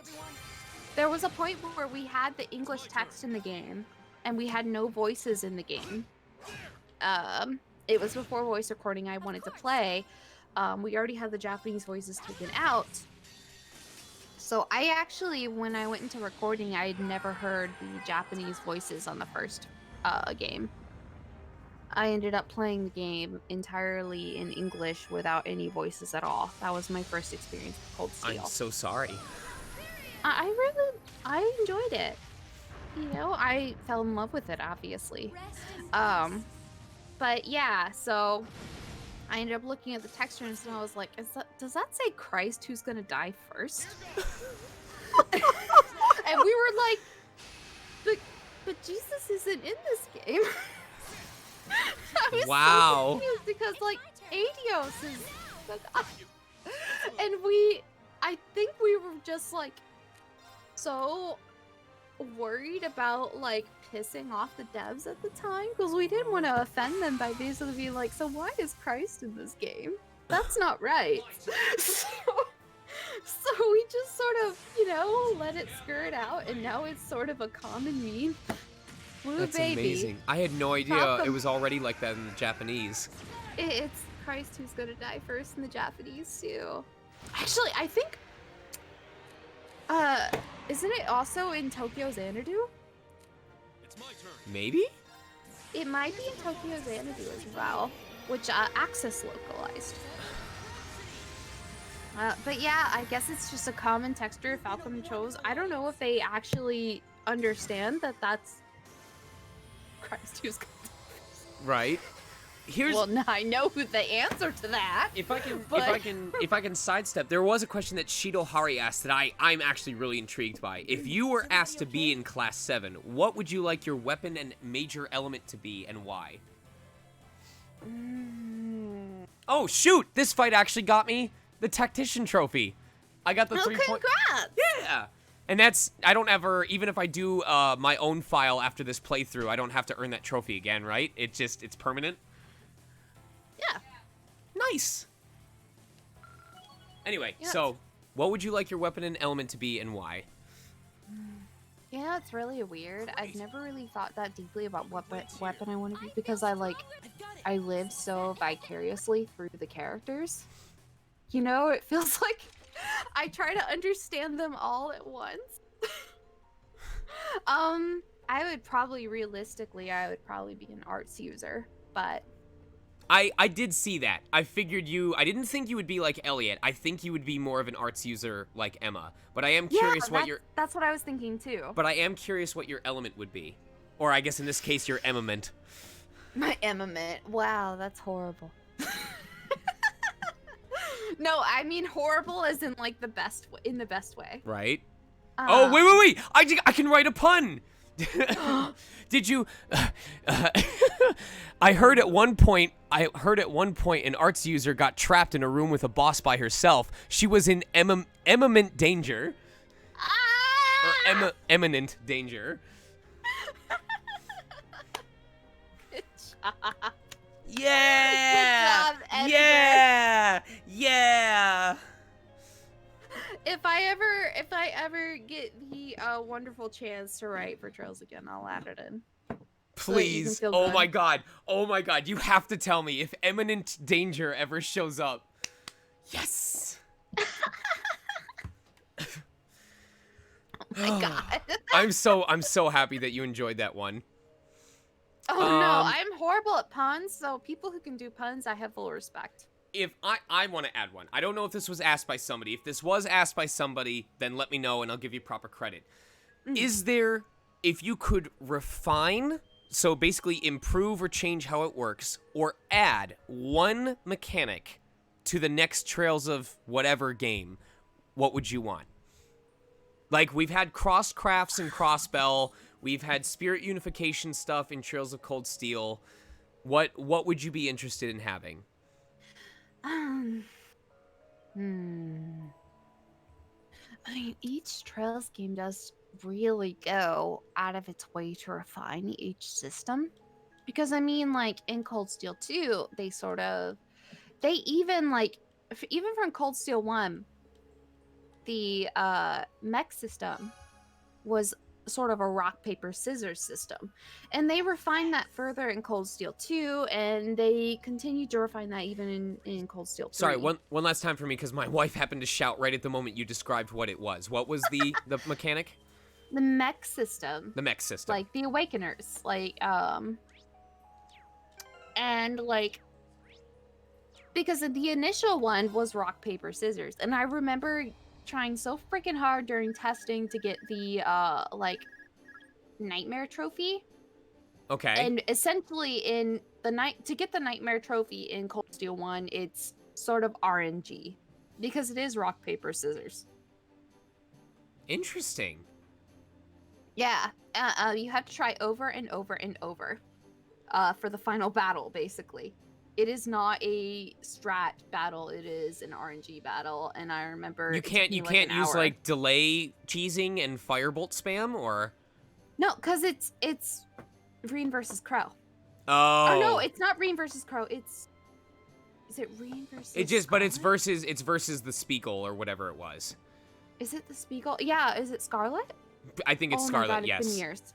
Because you're meant to lose against crows, correct? Yeah. If I recall. Oh my god, I feel bad that it's been years. No. since I played believe it. you're correct. We fight Scarlet and we beat her, and then Crow jumps in and he beats the crap out of us, and then we escape. So. Oh my god, I was so emotional at that moment. So it's even on Nightmare, even if you like max out Reen's level, it's still RNG. Yes, it is an RNG battle. Wow. Nightmare. Wow. And it literally took me like an hour to get it. Because I was testing to see if you could get the trophy. Because obviously, during QA, you have to see you have to if win somebody against triggers. you have to win against Crow, but lose in the cutscene. Oh, okay. Sorry, I was thinking of the wrong battle. Yeah, I think me so. being distracted by the game. It has been a while. It has been a while. Feel free to correct me, chat. But I've played it like 16 billion times, but at the same time. I will never forget your response the very first day that I came in for recording. And you were so, what do you know about this game? And I said, so, I just have one question. So is Duke Cayenne like the ultimatum? Or you're like, excuse me? I was like, yeah, so when this thing happens in the third game, is that related? And you're just looking at me with this dumbfounded look like, what the fuck? No, I remember the very first time I mentioned Osborne, and you said, my dad! And I was like, what the fuck? I was so floored. And I mean, you auditioned, even though I chose you, we auditioned just in case, you never know. Right. But my gut was right. And I obviously hired you. Like, Did you? I did. Okay. I chose you. I don't remember. chose My you. eyes rolled into the back of my head, and when I came to, Cold Steel 3 was due out in 2 months. Oh yeah, I understand. No, I just remember you did 2 takes, but I knew basically within 30 seconds I was like, yeah, I asked for this guy, and this guy's who I want. And then you came in, and like within 1 minute, I mentioned Osborne, and you said that's my dad. I was like, what? I was completely floored. You knew everything, and you were so excited to voice Reed, and you nailed it right away. And it was so funny because, I mean, we breezed through Reed in Cold Steel 1, and then Cold Steel 2 came out, and you were so nervous. You were so much more nervous for Cold Steel 2 than Cold Steel 1. I mean, I told people I don't want you to take this as me poo-pooing on you or any director's choices. It's just because it was me growing as an actor. It's a learning experience. But I told people at the beginning of this one, I said, Cold Steel 1, my battle lines were on point, my storylines, they were good, but I could have been better at being natural. I could have been more like Crow, like better at performing. Cold Steel 2, the storylines got way better, but the battle lines kind of fell off because there's some times where it's like, Reen will be like, my voice goes down here. It's like, there's enemies. Let's take them out. All right, now it's my turn. He just sounds completely different. He goes through puberty and jumps back in the same thing. So I like it because it makes him sound more grounded. I guess. No, for Cold Steel 1, we actually followed, I remember we followed the Japanese lines timing exactly. And then for Cold Steel 2, I had played the game beforehand, even with Japanese voice acting, which Cold Steel 2 was the first time I heard the Japanese voice acting. And I was like, and I remember crying so much throughout the final dungeon. I was so hyped. Oh, of Cold Steel 1? Cold Steel 2. Oh, Cold Steel 2. Cold Steel Okay. 2's final dungeon really... Oh my god. Oh man. I was dying through that whole thing. I was literally, I think I like went through that entire dungeon. It was like 10 hours for me. The final dungeon, yes. Or no, not the final dungeon. The final dungeon with the castle. The castle, not the Reverie corridor. But I cried through that too. But I remember I went through the castle and it was like 10 hours. And I was feeling so emotional through that entire thing. Like I felt every emotion. I think that's actually important as a director for voice acting to feel every single emotion. I don't know what. Why does Reen get so much? He can go ogre mode. He can summon Valimar. What the hell? You know the ogre term came about as an accident. Oh really? So me being like a Seki Trails super fan, I bought the art books. Okay. And I brought those art books. Is it because instead of recording. Overdrive, it said Ogre Drive or something like that? No. So like on Reen's page, it says Orge mode, ORGE, in the art book. Okay. And me and Nick Colucci. Sorry, beer burp. But, it said Orge. And me and Nick were like, well, that's the Greek word for wrath. That's, you know, this could be something deep. This could be something serious. And, we emailed the devs about it, and we were like, so is this like a wrath mode? Or something like that? Because, you know, obviously we didn't know future games. Right. You know, they were very secretive about, you know, their process, Of which I course. respect. And they said, oh no, that's a typo. Please use ogre. And what? So that's how we use ogre mode. Okay. Ogre mode came about because of a typo. All right. Now we know. So, you know, and you know, once the devs ask for something, They get it. You tend not to fight it. They get it. They get what they request. You never know why they're asking. So, yeah, it became that way because of Orge. Orge. Because of a typo in an art book. Okay. This is completely unrelated, but please tell me I'm not the only person who looks at these orbs and gets a sudden, immense craving for Captain Crunch Oops All Berries. What? They're just the right color that it makes me... Look at them. Look at them. They are just the right color. In fact, do I have a box? Hold on. I might have a box. Oh God, your voice is suddenly so far away. Oh, I think I threw it out. Oh, God damn it. I may have. I was gonna get up to go get a box, but then I realized I'm not on camera. It has All I since have been is replaced Cheerios. by Frosted Flakes. But within the last 6 months, I had an expired box of Captain Crunch Oops All Berries. Why did you have an expired box? Because I'm a very busy man and I forget to eat. Oh no, don't forget to eat. I say that as I ate like one piece of white bread before this stream because I knew I was gonna drink beer. Right? I went to 85C and they had like a 2 for 3 deal on their white bread. And I was like, you know what? All right. So, and then I was like, all right, I have this stream in an hour. I'm going to drink. I'm going to drink. That's just going to happen. And yeah, I just ate some white bread to fill my stomach. All right, let me jump to another question. No, it's cool. It's just the right amount of casual and professional. Or wait, did someone say something? No.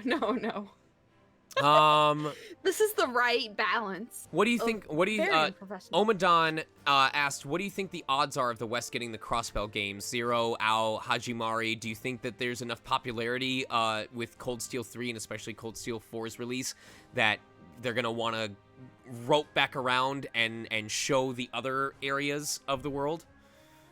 To be honest, I don't know. That was one of my dreams. I think I tweeted several times over the years that one of my dream series was the Crossbell arc. Because, I wanted more than anything to be the editor for the Crossbell arc. Just because so much happens. And as much as the fans feel frustrated by like the characters in the Cold Steel series going, well, what happened in Crossbell? I relate to it in a very different way. I relate to it going, yeah, I know what happened in Crossbell. I would like to write it for you. So, yeah, it was, and I love the characters from it. And in Cold Steel 3, I was able to edit some pictures from it, but, it was one of those things where I was like, I wanted so badly to write about what happened in Settle Now. It just didn't happen, and I hope one day it comes out in English in some form because, this series means so much to me. It shaped a lot related to my career. I really, really want people to experience the whole thing from beginning to end. Yeah. Very cool. And it's freaking cops in New York. Do you plan on starting Hajimari anytime soon? Now that I have a TV, yes. How soon? As of this week. I don't know how soon. Within a couple weeks. I know some of the spoilers for it because the translator for Cold Steel 1, 2, and the 3rd, we're good friends. Because even afterwards, he translated London Detective Mysteria for me. Oh, because he's British. And I said, "Hey, you're British." I hope you said it exactly like that. I hope you. Oh, absolutely. I hope you went over and were like, "Hey, you're British." That's pretty much what I did. And then the sad thing it was because he's obviously modern British. He's a British man living in, this era. I ended up reading all these books from 1890 and I was like, actually, it should be written this way. And he was like, well, I don't fucking know. I wasn't born in 1890. So I ended up making it more authentically British to the time period than he intended. And and I'm sure he was just like, fuck off. No. He wouldn't have said it like that. It was fuck off. Fuck off. Fuck off. Don't go off on a bench, you bleeding cunt. You fucking donut. You fucking merry-go wench. No, just I adore him. Yes, donut. You fucking donut. Actually, that's a reference to Amelia's stream. I'm obsessed with VTubers. I love VTubers so much. Amelia Watson is the best VTuber, along with Dolbetti. That's why Gordon Ramsay would make for a great Tyrannosaurus Rex. He knows how to roar. Oh my god!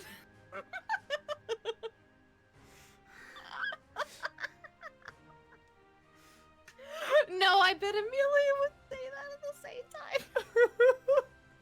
I love Amelia so much because she just, I don't know if you watch VTuber streams, but she gets pissed off so easily. No, I haven't caught up to date on the whole VTuber. Besides, what's her name? There's moments Kuroko? where she throws her Switch in the middle of plays. You can hear the sound effect, and it's so relatable. You're like Switch abuse. Switch abuse. Oh my god. Oh, and I watch her at like, 1 a.m. in the morning, and I'm just like, yes, I understand. Is this it? Is this gonna be the first thing that proves I'm a boomer? The first trend that I never catch on to, and I'm behind the times while everyone's talking about their favorite VTuber? Don't worry. Watch Dolbetti. So how does VTubing differ from Twitch streaming? It's not. Dolbetti, yes. He's my favorite VTuber. Because all he does, he was like supposed to be a bartender type personality. He was supposed to be so cool and like chill, and he's like a Kansai Ben speaker who just like got involved. Yes, the winning son. One day somebody said, "Are you winning, son?" on his stream, and then he said, "Yes! I'm everyone's winning son." And he had no idea what he was saying. So is VTubing taking over Twitch streaming? Like, is that the big thing that everyone uses now, like Instagram instead of Twitter, or? No, I think they're more on YouTube. Okay. Well, that's what I mean. Is that the new Twitch? Is that what everyone's hopping over to? I wonder. I mean, I really like the original Kizuna Ai, like years back. I mean, I guess it sort of feels like it's hopping onto that. If you were like asking for like a trend, it's definitely getting bigger. Like the top super chats in the world are. Does Gura really have almost 1 million subs already on YouTube? Subs? Oh my god. Nuh-uh. Does Gura really have that many subs? I absolutely love all the Hololive English VTubers, by the way. I ended up watching Callie's remix, her concert last night. Oh my god, she has 910,000 subscribers. How do they end up growing so fast? Is it just... Well, Hololive's really good at marketing. What is Hololive? Yeah, I know that they had a recent market thing or whatever. Yeah, well, they announced their first generation of English VTubers. And Callie is the Reaper one. And last night I was watching her concert, which was essentially remixes. She's a Reaper and a rapper at the same time. And her rapping is pretty hot. And so she held like sort of a contest on her remixes of her rap. It was very good. Oh, yeah. Hey, I didn't write that. That was Nick Colucci. Blame Nick Colucci for this.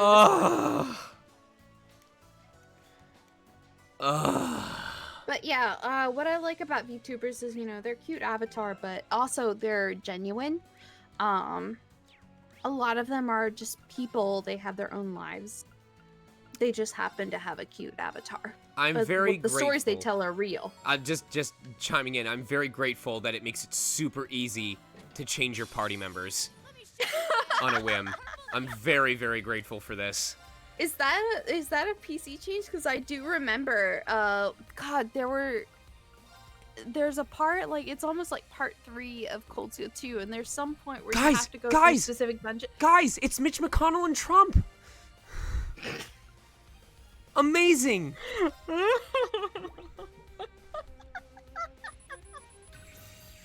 I already voted, so. A rat monster which has grown to a ridiculous size, surprisingly agile, making pouncing on prey easy. Anyway, sorry for interrupting you. No, it's totally. I already voted. I dropped off my vote by mail. Let's get Lord Orange out of the house.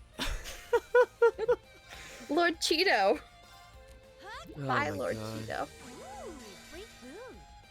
No, oh wait, it's yeah, a lot of these can be cheese, but if you already have like their S-craft ready. Yeah, especially on easy mode, I would imagine.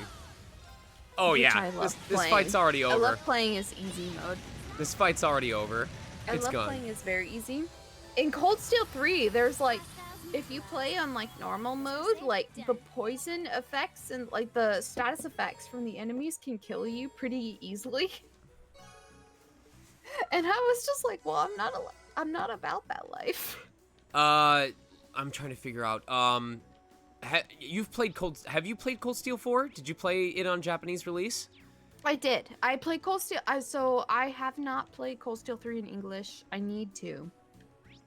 I played it in Japanese, and I played Cold Steel 4 in Japanese. Okay, so what was I gonna ask about that? Oh God, what was the topic we were just talking about?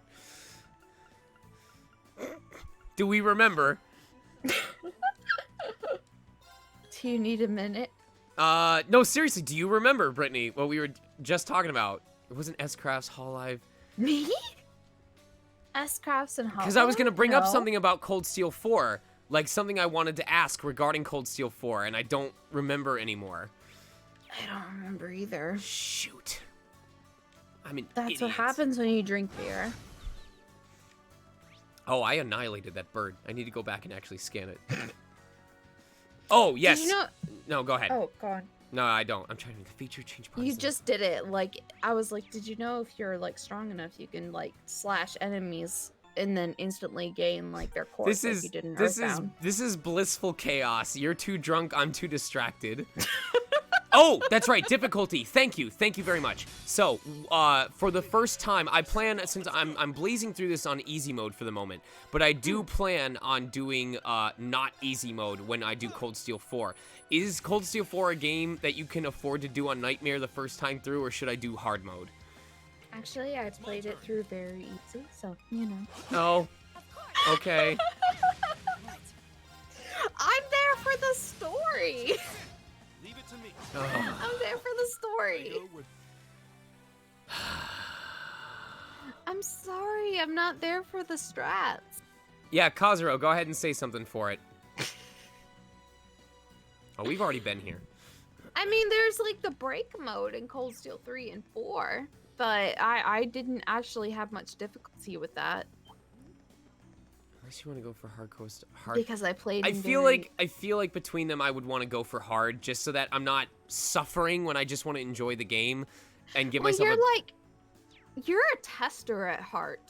What do you mean? I know you like testing those, like, no, because I mean, you like testing the games and like figuring out all the mechanics and all that other stuff, and you're like, you know, hey, if this, I feel like I can cheat this system by going this way, and I mean, not cheat the system as in like cheating it. I mean, as in, I feel like I can figure out the strat easily. I forget. This is required, right? These guys are required, I think. No, if it's green, it's Nicholas not and required. Emily. Hold on. Note, quest. Yeah, that's Emily, and you're as virgin as my olive oil guy. Oh, we need to find Casper and Vivi. Okay. Nicholas. Sorry. That They was his die. name. They die. They die. I apologize. They all die. All right, we need to go to Legram. I just remember the one line from which Chris wrote. Which is? You're as virgin as my olive oil. Oh, that's right. Yeah, Chris wrote that. No, I swear to God, like, if you ask, like, oh man, who wrote this extremely clever line from the NPCs? It's not me. It's not me. It's Chris or Nick. Oh, thank God. I have the one... I've been just randomly buying Imperial Chronicles as I find them, and I haven't picked up all of them, and it turns out the only issue... One of the issues, we needed Imperial Chronicle 4 in order to get them. So we need to go to Arcade School. Do you read the text? Do you read the stories? I do when I do my full playthrough. When we were doing the 100% playthrough on Cold Steel 1, I would speed read through all the Erebonian folklore. Like literally See, it's red. It's red. Yeah. So that means it's hard. Who But wrote the optimal bounce vectors? That was Chris. And you know what? There's a funny story behind the optimal bounce vectors line. Because he wrote jiggle physics. Emmy, it's your boy. Emmy, it's your boy. Oh, he's got freckles. Emmy, he has freckles. He has freckles, Emmy. Casper. Yeah, Chris wrote optimal jiggle physics. And me and like the translator were like, well, how deep into physics has the Kiseki world gone? And we were so like really like hard on that. We were just like, you can't say jiggle physics because we don't know how deep into jiggle physics this has gone yet. And so he wrote optimal bounce vectors. And it turned out to be a much better line because of it. And it So, was you know it was what? one of the first Reen quests that I did back on my Tumblr, and we did voice it when we played Cold Steel 1. So it's there. It's permanent. Yeah. Oh, Yeah. Chris Rakaker says, is it Brittany Avery? Damn, I just want to say thank you for all your work you have done for this series. I can't even fully express it. Thank you. I have told people every chance I get, Brittany, part of being willing or wanting to come back for Cold Steel 3 was knowing that you would be at the helm. Once I knew it was with you at the helm and it was with all the folks at PCB, I was like, I'm coming back home, baby. I'm with everyone I know and love. It's gonna be great. And I've told chat, Cold Steel 3 is when Perfect Reen started showing up. That is when I was in tune with the character. I had spirit unification with my boy. I remember tweeting saying, this is the best work I've done for this character to date. Well, like Reen grew up, and I feel like you grew up with. The I did. character as I well. absolutely grew as an actor alongside him, and I'm still learning every day. I should never stop learning. But I know that between Cold Steel 1, 2, and 3, I improved somewhere. I mean, so think about it. I think that was back, like we met back for Reen back in like 2015. Oh my God. It's been like 5 years. Oh my God. Because it was the summer of 2015. So it's been a while. You've sincerely grown with the character. Which I think is a very important part of loving the character and knowing the character. Yeah. How many times did I cry after finishing my sessions for the series? Well, had you my cried during own Cold Reen Steel 2's speech. recording. Had my own Reen speech in the director's room. How many times did I try to sneak food on breaks and Val had to slap my hand away? I definitely told you stop eating apples.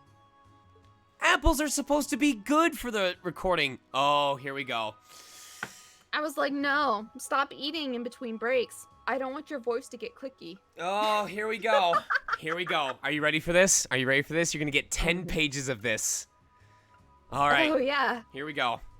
Let's go. Turbo mode. Breaking Noble Alliance down in its ways. Excellent news coming from the Western Front, saying the Noble Alliance is overwhelmingly victorious in the recent battles, forced to form Imperial armies retreat significantly. This marks a landmark achievement of the Alliance's ongoing efforts to stop the rebels. The Army's press information there issued a statement that the half of the former Imperial Army forces in the West have been extinguished, and those that remain or on the run. Thanks to our brave souls in the West, the Empire's return to glory appears to be closer than ever. First week-long battle. The battle started with the former Imperial Army, which massive force over 300 heavily armored tanks and plunged the nearby area in chaos. The elite Le Guin and Barty Sammy sounded around them, and at noon on December 6th, the battle finally began. It was clear to me and the General Le Guin and Brigadier General Barty had the advantage, standing both friend and foe alike with their indomitable strength. Realizing the odds were against the rebels, tried all manner of cavalry tricks and stalling tactics to prolong the battle, leading to dragging out for an entire week. What brought their fuel resistance to an end was a pincer attack mounted by 2 armies. The military press office reports that this was not originally planned, but they were able to work together in near perfect harmony, eventually doing with those among the rebel forces. Perhaps what stands out most about their latest achievement is how little damage the 2 armies sustained. It's difficult not to be awed by the sheer skill demonstrated. And personally speaking, I'm eager to hear more about their magnificent exploits in the future. The Azure Knight stands solid. The Noble Alliance's elite Azure Knight also took part in the battle. Reports note its appearance in particularly difficult battles has definitely turned them around in the Alliance's favor. All details regarding it remain classified, but eyewitnesses suggest that its capabilities are so out of this world that it brought to mind the great knights of Erebonian. With General Gren, Brigadier General Bardius, and the Azure Knight fighting on the same side, it's plain to see the Noble Alliance's overwhelming victory is anything other than inevitability. The end is in sight. With the battle over and 3 more cities subjugated as a result, the moment we citizens of Erebonia have been waiting for, it soon approaching. The Noble Alliance is ever decisive victory is near. Reports suggest that the battle initially began near the coast in the Lemare province, but as a result, the rebels retreating primarily took place farther inland, while the number of refugees unfortunately kept growing. With the coastal battle, the height of danger never reached any densely populated areas, and as such, civilian casualties are certainly thought to be minor. Society conflict near the Twin Dragons Bridge, the lengthy conflict between the courts and provincial army, the 4th Armored Division seem to be showing no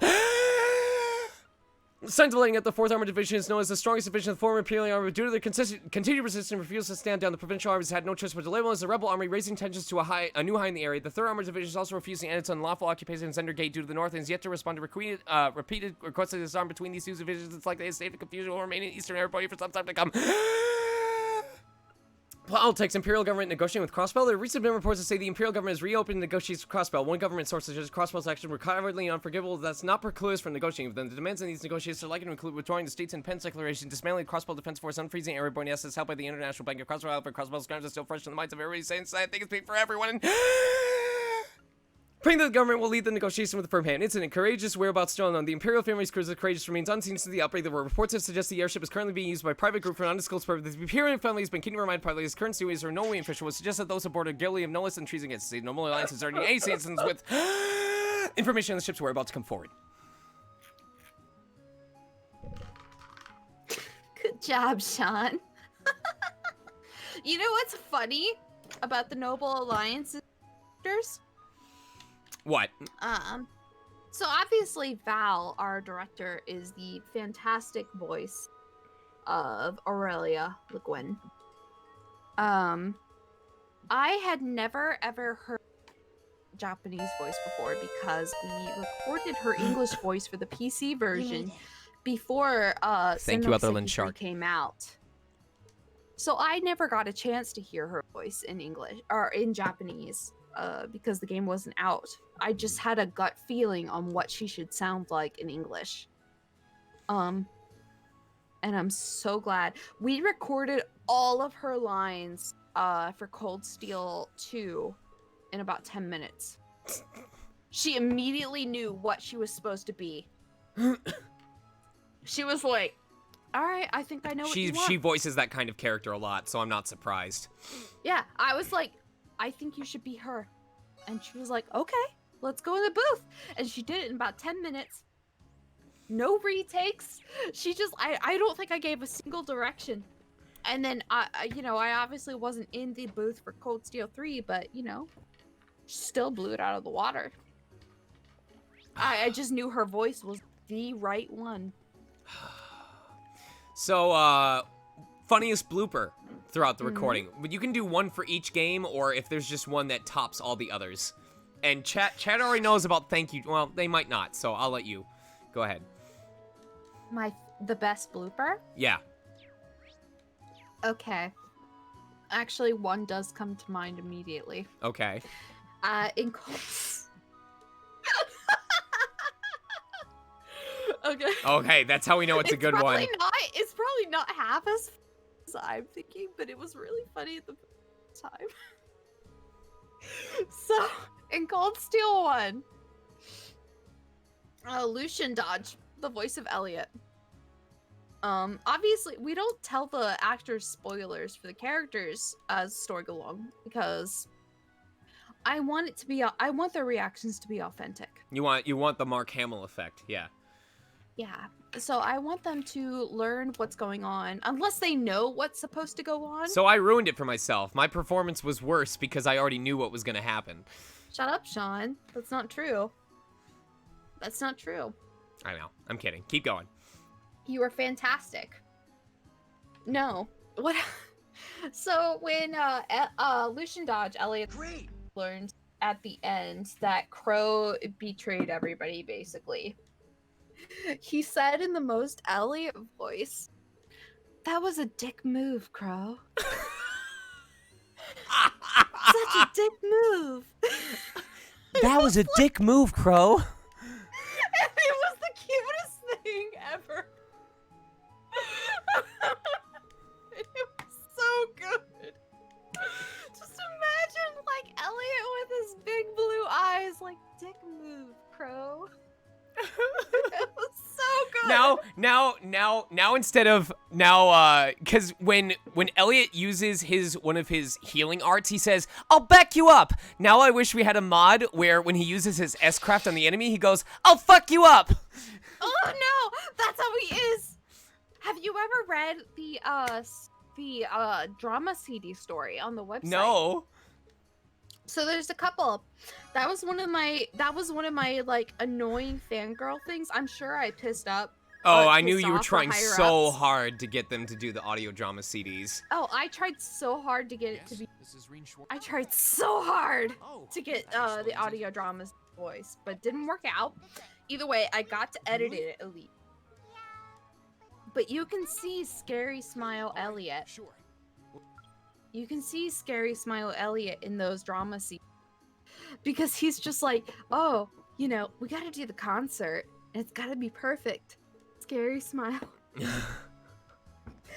Because, I was so close. I was so close. And the reason we couldn't do it is we couldn't get the rights to the sound effects. Oh, So- to the sound effects? The You sound effects. should have just had me stay longer and recreate the sound effects. Oh my god. You know Just how many another hour times? of Sean just How many times did I offer in studio to record extra lines as Reen for no additional how- payment? How many times did I tell you, Sean, you need to rest? You need to rest, Sean. Stop yelling so much. You need to rest. Oh, chat's gonna eat me a fucking live for you saying that. Oh no. Oh I believe no. voice actors should take care of their voices. Voice actors deserve to be paid for their work, first of all.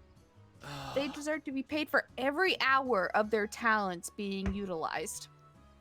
And however passionate they are, they deserve to be paid the absolute fair price. And if they start screaming their asses off, they deserve to be paid for that. And I remember you would scream, and I would be like, Sean, did you take care of your voice?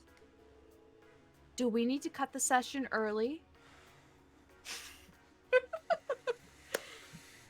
Do we need to cut the session early, Sean, because you rest your voice? Would you believe me if I told you we had to cut a session early this past Friday and cancel the afternoon session because my throat gave out?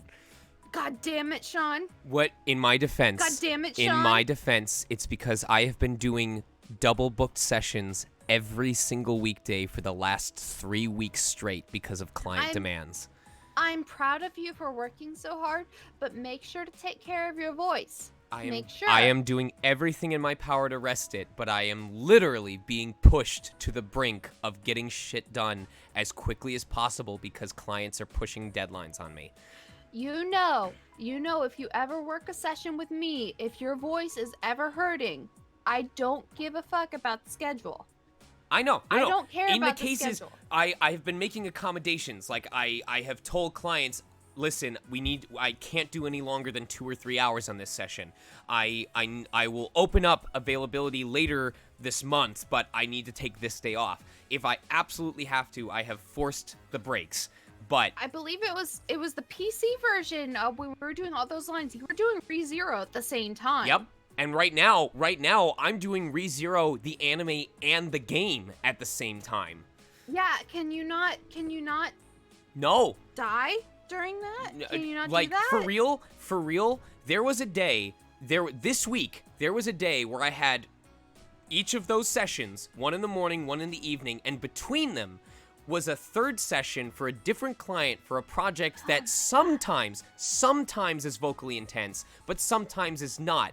And on that particular day, it was 3 straight hours of loud yelling and comedic screaming and projection. I hope your wife is yelling at you. I hope your wife is saying, take care of yourself. Pissed. I was so upset. No, I need you to take care of your voice. Because obviously, we still work together even at my current job. All right, I wasn't paying attention. Who just got abducted? Oh, well, I was going to say Alphen, but... Yeah, that was my... I was like, all right, someone's gone. Where's Alphen? Shit, I haven't played this game in a little while. They took Elliot's sister. Duke Wait. Alvaria? Wait. Oh, no, that's me! Wait. They know that Reen has ogre mode and can call on it, and they decided the best course of action was to take his fucking sister? Yeah. These villains are too dumb to live. Oh, was Brittany there for Max's McBurn lines? Because I just want to hear about it again. Yes, I cast Max Middleman as both McBurn and Lecter. And that was through auditions. I did not personally choose him. I'm going to pee real quick while you answer this, but I'm going to ask you to give me the TLDR when I come back. Yeah. I did cast Max Middleman as both McBurn and Lecter. Fantastic range. Max Middleman is crazy talented. I was so impressed right off the bat. Like, can you listen to? I've played Lecter's voice lines next to McBurn's voice lines, and can you really tell it's the same guy? It takes the all of me. Oh, the all of me. I played Cold Steel 2 with Japanese voices first. It was Cold Steel 1. I didn't have the Japanese voice. And it was I remember listening to McBurn's Japanese voice, and I really wanted him to sound like a tired smoker. Is sort of the direction I wanted, and Max nailed it. He nailed it right from the audition, and I was just like, oh my god, I think I blushed during like his reads. It was so good. Let's see how hot you can make me. Do you know what? For Erica's stuff, I was hanging out for drinking, and I ended up playing that line for her, and she was just like, we were both just drunk and like musing about how hot Max sounded. So, I love Erica Lindbeck. She is a fantastic human being. And obviously an extremely talented actress. Val recommended Erica Lindbeck to me, and I am so grateful she did. Because she has been a wonderful Vita. And I mean, her talent speaks for itself. Erica is I know she does a lot of shit posting on her Twitter, and that is a very genuine Erica Lindbeck. that is not a fake personality. Erica is as genuine as it gets. I'm sorry, I'm reading through the comments right now. Brittany, who would you say is the best girl in each of the 3 arcs? So are you asking like in terms of shipping with Reen? I actually do think that Elisa and Reen are the best couple. I believe that they're canon. And that's probably... Okay, that's not probably because I made it so. But, like, in the PC version, there are extra... There's actually a technical reason, though. So, you know, like how in the final bonding scenes in Cold Steel 2 PC... Alright, hi, I'm back. Hi! I'm about to talk about how in Cold Steel 2 PC, I only had one of the final bonding scenes voiced, and that was Elisa and Reen's while they were inside Valimar. And I mean, that was sort of an emotional decision, because I think that Reen and Elisa are canon. You know, I'm very supportive of them as canon. It's okay. No one's perfect. Oh my god, I'm gonna slap you virtually. But it's also because Elisa's voice actress, Rachel Hirschfeld, she's wonderful, and she is she's from New York. She actually flew out to voice Elisa. I first heard her in Rune Factory Frontier while I was or not Rune Factory Frontier, Rune Factory Tides of Destiny. I was playing that, and I first heard her in that, and I was like, you know what? That voice works. That's the voice I went for Elisa. I wanted her to sound young. I wanted her to sound a little bit privileged, if that makes sense. Because, you know, she's led a fairly good life, but I mean, even if you lead a fairly good life, you know, you have your issues. I think she nails that sort of wealthy background that Elisa has, and she's really grown into the character over time too. So one of the reasons that her final bonding event was voiced, you know, obviously it's because it's a personal reason. I had the budget to do that, but I also I needed to give her enough lines to justify her flying out for the role again and again and again. So, you know, it was a mixture of both. You know what I mean? I wanted to make sure that, you know, she wasn't coming over here just for, like, a little bit of lines. I tried to give her as many lines as possible, because I was so grateful for her flying out just to voice this character. I love your dedication to giving the best to this franchise, Brittany. You have done so much for it single-handedly in the West. Legitimately. I hope. I mean, it's a group effort. I'm just probably the most vocal about it. Annalise! I saw Annalise's name in the chat. She's a character from the original Sky series. And I have a crack pairing, and it's her and Angelica. It's Annalise and Angelica. That's my crack pairing. What's your feelings about Reen X Crow? You know what? I actually don't ship it. No? Why not? I just think they're BFFs. I think they're extremely close, but I don't think it's romantic. Yeah, I can feel that. I can see that being eligible. It is extremely close, but I don't think it's romantic. What's your forbidden ship? My forbidden ship? Yeah. The two characters that you swear would pair together, but no one else believes you. I mean, I think it's Annalise and Angelica. That's my crack pairing. So Annalise is her grandfather is the founder of the 8 Leaves 1 Blades fighting style that Reen practices. And she's a character in the original game. She comes in Trails in the Sky SC. She comes a little bit in FC in the very first game, but she doesn't really come into her own until SC. And then she's playable in the third. But her grandfather is the founder of One Blade style. Angelica actually does practice in Calvard where her grandfather is from.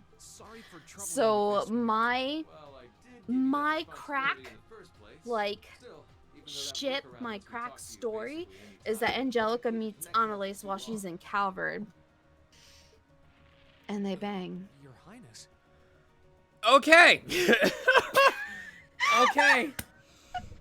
All right.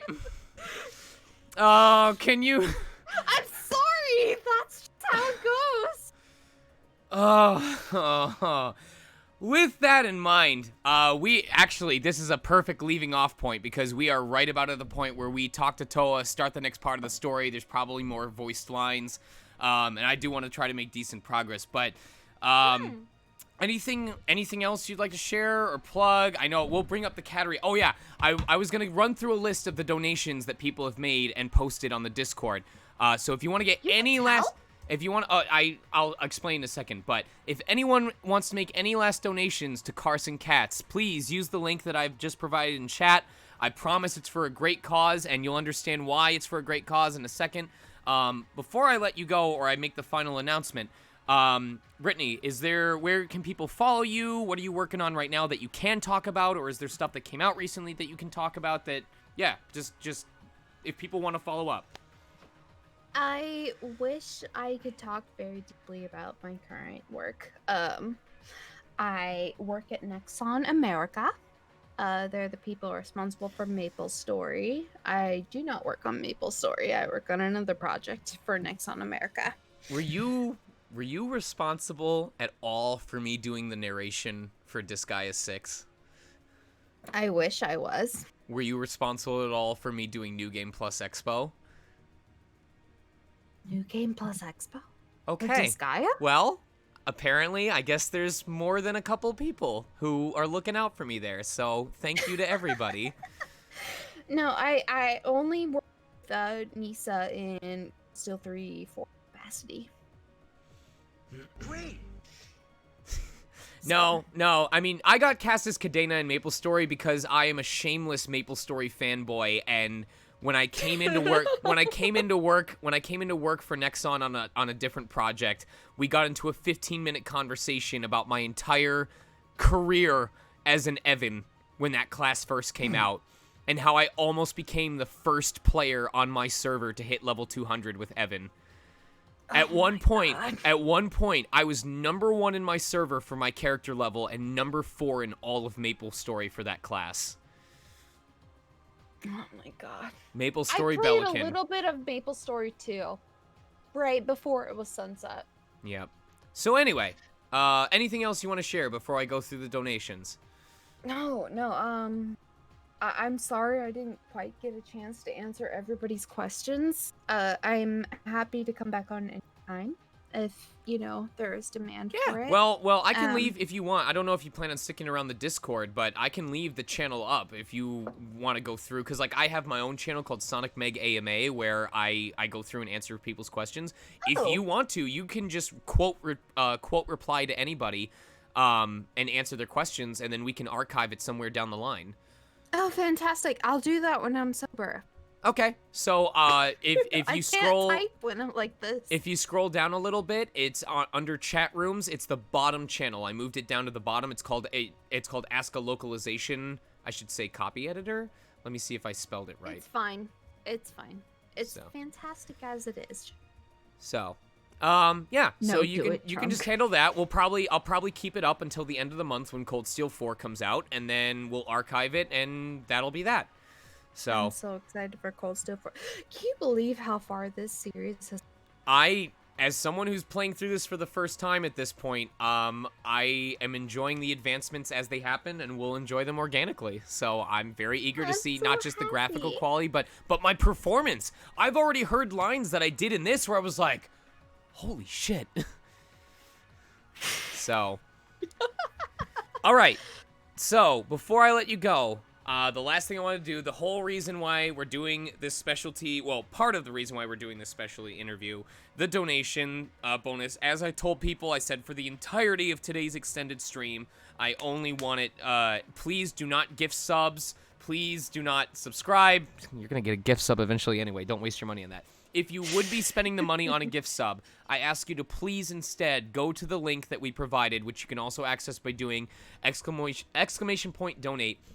Donate it there instead, and if you want, post a confirmation image on the Discord under donation confirmation channel.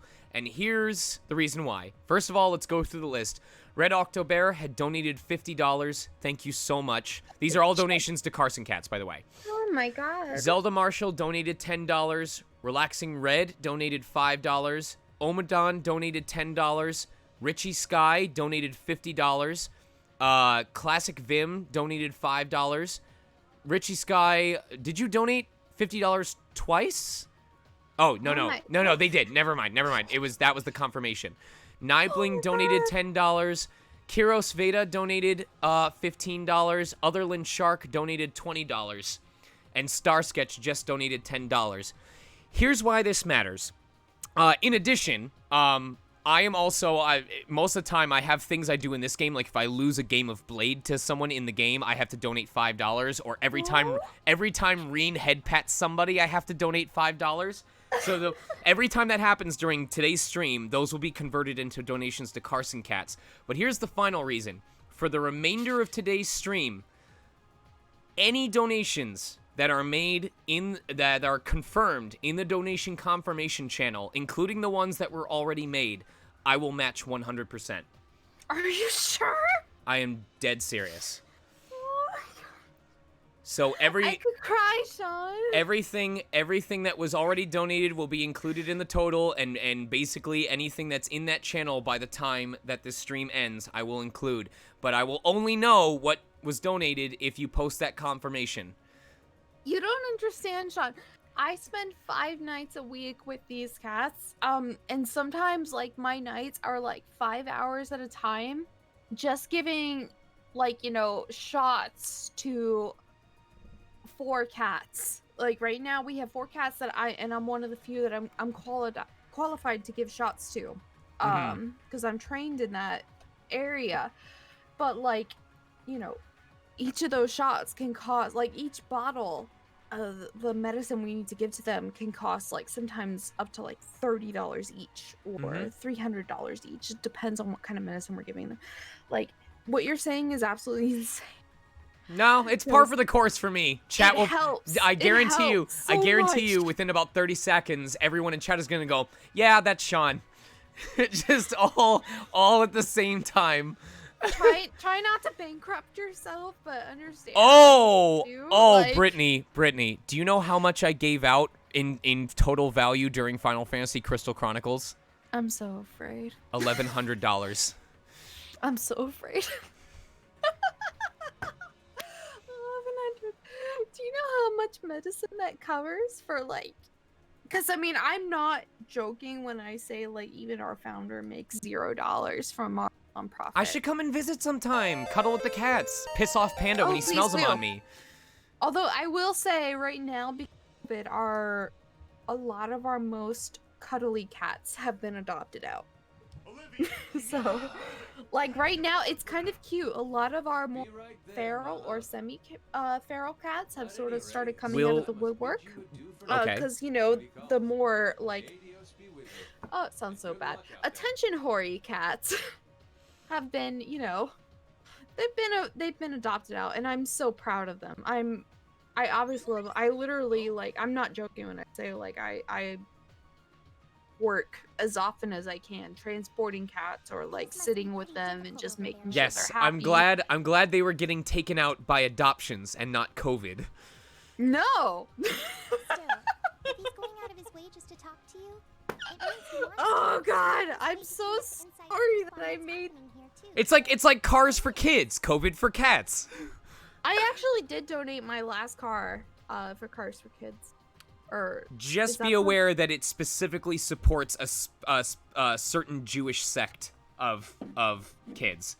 It does go to youth, but it is headed by and focused on a very specific religious subsection, rather than just a general youth in need program. So I'm just letting. Support Jewish children. That's fine. That's fine. I just wanted you to be aware of what demographic you were donating to because they're not clear about it in their specs of the company. So. I am what's the word? Oh my god, I'm too drunk. You are too drunk. I'm too drunk, but what's the word when you're not religious but you Agnostic? respect all religions, you're open to it? Agnostic? Yeah. It's the cop-out version of atheist. That's what I am. Or secular. But I respect all religions. Okay, cool. No worries. So, you know, if as long as it went to somebody in need. Yeah, for sure. I don't care what religion they are. So, I think that covers everything, but thank you so much for making the time for me, Brittany. I really appreciate it. Oh yeah, do you have a channel? Do you stream? Oh, you know what? I'm trying to make VTuber art right now. All right, how can people support you? So, it's at Hatsu King. But how do you spell that out? All I do is talk about Grand Blue Fantasy. I guarantee you there are people who are willing to talk Grand Blue Fantasy. AKL Trifecta, one of my mods, would talk Grand Blue Fantasy with you for an entire day if you let him. I would also talk about Grand Blue Fantasy for a day. In fact, I spent an undisclosed amount of dollars today on Grand Blue Fantasy. I've spent over 5 digits in Dragalia Lost, so... That's so you've also spent money on games. Oh, I have spent money on game singular. No, Grand Blue Fantasy. My goal is currently to rainbow. I for anybody who understands. While you Grand stall Blue for time by Fantasy. talking about Grand Blue, I'm gonna see if I can find Panda so he can say goodbye to you. Keep talking. Oh Keep yes, talking. yes, I want to see your cat. But yes, my current goal in Grand Blue Fantasy is to rainbow Lucilius. The level 250 Lucilius fight. I have beaten him. So I have soloed him in light. My next goal is to solo him in Earth. So I think, gosh, so the person I am mentioning right now, for the VTuber art, their art is that this is their username, 720N. Their artwork is wonderful, and they're also a Grand Blue fan. That's why I asked for them because I don't know. I believe in if people draw art, it should be in a genuine style. That's also why I like working with Sean. Sean, is a genuine human being in everything he does. When he says he is happy to voice someone, he means it. Everything he does, he puts his absolute all into, and I'm sure you guys know that. Stop. By talking to him and listening to him. All right, I'll allow that. I'll allow that. Thank you for the gift subs, Crap Florence. I can't take credit for that because all it boils down to is it's the permanency of media. It's if I want to look out for myself and my career, for my mental sanity and my professional reputation, it is in my best interest to never half-ass anything that I work on because opportunity can come from anywhere. And my industry is one where once the product is out, anyone can play it at any time. Breath of the Wild came out in 2017. There are people who still talk about playing it for the first time in 2020, and they're going to hear my performance from 3 years ago. So it's... Oh my god. Was it 3 years ago? Yeah, it was 3 years ago. Well, I for still Breath of the haven't Wild. gotten to your character yet.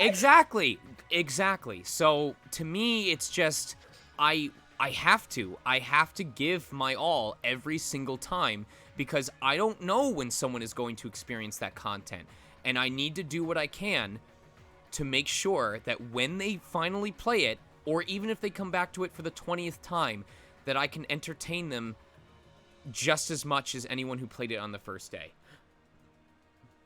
So. And when you say that kind of stuff, I believe it. I don't think it's a marketing line. I know that you're speaking from the heart, and that's why I will continue to work with you again and again. Because, I mean, you are talented, but you are also speaking from the heart. Thank you. I appreciate that immensely. All right. I won't forget. I won't forget when Cold Steel 2 came in and you were so emotional. I was like, I because you were so emotional. And I appreciate the bottom of my heart. I was just like, I don't know what to do. All right. Because you were so nice. It's about time for us to snap Toa's neck and start the next part of Act 2, so... Don't snap Toa's neck. Toa is my child. Captain Towo is gonna commandeer this ship. Brittany, thank you so much for your time. I hope you have a great rest of your weekend. Maybe if you want to lurk around for Cold Steel 4 on release day and we can witness my live reaction to this together, it might be fun. But That would be fantastic. I ended up I beat Cold Steel 4 just before. Like, I was literally playing it as I was writing notes for it. Right. Because I hadn't beat it when I was asked to write notes for it. Yeah, am I allowed to say that? What? Well, it's out there now. Why are you allowed to say that you what? That I wrote notes for it. Oh, I'm For the I voice think acting. you might have said, you probably posted something about it on Twitter. Like, I think the only thing that most people don't know about is who the cast is. None of us know. So, Oh, enjoy. anyway, so I will let you go so we can shove off for the next 7.5 hours of our Act 2 blaze through. Thank you for your time. I will make sure to tally up the total donations that we have in the Discord channel and give you... And I'm assuming there's going to be more donations. There had to have been more donations than what was posted in Discord.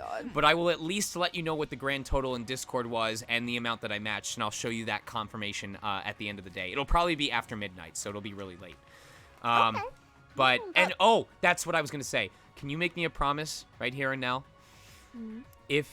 If you are still volunteering there, or you still have connections there, by the time my wife and I finally get a place of our own where we can have pets, will you assist me in locating and adopting a cat from that location that enjoys and actively seeks physical affection?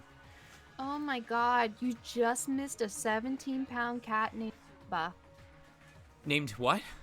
Simba. Oh, you're gonna kill me. You His name just is missed Simba. him. He He was just showed up adopted. this week, and then he was already off to adoptions. And he was 17 pounds of, I can pick you up and walk around. Like, he loved affection. Yes, I will help you with that. Absolutely. I will find you the perfect cat. Arise, O youth, and become the future cat owners of the world. Sounds like Simba had Hakuna Matatas. Oh my god. He was 17 pounds. Oh Lord, he roaring. He was. All right. Take care, Brittany. Thank you once again. Bye. Thank you so much. Bye. Whew. All right.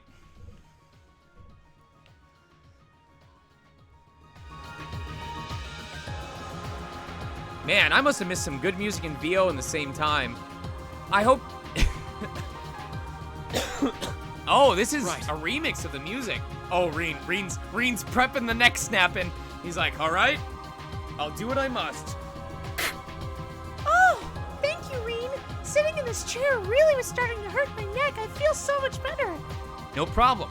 Just doing what I can.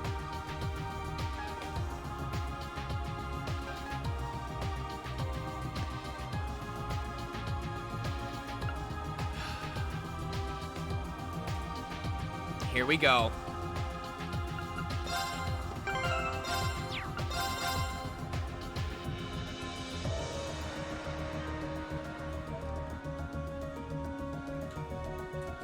How's the music balance? Did I bring it up to the right number?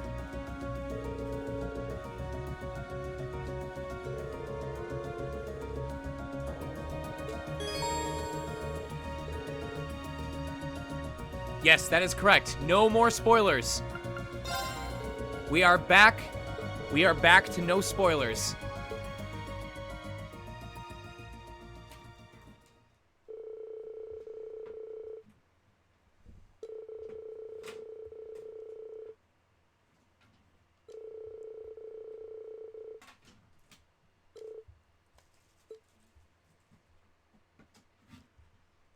On the 17th day of December, localization, talk to me.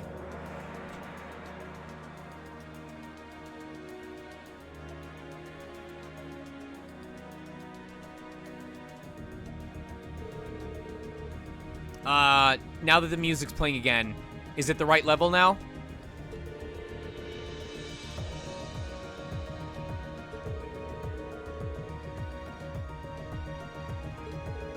Okay.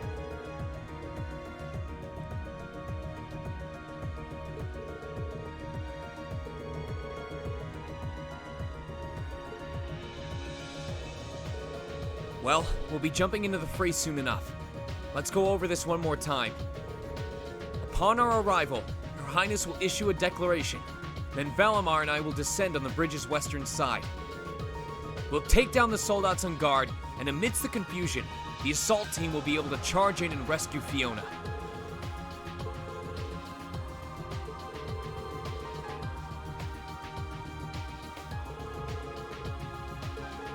Understood. And don't forget, we're going to need to keep an eye out for the Jaegers hired by the provincial army, too.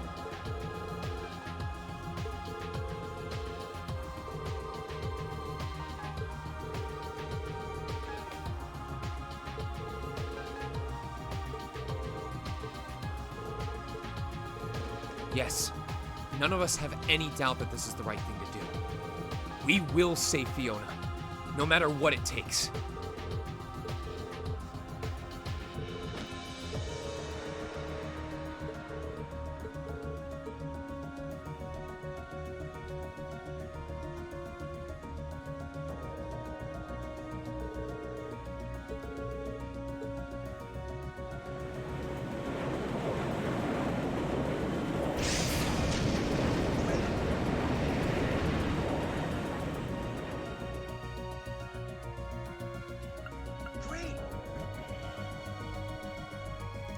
Let me set up the straw poll.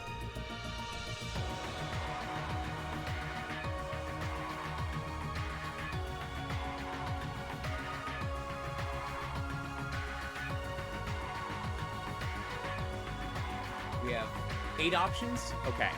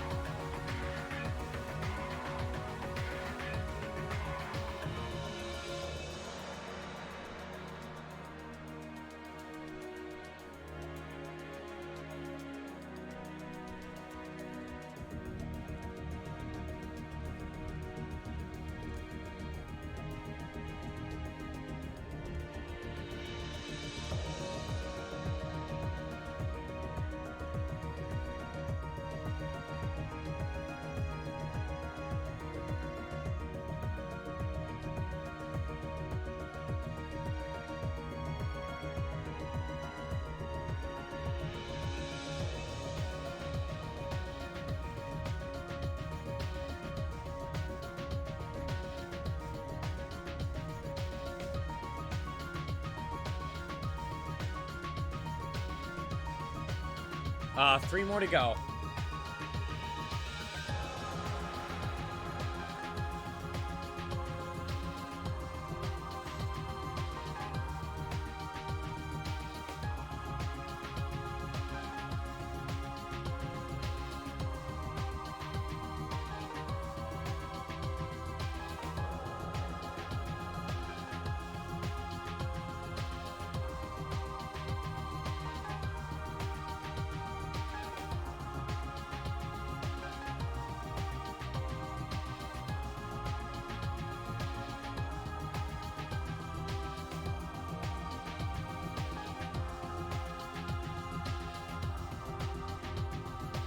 Okay, here we go.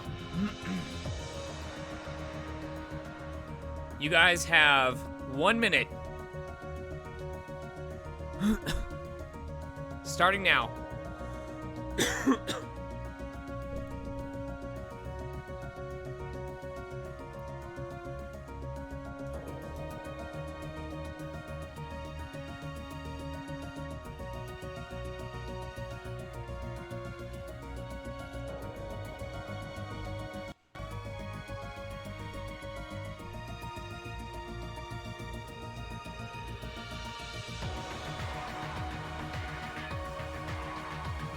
What's up, Norm?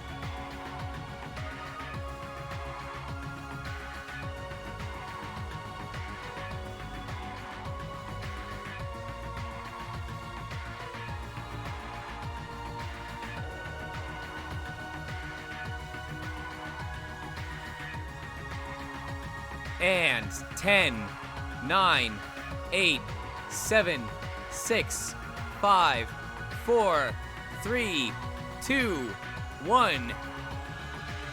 It is Carson Cat's CEO, Never Once a Bad Hair Day, and Snack Attack.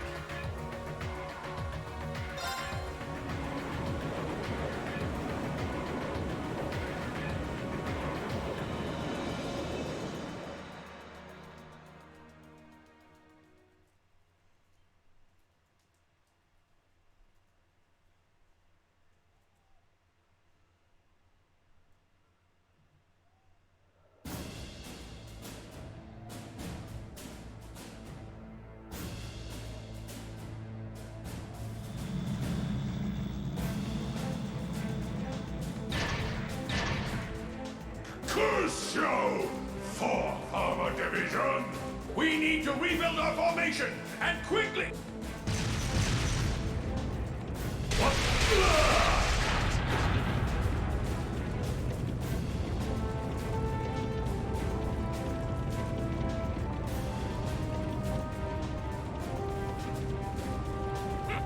That's what you dogs get for underestimating the 4th Armor Division! We're almost there, men. The time has come for us to take Twin Dragons Bridge! But, sir, if we try to do that... Stop right where you are!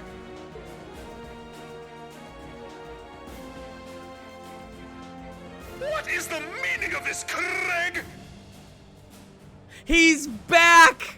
Oh, he's back! We demanded that you surrender, and yet here you are, right on our doorstep! Does your daughter's life mean nothing to you? You filthy cowards! Sir, if we go any farther, she's... Men, stay focused! And as for you, Alliance fools, I suggest you don't underestimate Fiona. She's the proud daughter of a military officer. She knows exactly what that entails. Threats or no, she would never give in to your cowardice. Query CD. Hey, I'm shooting here, was Elisa because of the reference to her actress being from New York. Sir. But... Oh, you think we're bluffing, do you? Well, if that's how you want to do this... Stop these atrocities at once! What? Could it be?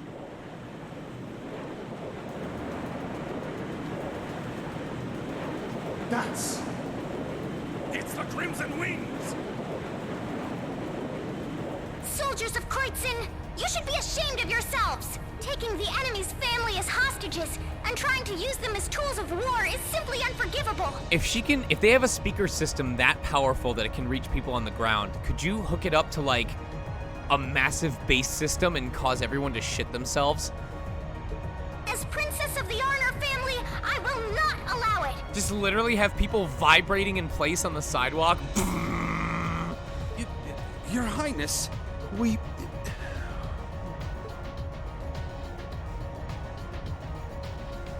All right, let the operation begin. Here we go. Understood.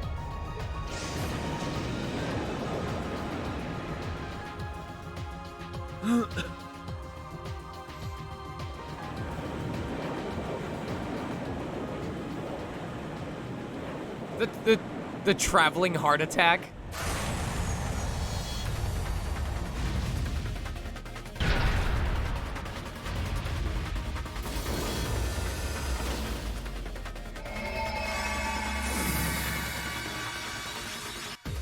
Yo, this is some Avenger shit. I just love seeing the entire squad teleport in all at once. I am gonna have so much fun grinding the fuck out of this game on my normal playthrough and maxing out these orbs. Triple speed orb on Valimar. Who needs power orbs when you can do 5 weakness hits and a termination slash before the enemy even moves? Come on, Valimar! We'll open up everyone's path forward! Acknowledged. I am gonna break this game wide open and spend your 50 links, hours farming the Sepith for it.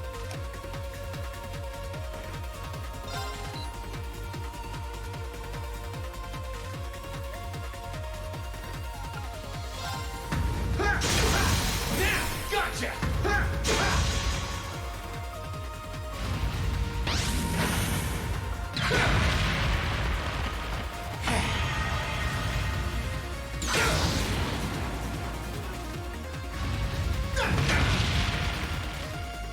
I can do this. Hip.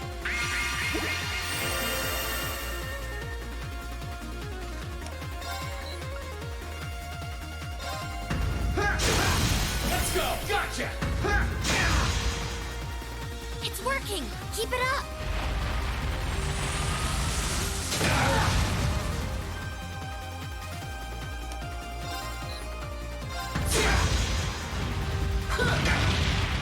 I can do this.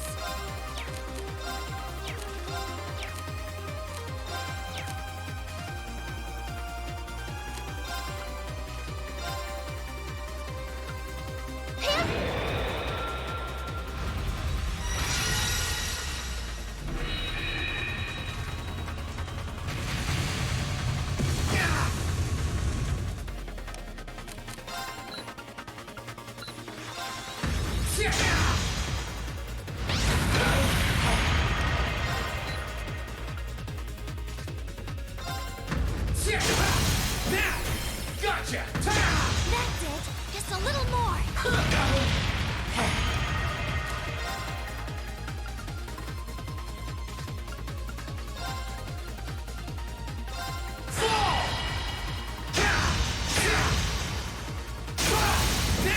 Gotcha!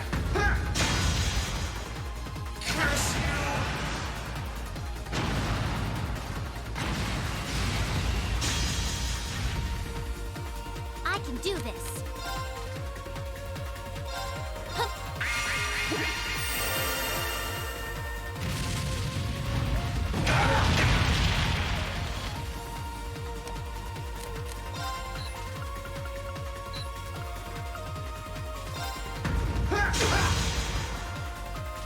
I can do this. Allow me.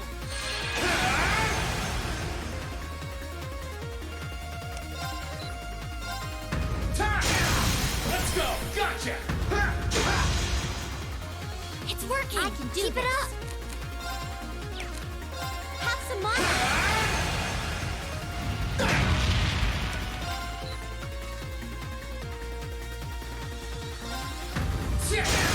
Let's go!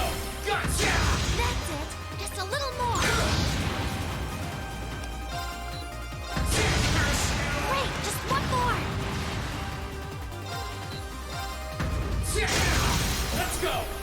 Gotcha!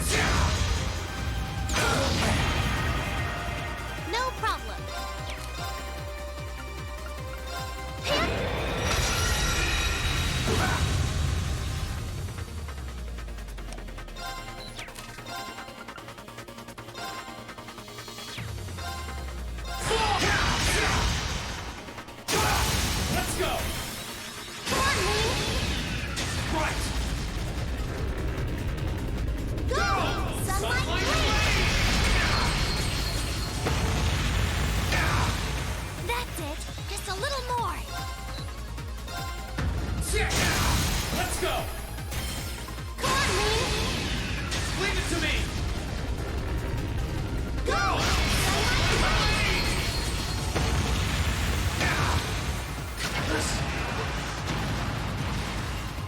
Well done! You did great that time!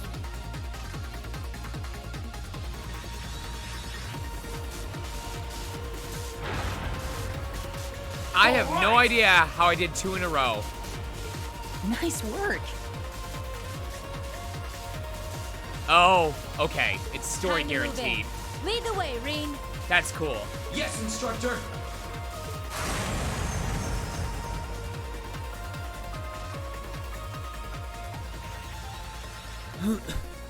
Thomas. It looks as though they were able to make their way inside.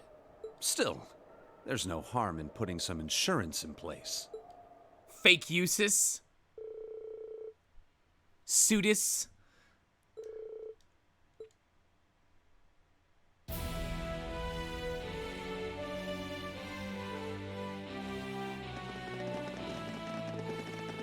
Use isn't.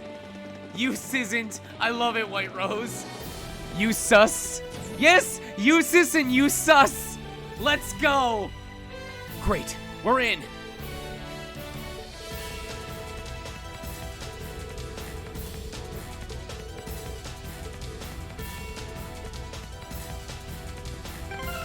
This is a good track. This is a boppin' track.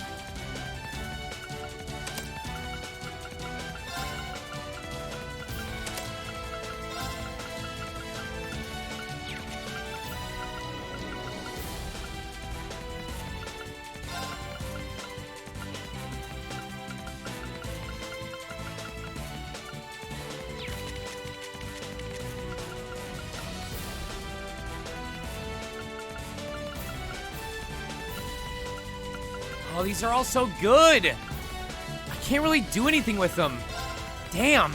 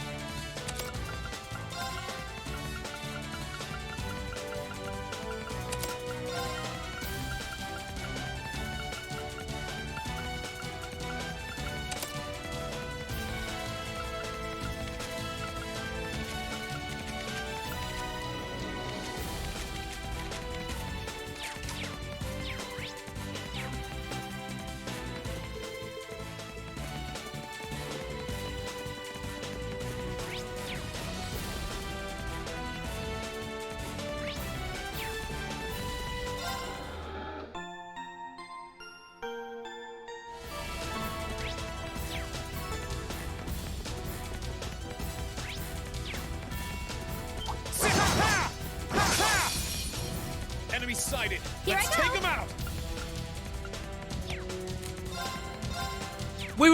Wait. Detector B balance down and decreases their defense by 50%?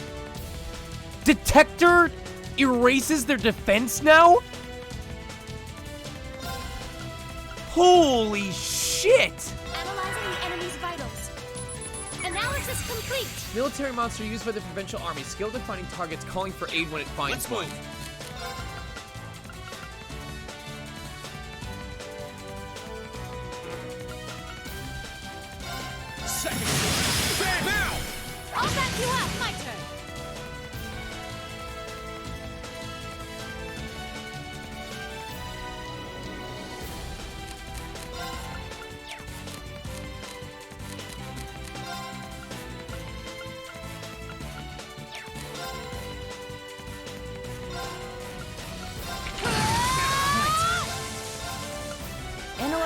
attack patterns.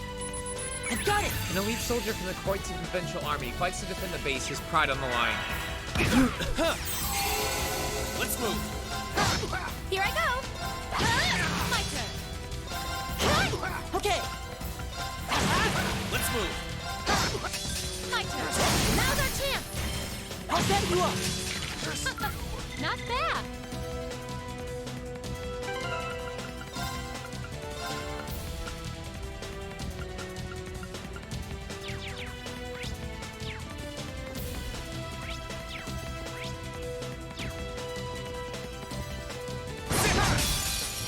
Here's our chance. Don't mess Here I it go. up.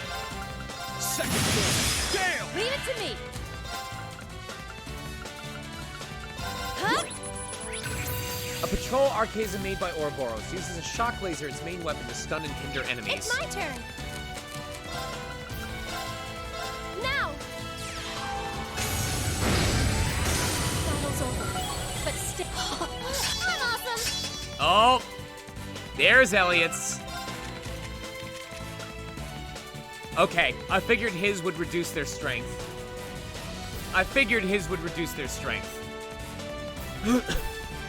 So what I want to know is, Reen 200 CP Ogre Mode Azure Flame Slash crit turn on an enemy with minus 50% defense, while he has plus 50% strength. The setup would be insane, but... Sleep well, Dementor. With domination.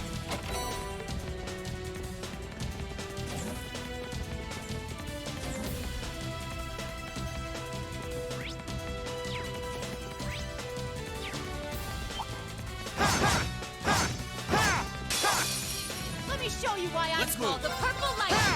Okay.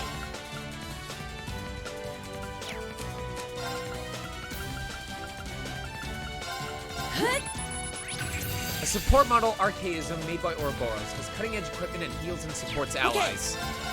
Analyzing enemy attack patterns. I've got it! Here I go.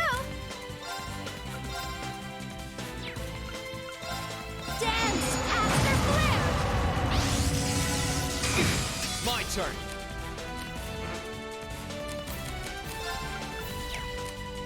Here goes. Overdrive.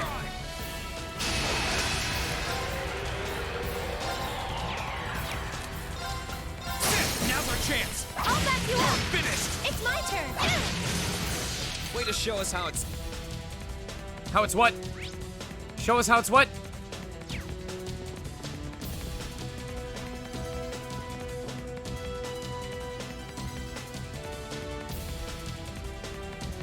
I hope nothing catches my clothes.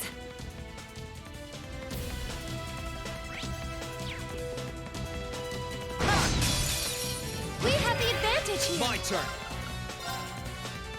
Second floor. Damn! I love how the first area they take you to after you get Spirit Unification or Awakener Call doesn't allow you to use Awakener Call. Okay, we're burning daylight. That's mean.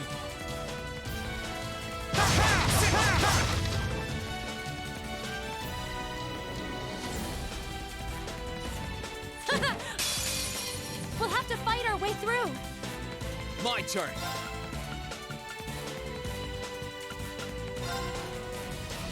Second floor. Damn! Okay! Sweet dreams! Okay.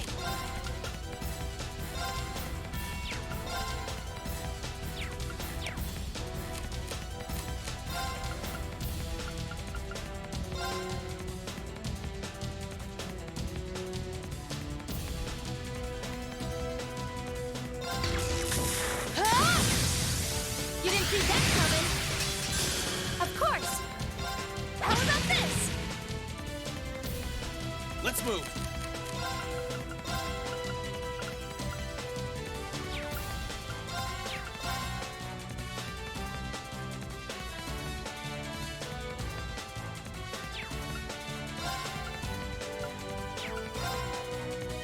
Yeah!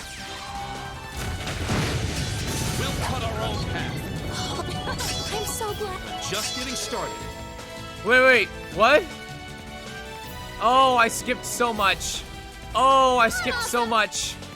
Oh, what did I do?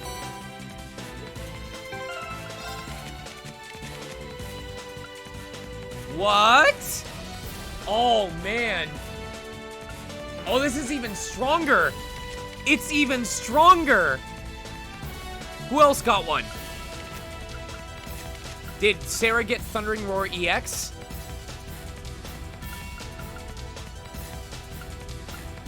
Okay.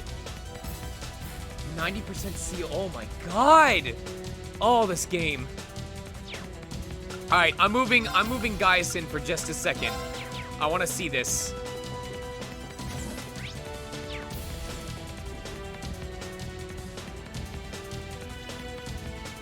I hope nothing catches my clothes.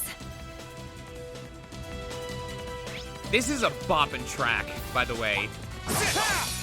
We'll have to fight our way through. You didn't beat them down.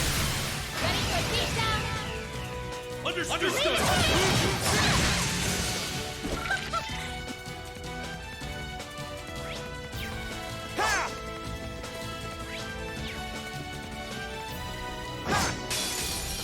Now's our chance. It's my turn.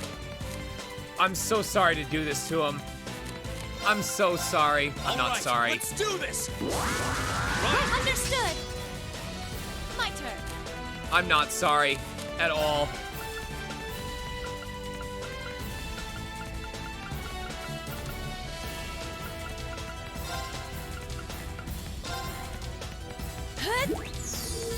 That was great.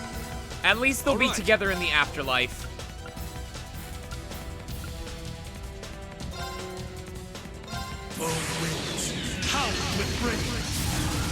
Two spears?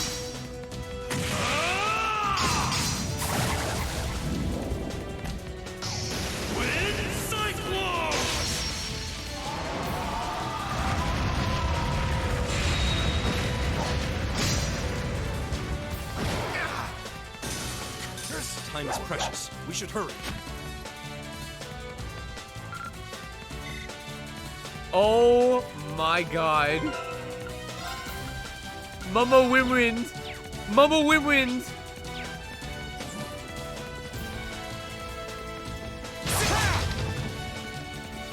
Mama Wimwind. Soldiers like fucking Win-Wind. Behold my two spears, Ma and Wind!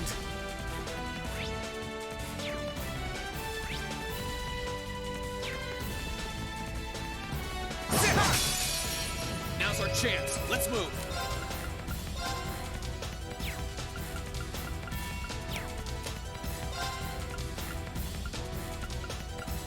I am so glad that I scanned.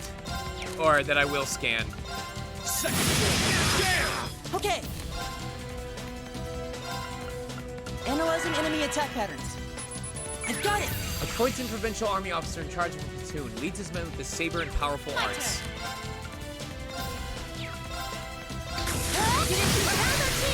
I'll back you up. Of course. Here I go. Overdrive! Here I go.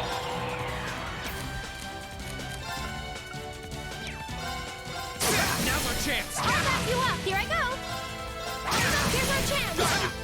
Here I go. Now's our chance. I'll back you up. Of course. The battle's over. But stay. Great. I'm so good. I should really stop skipping status stuff so often. Oh, baby. Oh, baby. Oh, baby.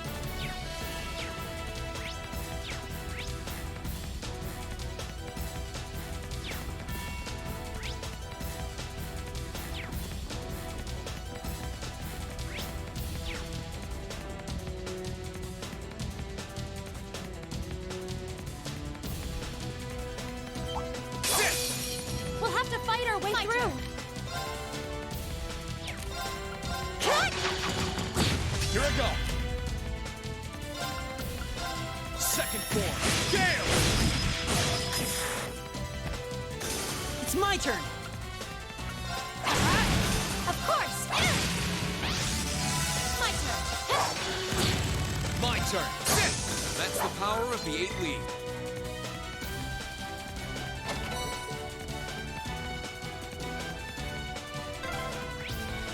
There sure are a lot of ducks here. It's a pretty old building. They've probably done a ton of expansion.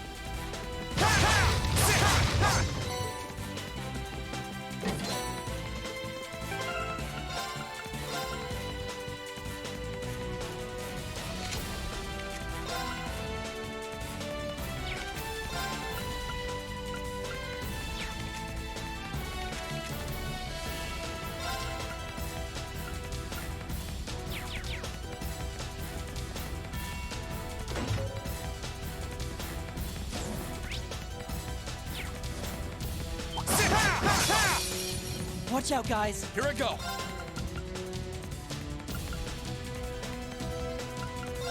Second form. Damn, now's our chance. I'll back you up! Finished. Right. Now's our chance. Ready, everyone? You got it! Okay. It's my turn. Let's move. It's my turn. It's my turn. My turn. Curse you! We'll cut our own path. All right, we can go to the next floor.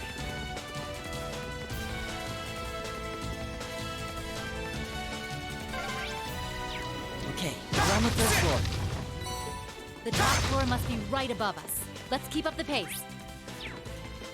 They just really wanted to show off the vent in this game.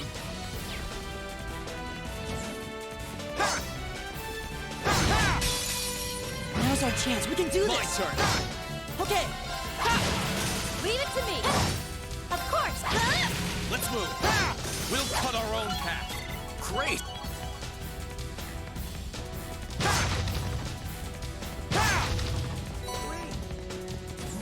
Thank you, G-Poo team, for the follow.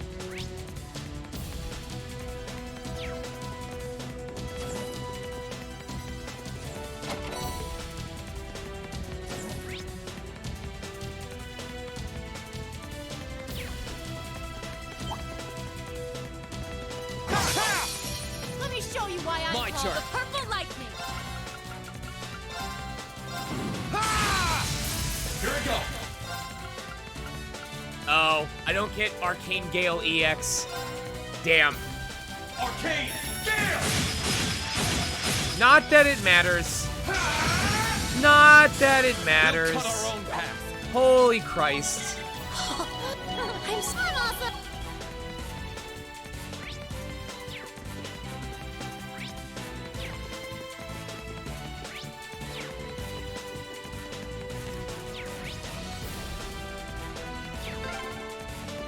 Sure are a lot of plastic stuff in the way.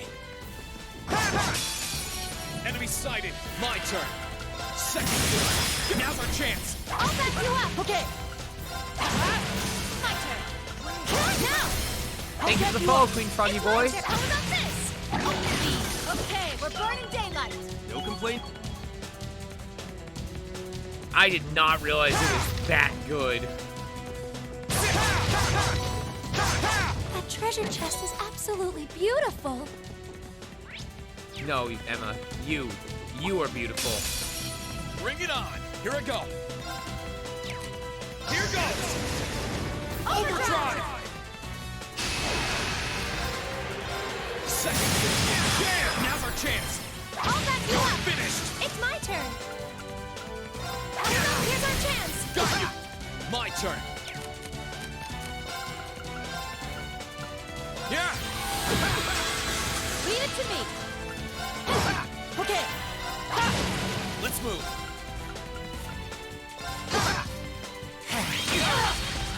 Here I go. How about this? Okay.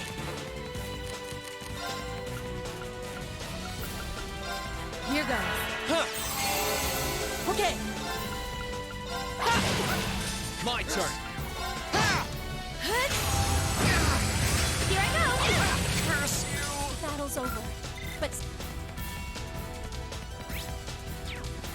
treasure chest is absolutely beautiful.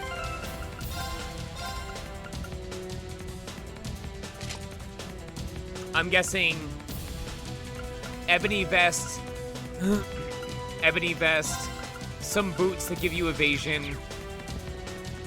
Basically, I can see how you can make Fee into a friggin' tank.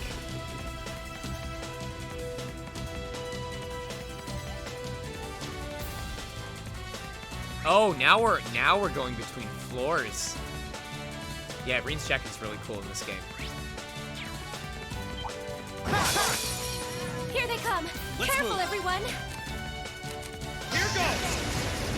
Overdrive! Second.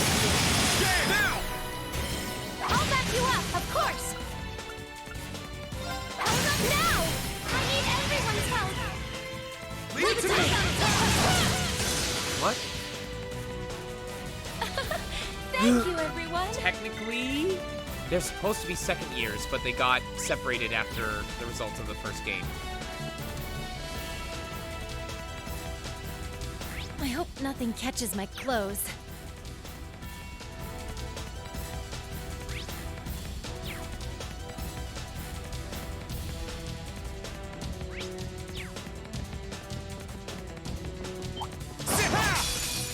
We'll have to fight our way My through. turn.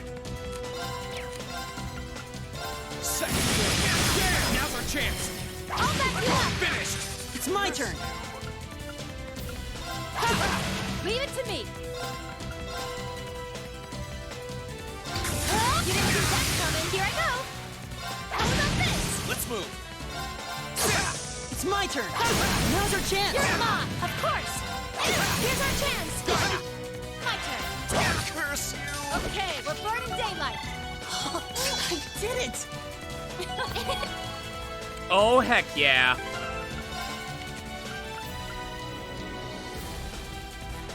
Two turns. Two turns of HP plus 50% at... Wait. He can overheal? Can he overheal?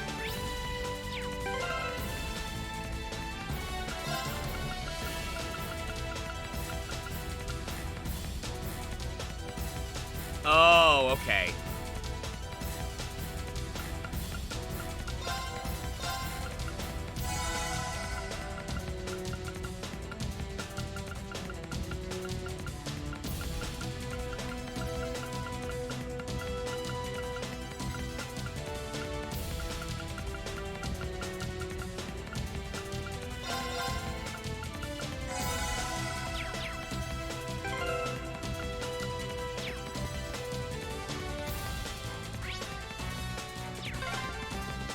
This is it. Fiona should be just beyond that door.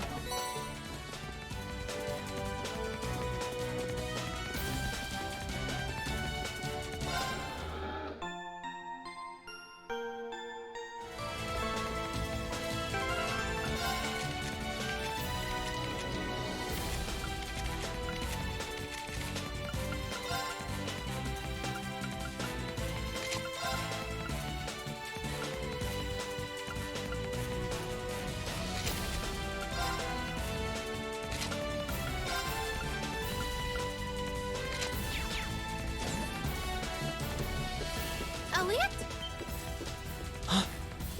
Fiona!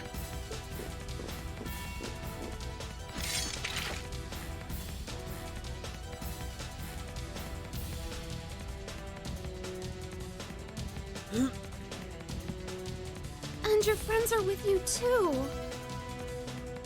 It's good to see you're safe, Fiona. Hiya, Fiona. Your knights in shining armor are here. I don't know how I can possibly begin to thank you. Of course we missed it. Hold on. Let me bring her back in. Let me bring her back in.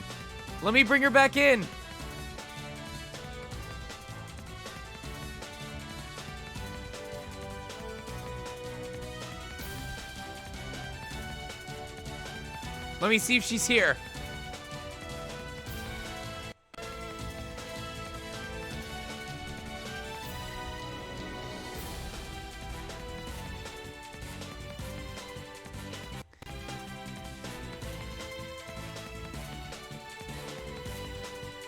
I reached her. She's saying my voice was so bad.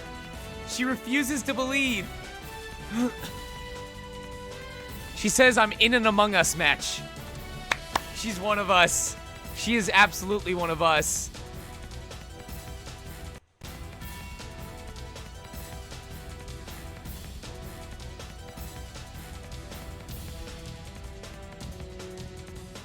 You guys better pour on the praise.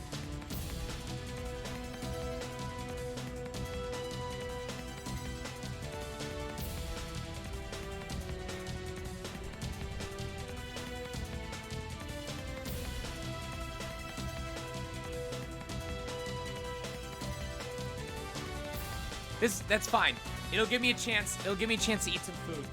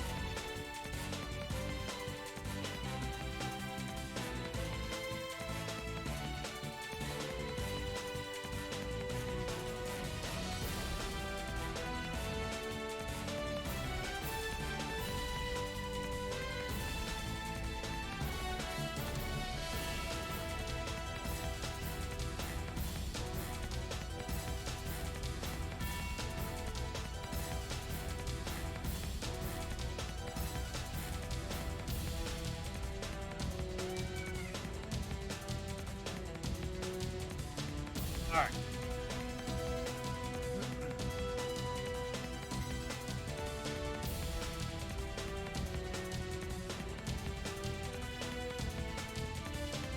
She's still in her Among Us match. I'm like, forget the Among Us match. Just vent over here.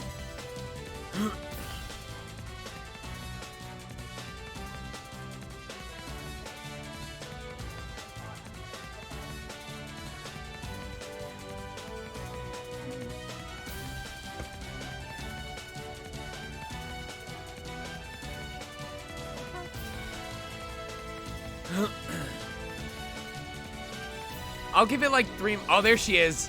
There she is. Perfect. Enjoy. Brittany, you don't get to talk crap about your performance, okay? You don't get to. Sit back and enjoy it. And just look at you, Elliot. You've grown so much since I last saw you. I'm so proud of you. Silence, girl. Do you have any idea of the situation hi. you're in?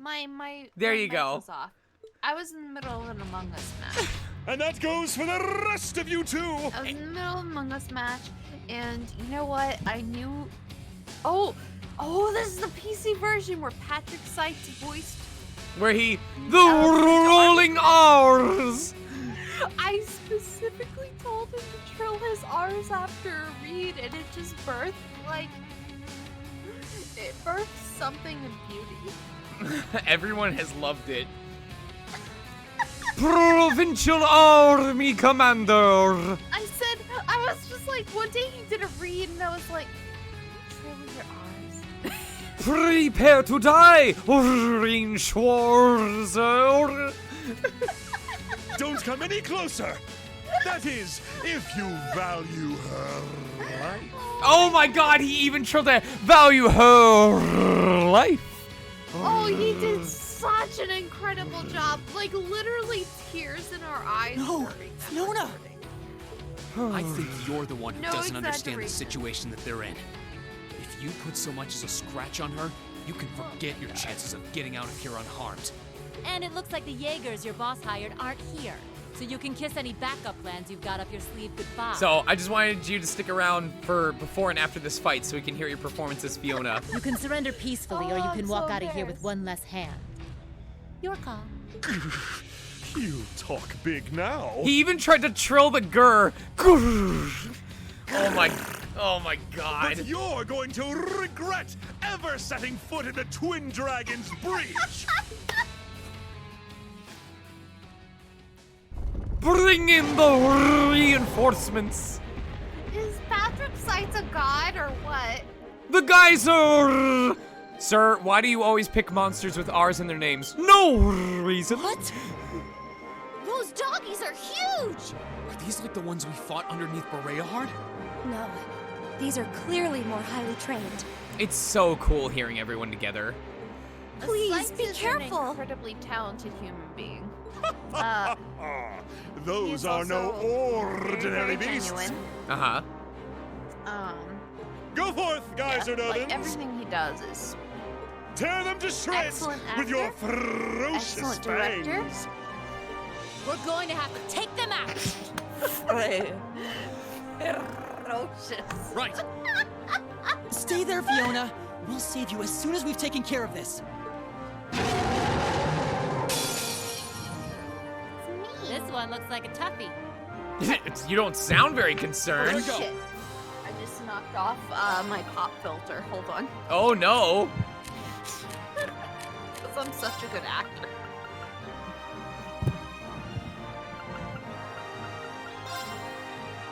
Be careful, everyone. Oh my god, it's so surreal hearing that.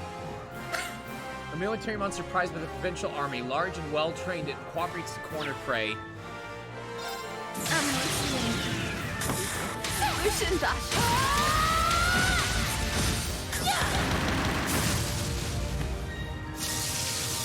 So were you sus or were you safe in Among Us? First match, I was sus. It's my turn. Second match, I was not.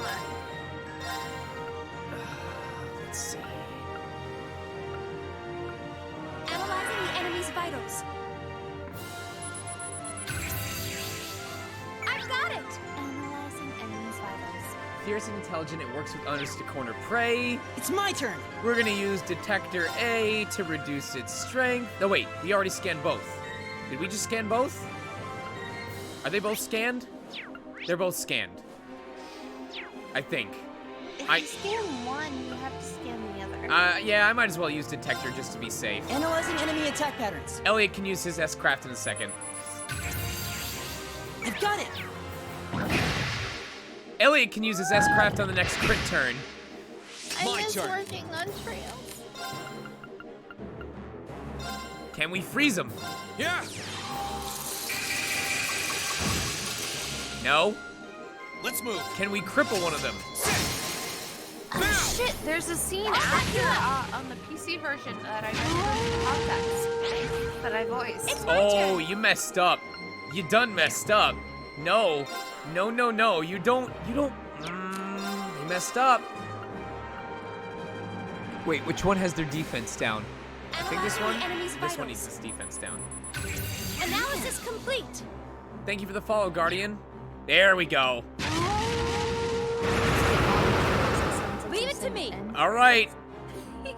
Oh, Elliot. No, you don't have your special ability. All right. Gather on my blade. I love how clean this strike is. It's so crisp. I remember during recording, you really wanted to record this. Yep. particular. I asked for you to give me multiple takes until I got one where it was super clean, and it sounds Yeah. great. It sounds great. Yes. Wow, this is really good. You are very It's my picky turn. about this. And it paid off, didn't it? Yes. I'm not saying. Time to begin. I'm okay with picky. Oh. Welcome, new galaxy! You know what I really like? Pure about breath of the Like, goddess. they still do that old school, like, Reside in my music extra, and heal my like, brains. special attack. Right? Finale! Oh! Elliot is LGBT. Confirmed. He is an LGBT ally. Oh, fuck.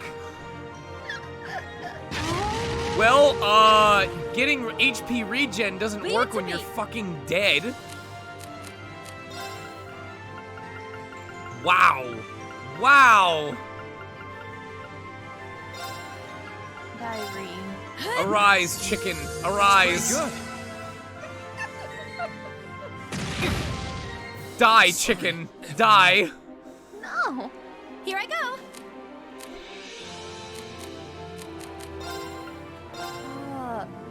It's really crazy.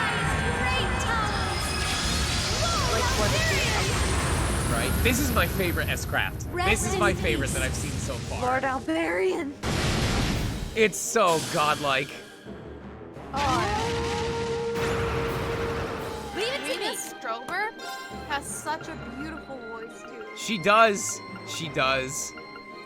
I literally, when I went into this, I auditioned for Emma because I knew what I wanted, but I didn't have the right voice for it in my head. Pretty good. And the second I heard her, I was like, she sounds like a Disney princess. And that's exactly what I went for. Leave it to me. I want a Disney princess. Oh, now she's dead. Right. This is, wow, this is easy mode. Imagine doing this on Nightmare. This is so dumb. Where's the item that I had? Yes. Of course. Crab Squad. Oh, BZ's representing with Crab Squad. Oh, we're so dead. We're so dead. Is Crab a Dark Souls reference? Might be? Oh wait, we can just do this. I don't know, because I feel like it's a Dark Souls reference. but We I could have don't done know this what the it whole is. time. We could have done this the whole time. My turn. You brought Claire with you. I brought her early on in the game, but when Sharon joined our party, then I brought Way Sharon. to show us how it's done. Great. I brought Tobal. So I ended up getting Sharon's accessory on this first playthrough. This can't be happening. There. We did it. I love Tobal's voice too. Ian Sinclair. Thank Oh, wait. goodness. You're all okay. I could have done this whole time. Here you go. Now you can watch it live. Me? Oh no! I think it's about time you toss that sword aside, don't you? I'm not finished yet.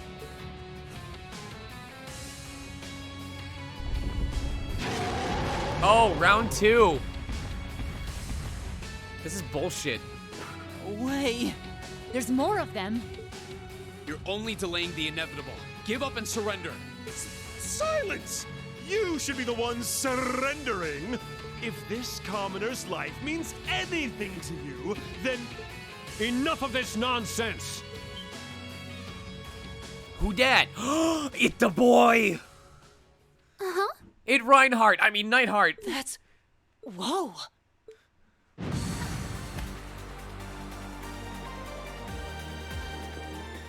Ah!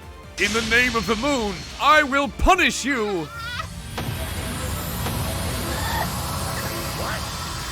As you can see, they were nothing more than helium balloons. Oh, shit!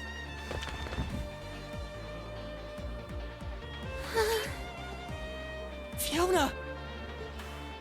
Instructor Nightheart. I'm pleased to see you all again.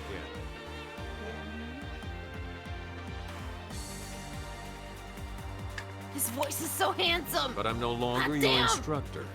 I've told people this was a full circle moment for me. I told you in the studio because I used to always listen to Cam Clark doing his special attacks in Tales of Symphonia, and to know that I was in a game with him was like. So you should address me as Major Nightheart now. Me? Like, when I Well, first look who showed up to steal all the So- glory. so it was Scooby-Doo on Zombie Island. Good to see you alive, Major Nightheart. Likewise.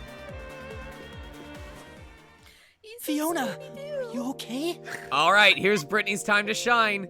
No, it's not. It's okay. I'm perfectly fine. Thank you, Elliot. For coming to save me. For being okay. Thank you. Thank you. I'm happy you're okay too. Look how loving. He accepts hugs from his sister. I'm so worried. Thank you, each and every one of you. So bad. How could I ever possibly repay you? We're just glad that you're all right. Getting to hear you play the piano again is all the thanks I need. You. You know, that's a thing. I can see where you feel like you need improvement, but I understand too, because I often fall prey to that desire to comic book bold, where every word has to be emphasized. Everything needs to be like punched. Yep. So And that it's is kind of a slow delivery because you're so focused on punching every one single line. one of the things I learned, and one of the things that my mentor taught me and I learned at workshops, is if you want to sound more human, just speed up. Just say whatever you're saying faster, and it will sound more like a human being. Because Go ahead. You know what annoys me about that is because I know The Lieutenant as a General should director. have this But fortress as soon as under you're in front of the control before long. microphone, as soon as you're in there, you're like, oh, they're playing a game. I gotta make sure they get the info. I don't want to run it by them too fast. And they're like, I didn't understand what he was saying. Like, I You swear can to relax, God, there's at so least for many now. times where I've told an actor, speed it up. Speed it up. And it'll sound more natural. And yet I didn't do it myself. Well, now that was a perfect way of exploring how, you know, if you think, no, I don't want to. I got to think of how to word this so I don't come off like an asshole. It is a very technical job. There is more to. No, I agree. Yeah, no, I'm just telling. This is evidence for chat that there are. Crispin Freeman teaches this in his workshops. There's the emotional actor and the technical actor. I try to balance both. I mean, you want to balance both of them. You have actors who they can sync on the first take of an anime dub. They can nail it on the first time every time, but they struggle to hit the emotional nuance because they're so focused on being at the right position in front of the microphone, on hitting the beats that they're supposed to hit, but it can come off sounding robotic. You get people like me who are way more emotional and want to deliver like the best performance, but it sometimes becomes exaggerated or it doesn't match with the lip flaps. They have the burning fire, it's just not controlled. So, I did. Go ahead. Oh, I did a Crispin Freeman workshop once. Yep. And like it was Oh My Goddess that we were trying to. Yep, I remember. match to. I remember that clip. And I remember like, and he was like, so what do you think you are? And I was like, I don't. An idiot sandwich. So, I am an idiot sandwich. So he said, why don't you just be the pure-hearted girl? And I remember thinking throughout the entire time, I only thought about that, and I didn't think of any more complexity beyond that in the moment. Yep. Even though as a writer, I can think of that. As an actor, not so much. Yep. It takes a lot of training, and I have not trained to that degree nearly. So I have utmost respect. If you plan to get into VO, just realize that there's as much a technical aspect, and you may be better at one than the other. You may, you'll have colleagues that are stronger at what you're weaker at, but as you grow, you will get better at finding that balance between bringing the emotional authenticity without taking yourself off mic or ruining the take through some other sort of glitch or error. And it's a balancing act. It's a job. It's a job. I know it's obvious, but it's like, it's a job. Oh yeah, it's absolutely a job. So, oh, chat's saying you should join us for live dubs. Would you ever want to take part? So we have this specialty stream that we do on Saturdays every so often where we go through a game and we live dub it. It's a community effort. So we get a bunch of people here in the channel like you are right now, and we assign roles or we cast roles, and they just read. As you can see, I'm sharing the screen with you on Discord, so you get it in real time, and they read the lines as they show up on screen. We've done Pokemon Mystery Dungeon DX, Ace Attorney, or Phoenix Wright Ace Attorney, the entire first game. We dubbed the entire first game, every single line. We did. The VODs are there. I played literally every Ace Attorney game. The VODs are there. We dubbed every single line of the first game. And we did Undertale, and we're about to do Deltarune after Cold Steel 4 comes out. I have to ask, who is Red White? Who was Red White? That was Austin Matthews.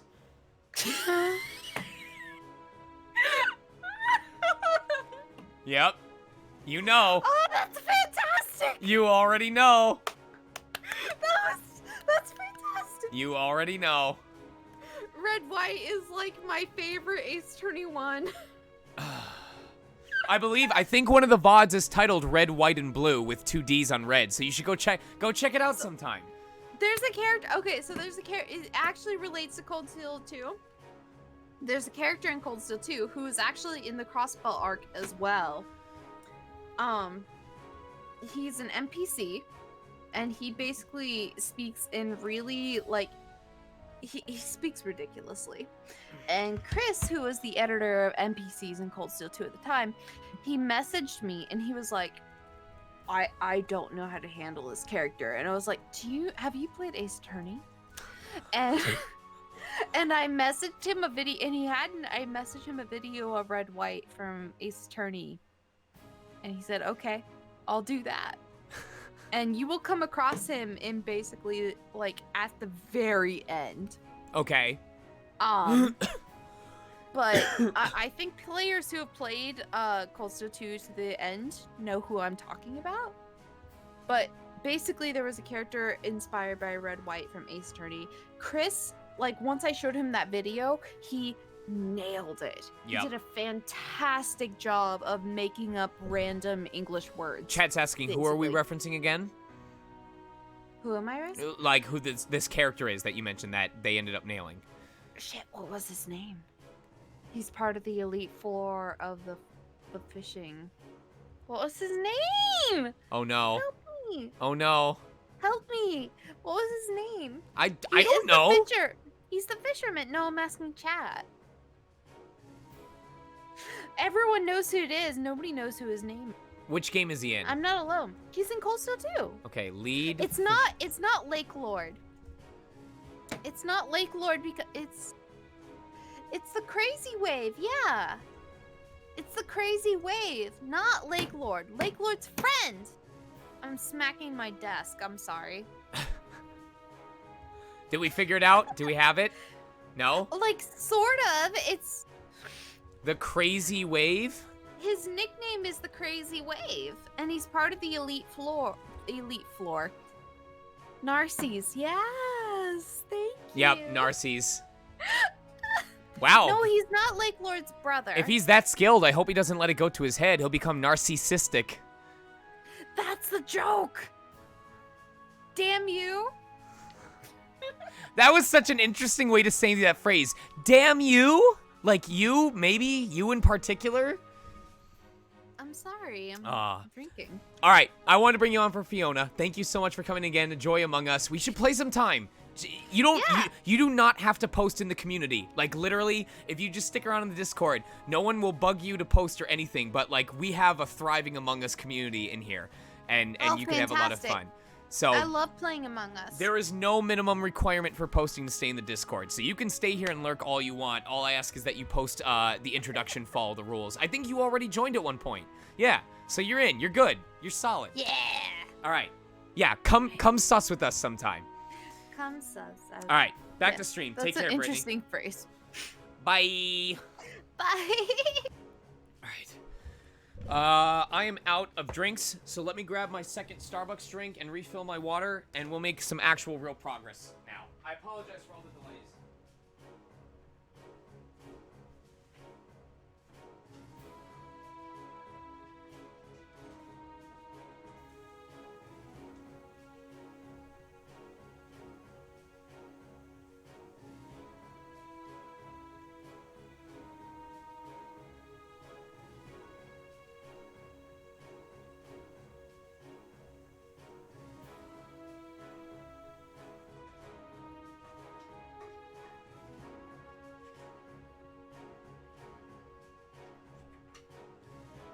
To be perfectly honest, oh, Starbucks drink.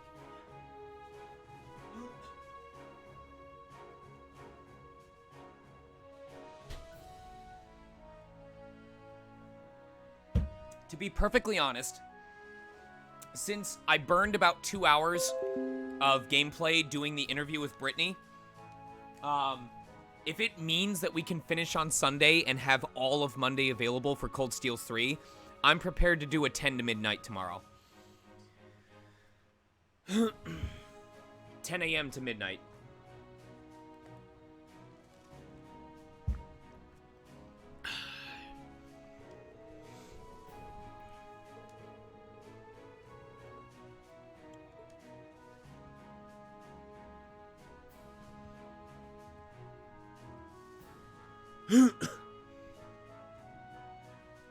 Also, I need to start marking down nicknames, because I know that there's a bonding event coming up.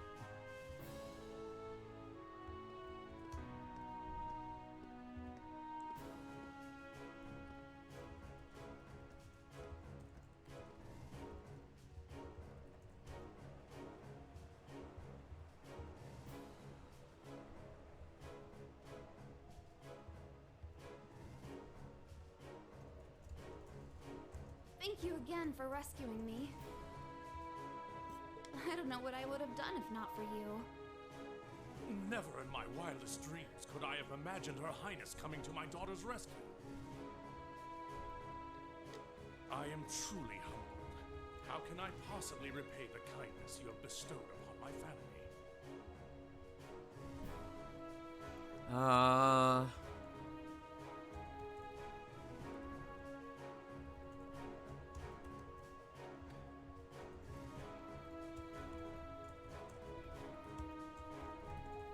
Okay. You needn't repay me for a thing, General. We're all just glad that everything ended without incident.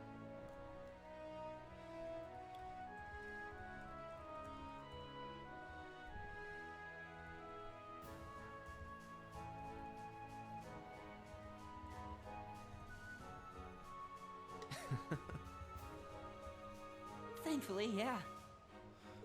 By the way, that was pretty slick timing on your part, Major. I thought you'd been acting separately from the 4th Armored Division all this time. Indeed. We were told you were in Western Arabonia. That's correct, actually. I was away getting in contact with the other divisions, the 7th included. Yesterday, however, I caught word that Miss Craig had been moved here.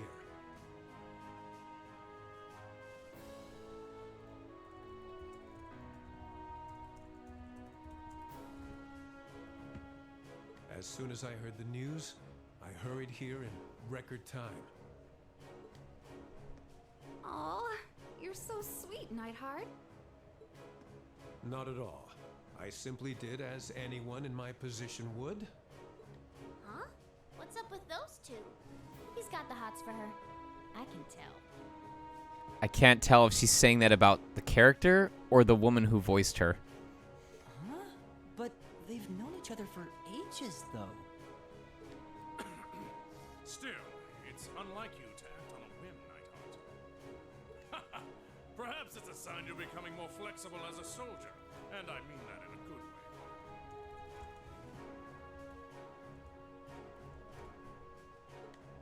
I do realize that, but it was in part due to receiving some guidance from a rather peculiar source.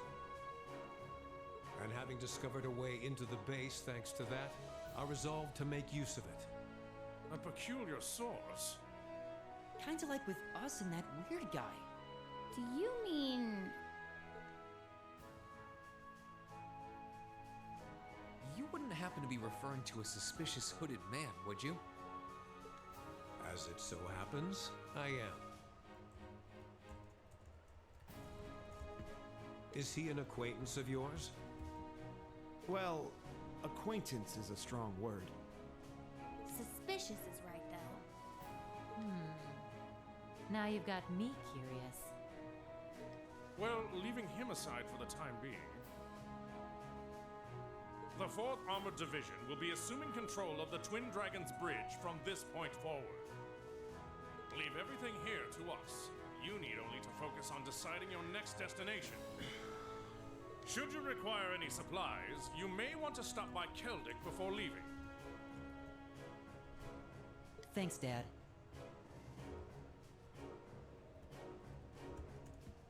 We are pretty short on supplies, so that sounds like an excellent idea in my book. While you may have ended up fighting alongside the Imperial Army this time, I do feel that there is significance in you continuing to act as a third faction. I will be wishing you well. Thank you, Major. Right back at ya. Catch you later, Fiona. Bye. Be safe.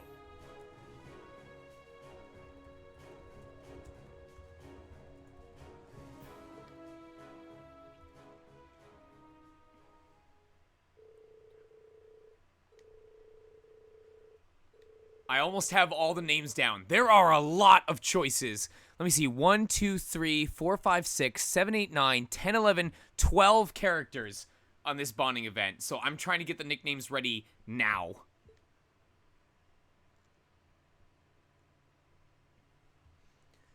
On the 18th day of December, I scrambled to write names.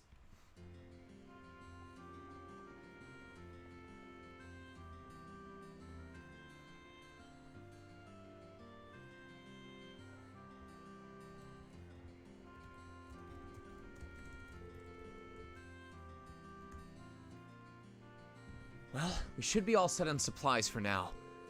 The townsfolk all seem pretty relieved now that the provincial army's gone, too. I'm so glad everything went well. We still have some time until we have to leave. I know Becky and Rosine are somewhere around here. Maybe I should catch up with them. I'm kind of curious what the rest of the gang is up to, too.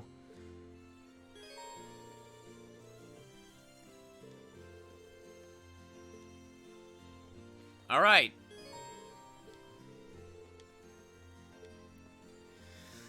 We have 5 points, and everyone only has 1 event, so you are voting for 5 people. I gotta put 2 more names in, and then I'll give you 2 minutes to vote.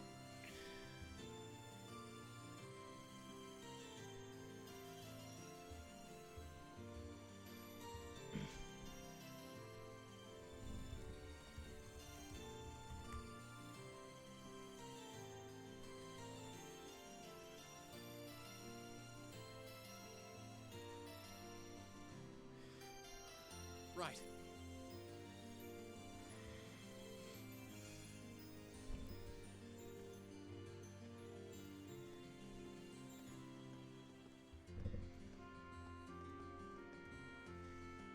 Here we go.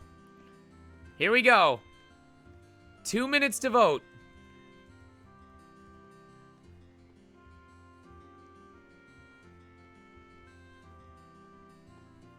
It ends at 4:19:30.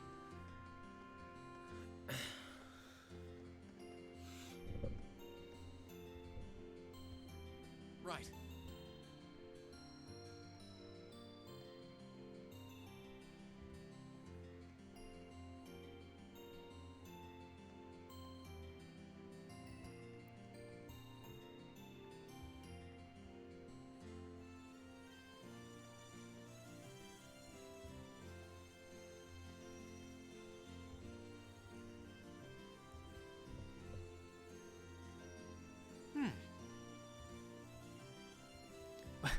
These names would mostly be super easy to figure out if you were paying attention for the past hour. Like, G-Bill. G-Bill would make sense if you've been watching the audio. Or you've been watching the game.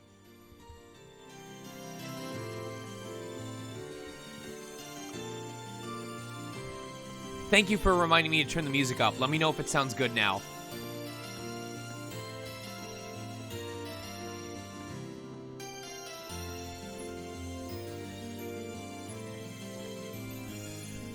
A bit too loud?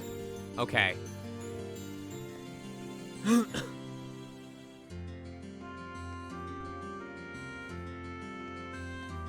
How about now?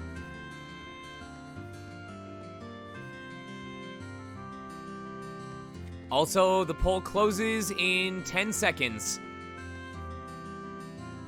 Alright, so I need to remember minus 16 dB. Remember this for me. Minus 6 for the mic, minus 16 for the music. Alright, it is closed. In 5th place is Femivert, Princess Alphin. In 4th place, Brittany has her own character. It's Sarah. In 3rd place, stop impersonating me, Thomas. It's Eustace. In 2nd place, oh no, I'm in danger. It's Emma. And in 1st place, the wheels of fate are churning. It's Elisa. Right. If you have any questions about what certain names were, let me know in chat and I'll tell you.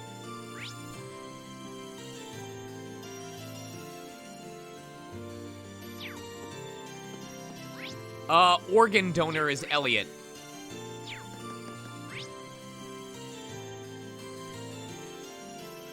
Yes, oh Captain, my captain was Toa.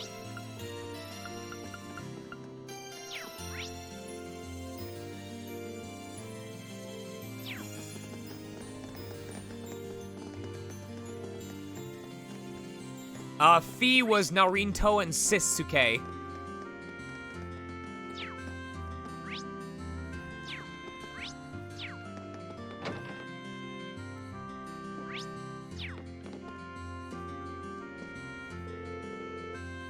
Oh, you're in your school uniform? What's the occasion?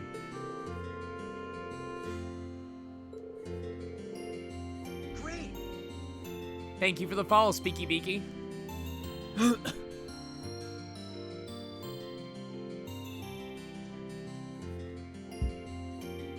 My brother is a Bluetooth dongle, was Milliam. Same here. It really suits you. Though, just seeing it, I can't help but wonder if Elise is all right.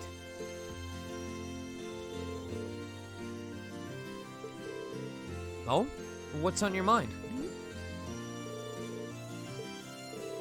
Should I ask her what's up?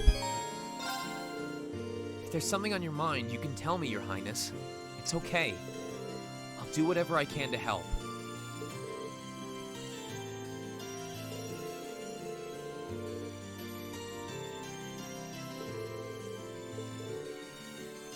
Is that what it is? She's in her school uniform, so I guess she could get away with it. No problem. I'd be glad to guide you around then.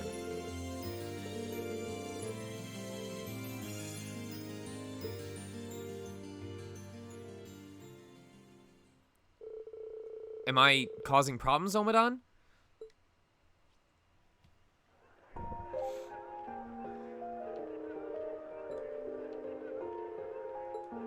I think that's all because of the merchants here. They work really hard to keep things going.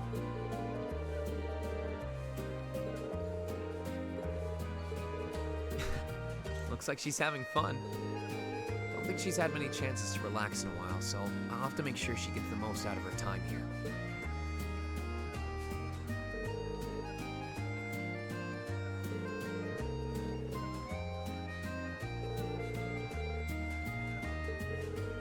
You've got a couple of years to go before you start thinking about that.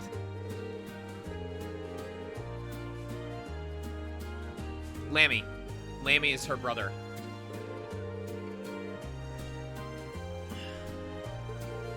Yeah, It'll probably stay that way until the war comes to an end, too.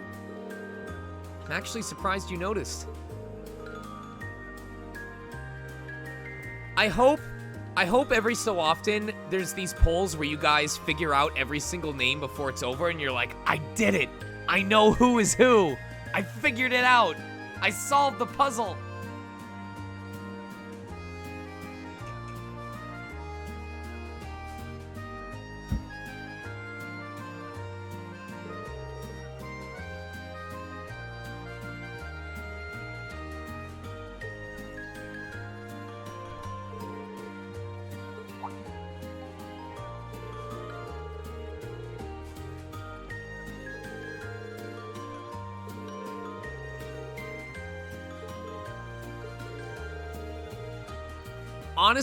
Honestly, here's the easy part. The easiest way to guarantee that you know which character names are which is to just pay attention to the stream. Because most of what's helping me come up with these nicknames is I relate them to recent events in the game. If I can't relate it to recent events, then I base it on something about the character.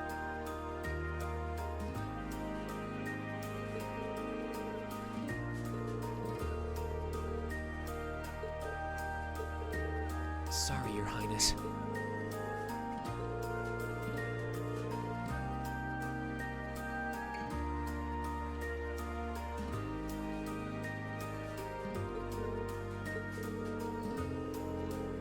It is basically a pop quiz on the stream.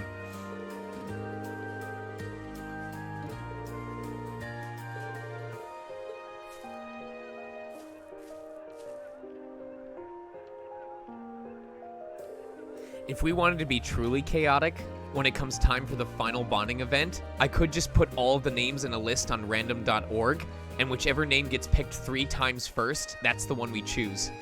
We'll leave it completely up to RNG. Are you alright, Your Highness?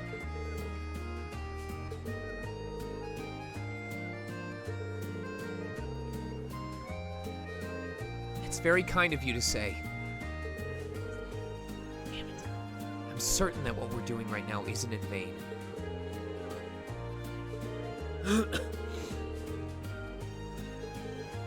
Exactly. Just don't forget that you're not alone in this.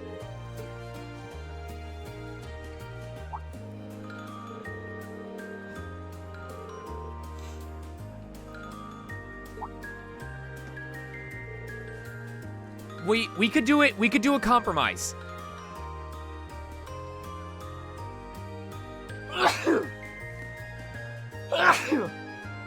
We'll do a compromise. RNG will decide the winner. It only votes once. But I will still hold a vote, and the number of votes that a character gets is how many times I put their name into the list.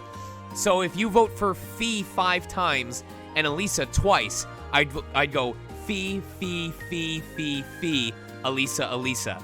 So Fee would have 5 chances to win and Elisa has 2. So the more votes a character gets, the better their chance of being picked. But it's not a promise. It's not a guarantee. Oh crap, this isn't good.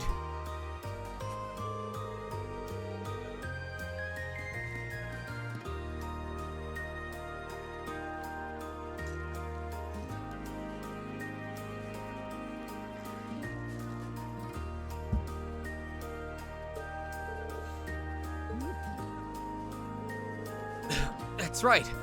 She's actually my little sister, you see.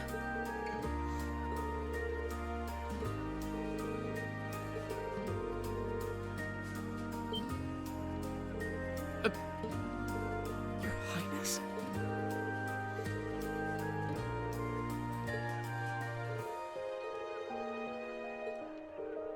Yeah, we sure do.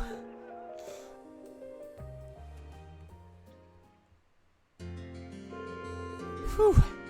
Looks like we managed to avoid outing you there. You definitely overdid it, though.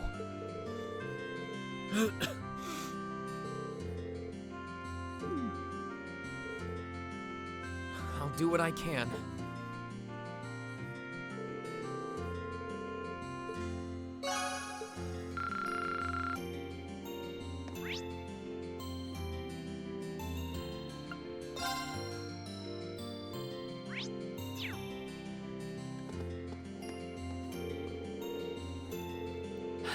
I should have known I'd find you here.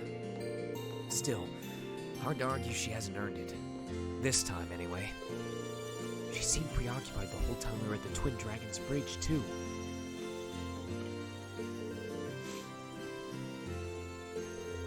Nothing much. Just be careful you don't end up getting so smashed you end up getting left behind here, okay?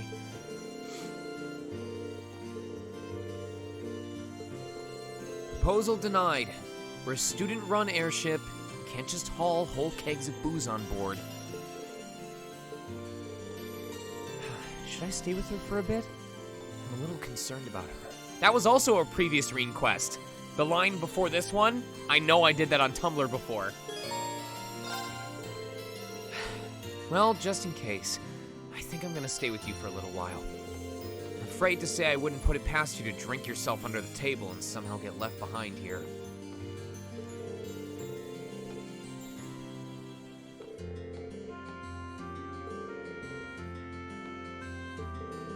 A tea would be fantastic, thanks.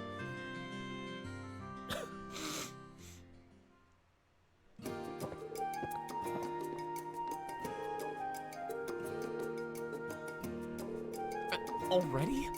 Aren't you chucking those down kind of fast?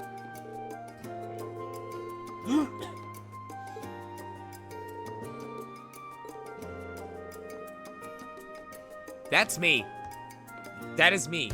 I get really tired when I drink. If I get drunk, if I drink too much, I'll throw up and then pass out. But if I drink the right amount, I just get like really chill and laid back and then I'll sleep as long as I hydrate, and then I'll wake up 2 hours later and I'm just back to normal. I'm boring when drunk. I am more exciting sober than I am drunk.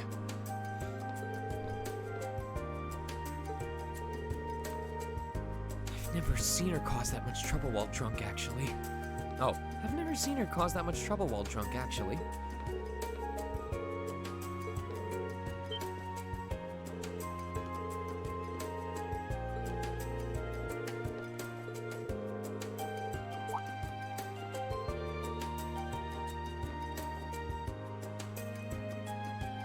Oh yeah, what KK's referencing is one time I went back to a friend's room. There were like 8 people in the room and we were playing TKO. And what did I do? Oh, right. So I created one slogan or something like that. Or I entered my name. And then the alcohol that I had made me tired, so I ended up laying my head on someone's lap and I passed out. So I never made a shirt. I never made any slogans. But the shirt that I was auto-assigned ended up winning the entire tournament. I literally won by not doing a single thing.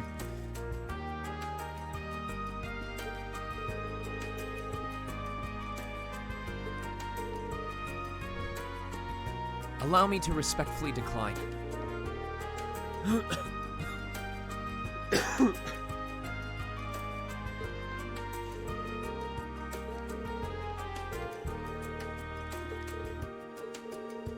Wait, we're really doing this?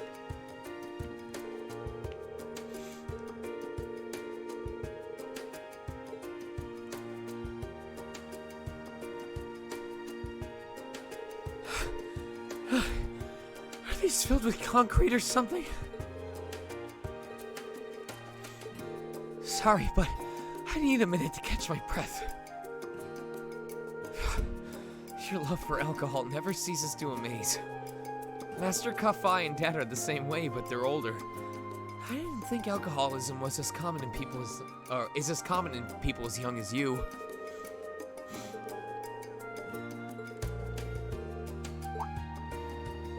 Oh? Would you mind if I asked you who you were copying?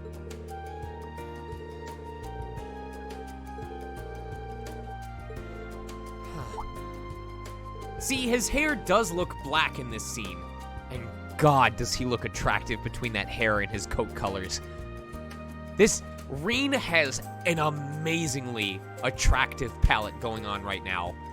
It's so solid.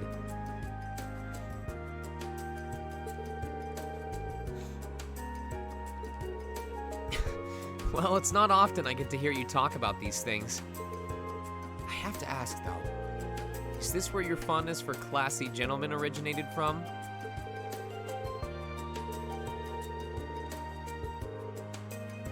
On it, fair maiden.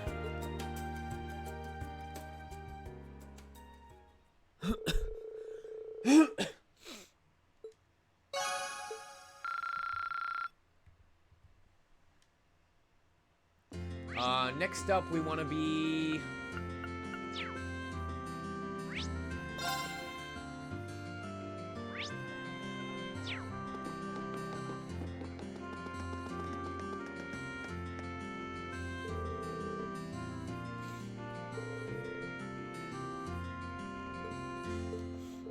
He looks incredibly uncomfortable to be here.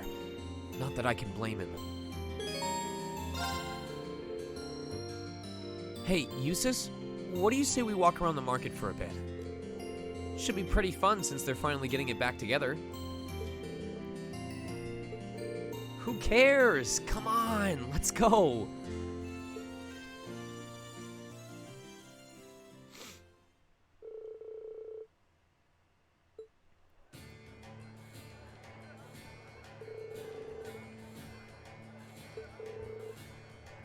Huh?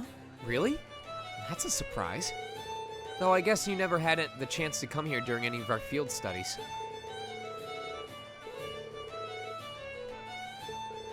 Well, that's all the more reason to make the most of our time here, right? Kind of a shame it's not nearly as bustling as it was the last time we were here.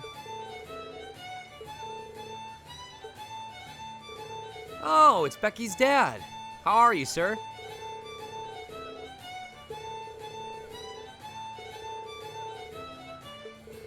Well, if you're offering, thanks.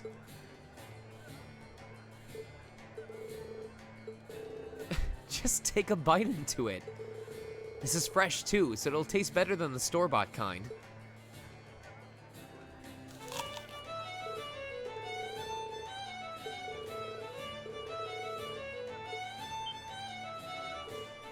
You knew?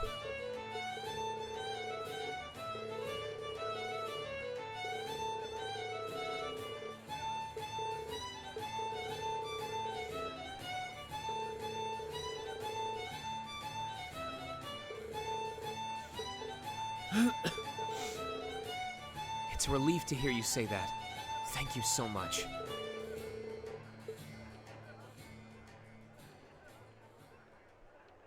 Twitch. Twitch. Twitch. What are you doing?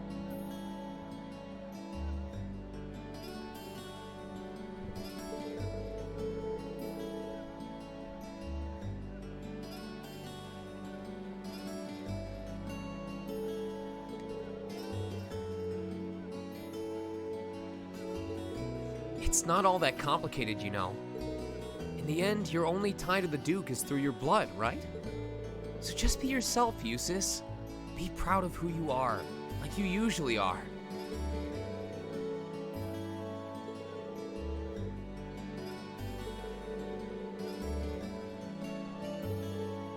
Good to hear.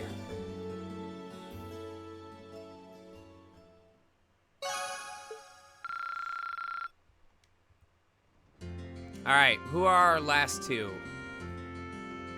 Emma and Elisa.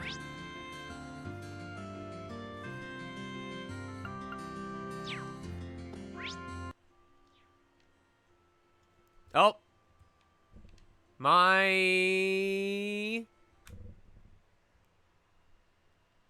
Elgato froze. Hold on.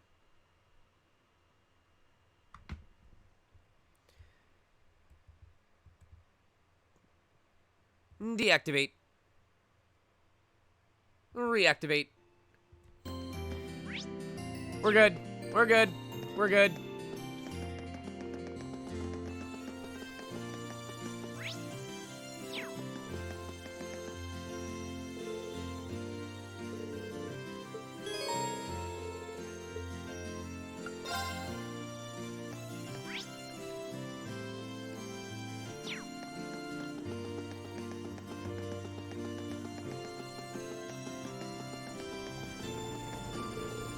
Planning on hitting the town, Emma?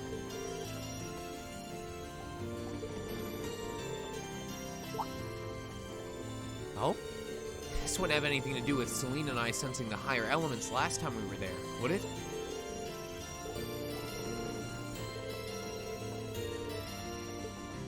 It might be a good idea for me to tag along with her anyway.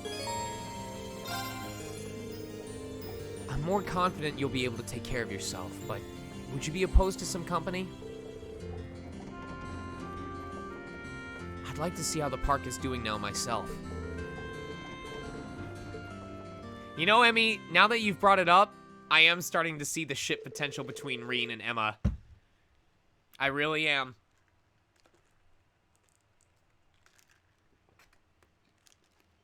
Emma seems like the strong, confident, capable adult that can help keep Reen grounded, because Reen is more of the wild child.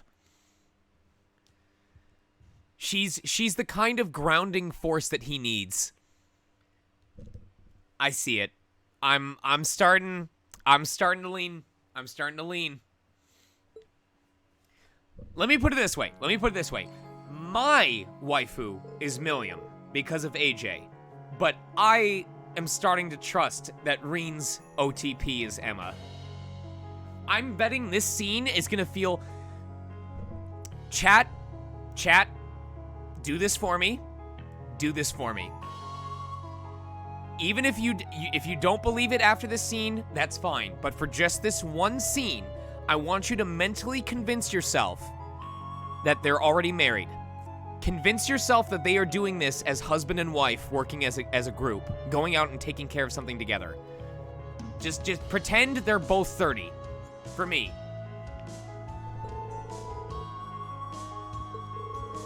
Fortunately, their effect seems to be limited to within the park itself. You don't think that there could be a cryptid here like Lohengrin Castle, do you?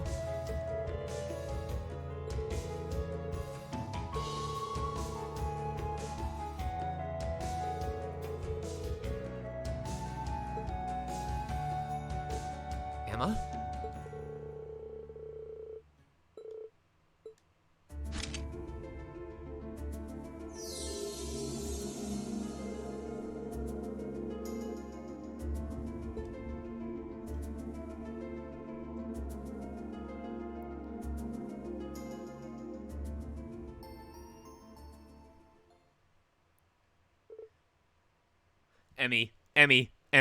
Emmy, I just had a thought in my head. That's gonna drive you fucking wild.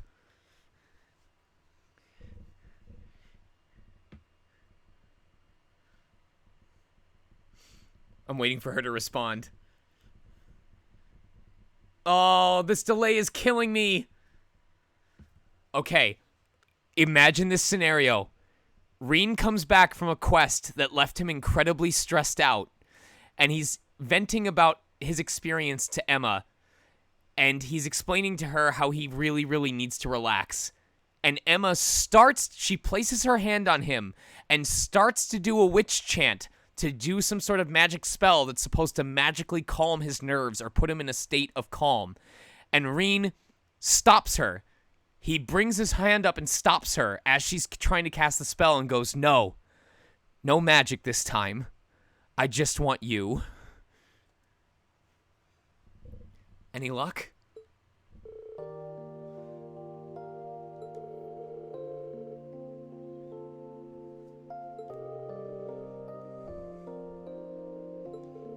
Oh. Well, at least you tried. Is something wrong?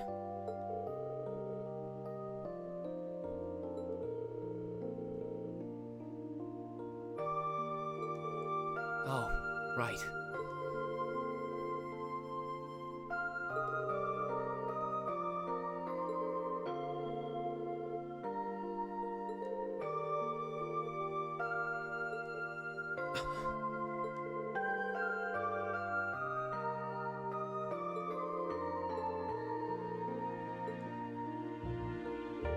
You keep saying always, Emma. No one's born with the ability to do everything perfectly from the start. Except for Troy Baker. He kind of fucked over voiceover for several decades. Just like with my swordsmanship, there's always going to be someone who has more experience. So rather than beat yourself up for not matching up, you should take it one step at a time instead.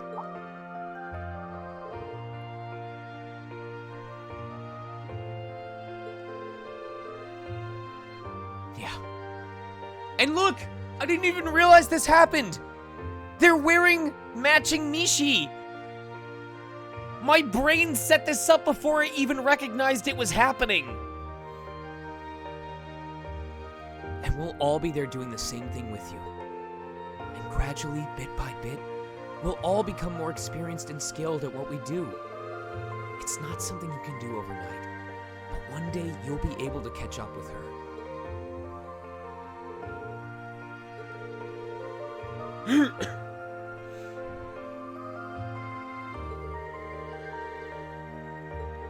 I don't mind at all, really. We all get that way sometimes. Anyway, we've come all the way to the park. Want to walk around and relax some?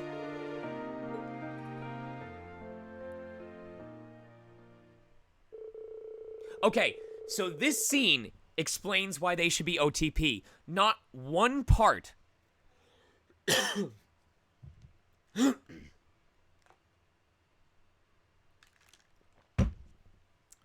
Not one part of that conversation was about awkward phrasings or awkward comments or having trouble describing their feelings towards each other. They both worked on a common task as a team. There was a mutual respect that didn't have to be sussed out through conversation. That is what mature love, and I don't just mean romantic love, that is what mature love towards another human being is like.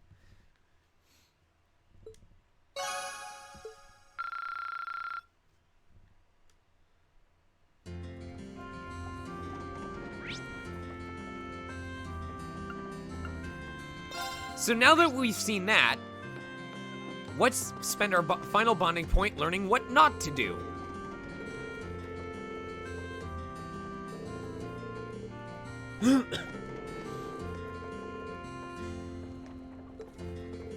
Should I ask if she wants some company? Mind if I looked around with you?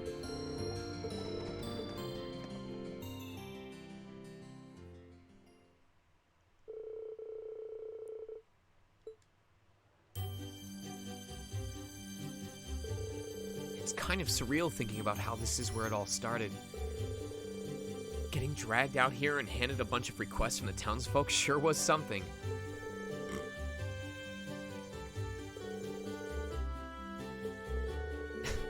So it all makes sense now that we know she's a former bracer. And thanks to all those field studies, we learned how to think and operate independently.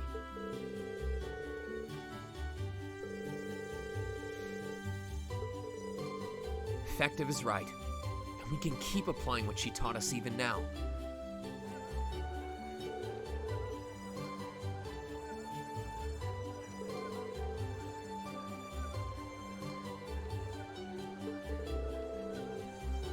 Definitely.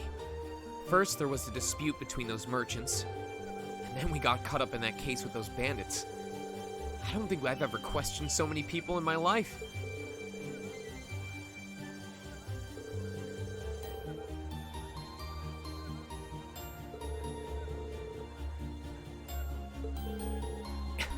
Way to inflate a guy's ego. All that's left now is the highway. Listen. The only kind of rich my woman needs to be is in character. Great. All that's left now is the highway. Granted, we can't really go too far out. Thanks for the follow, Talder.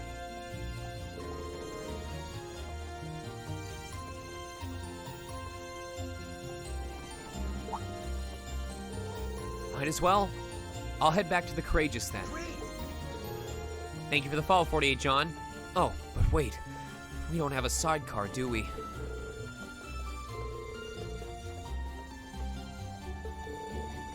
Sure, we can do that.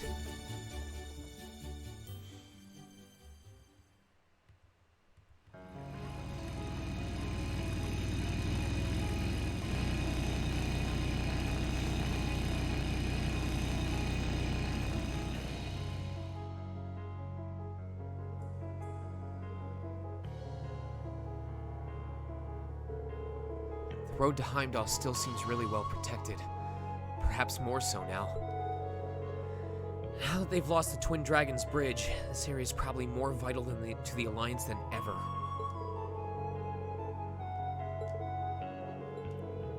Don't worry, our day will come. It might not have been our intention, but we played a part in liberating Keldic. I will try and liberate Trista and the Academy the same way.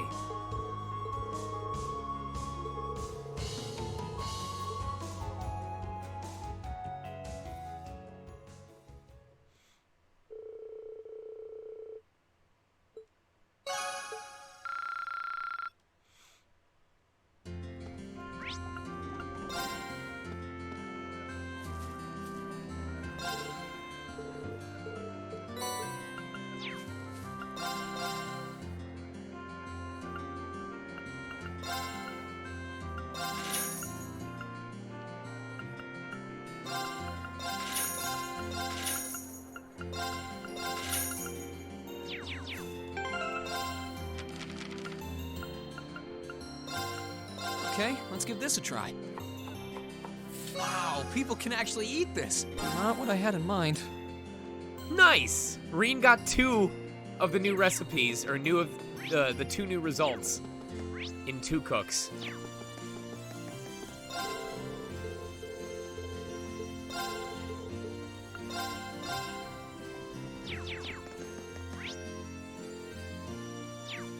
I think Reen is holding Elisa back. I think Reen is directly responsible for Elisa not developing the way that she could.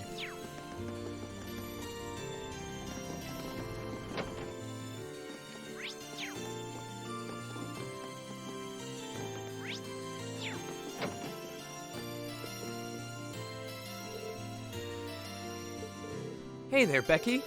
You're looking much better than the last time we saw you.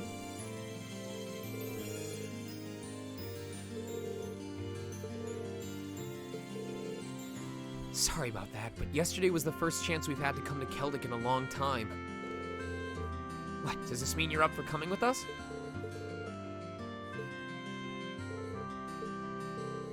I didn't think you would. More than glad to have you aboard. We landed the Courageous not far from here, so I can introduce you to everyone late.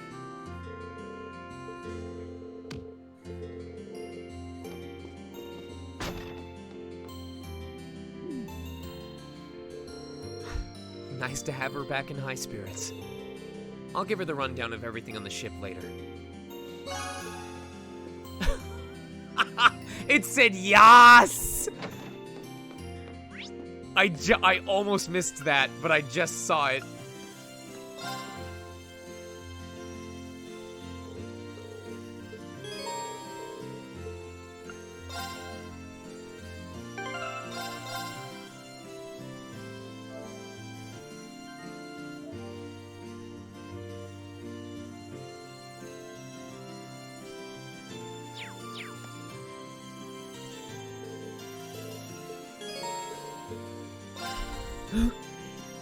Leaving so soon?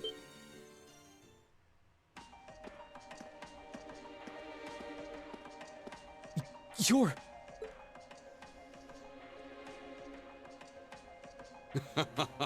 I see you remember me after all. That's quite the honor, Reen Schwarzer. Just who in the world are you? I'm aware how you've been supporting both us and Major Nighthawk from the shadows. But you're a little too suspicious for your own good. Why do you know my name? What exactly are you trying to accomplish? There's no need to be hasty, but the time has finally come for me to reveal my true identity to you.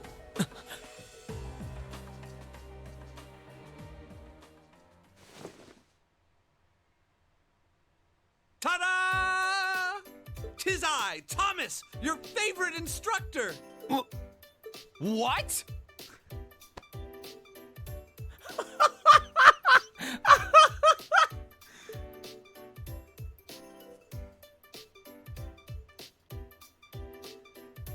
It's certainly been a while since you've enjoyed the bliss of one of my enthralling lessons, hasn't it? I trust you've been doing well. Why are you of all people here? Wait, no. The better question is, why were you in disguise in the first place? An excellent question. And fortunately, one with a simple answer as well. You see, Open your damn I simply eyes. wanted to avoid any trouble that might arise if anyone were to place me as one of Thor's instructors. Open your eyes! I must be a master of disguise, because it works so well that no one ever suspected me. I think I need a minute to process all of this. So you're the one who helped us back at the Twin Dragons Bridge? Indeed, 'twas I. My goal was to aid you as covertly as I could manage. But there's no need to lurk in the shadows any longer. I pledge my support, my life, my love. From now on, you can sleep easier at night knowing I'll be right there.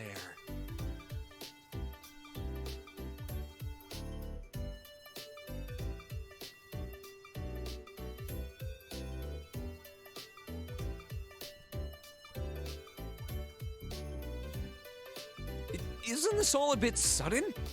Though, I suppose it will be helpful to have another instructor on board.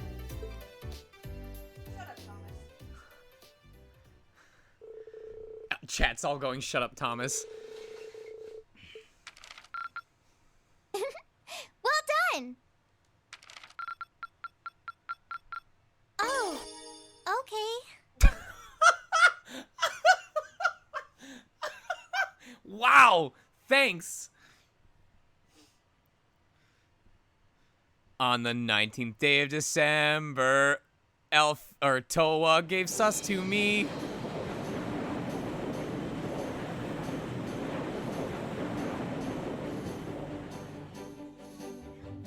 Oh, there was a pill bug. He's rescued. Here. This is our meeting spot for insects. Right here.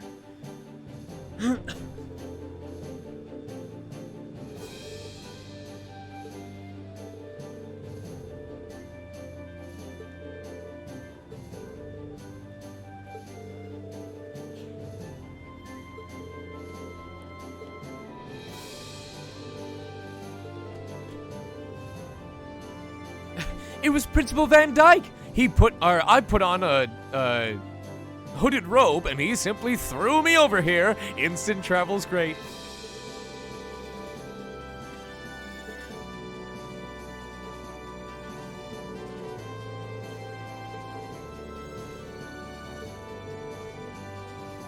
Tell me about it. We have so much to be thankful for.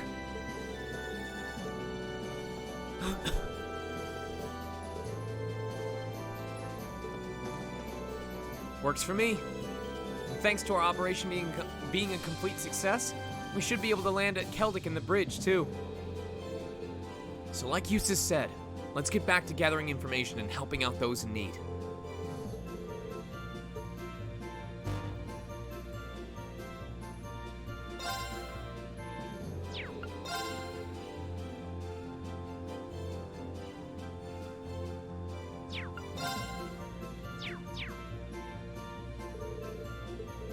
I certainly wasn't expecting to see one from Major Neidhart, especially one involving Valimar.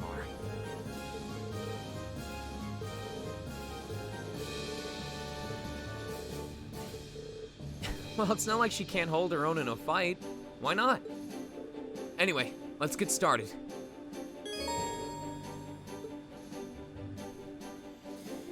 Oh boy, more voting.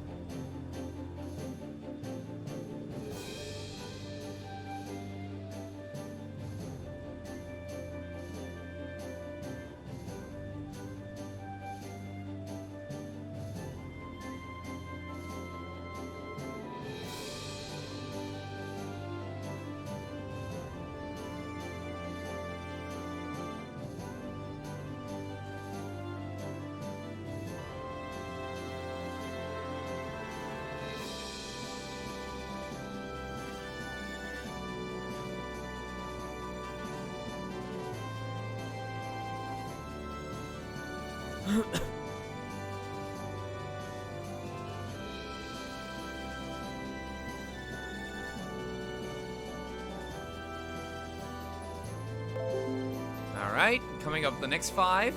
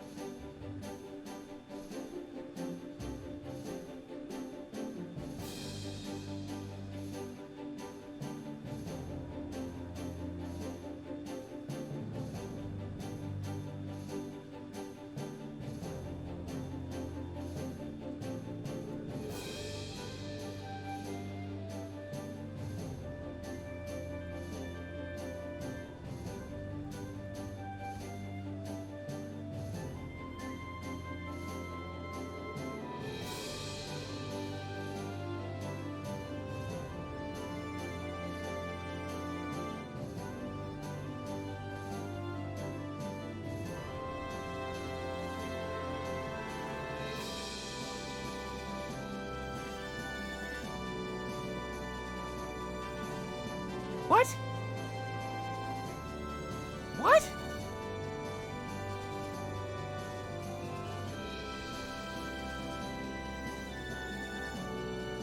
Okay.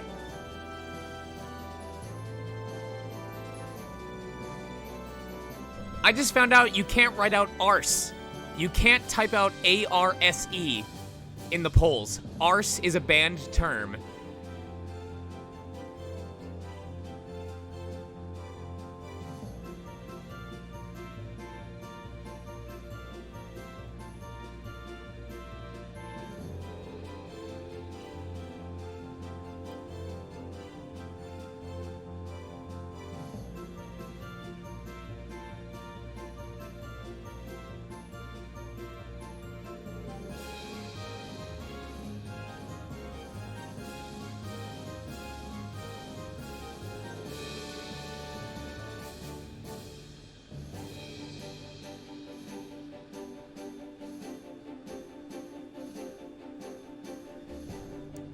I feel like chat's about to be surprised. I feel like chat's about... I can see why chat voted for one of them, but I don't think it's what you guys expected.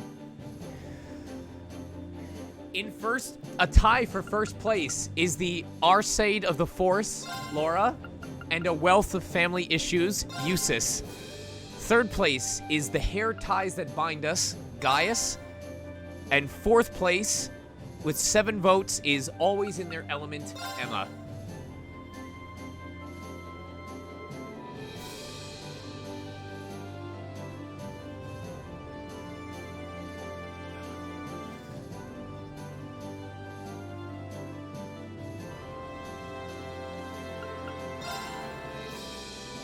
Danger Putty Enthusiast was Fee.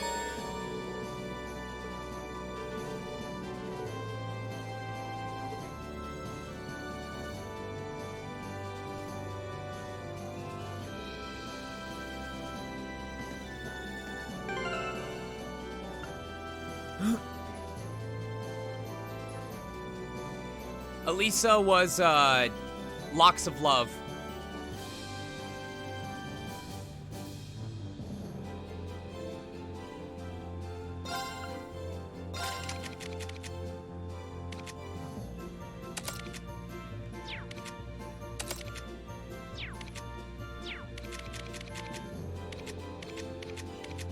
Oh my god, why would you guys do this to me?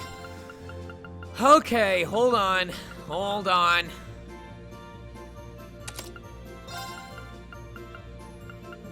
Oh, this sucks.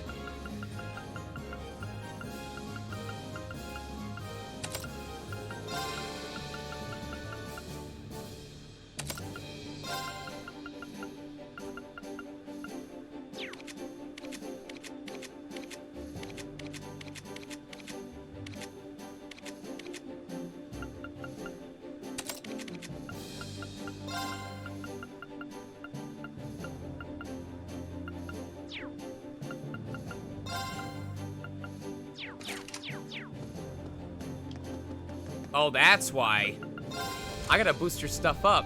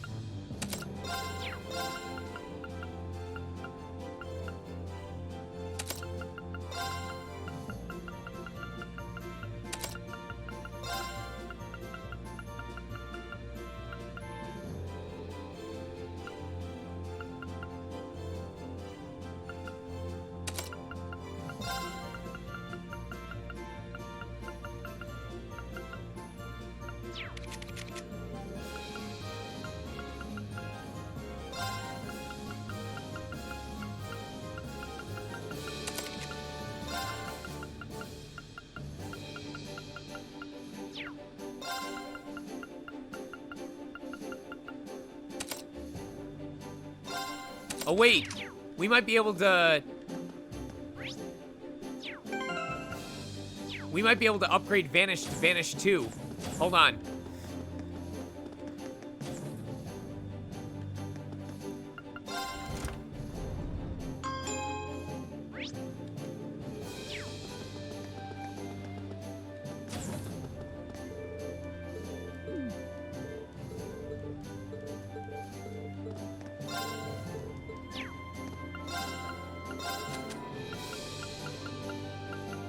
Oh, yeah, baby! We have exactly...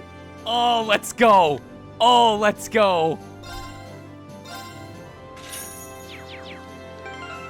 Exactly enough.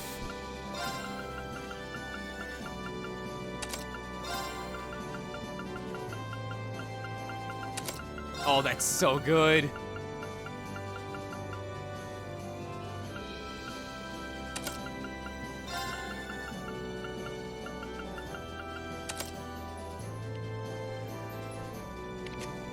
Because Laura has the Sword of Deletion. I don't make the rules, I just follow them.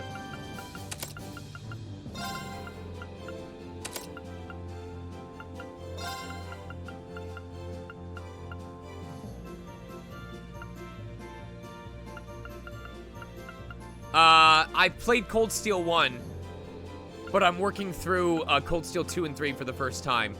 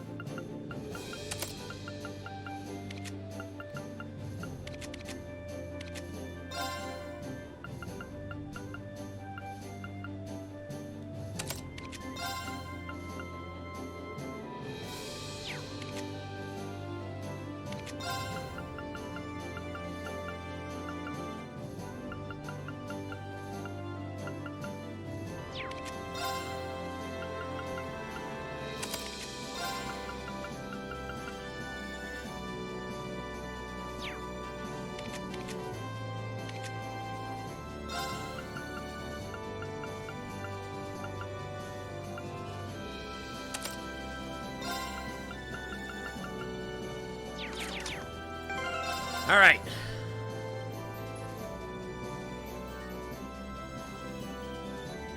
Wait, what is going on?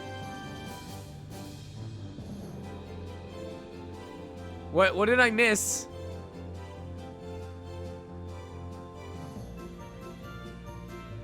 The poll's gone already. If you did a poll on the Twitch channel, I completely missed it.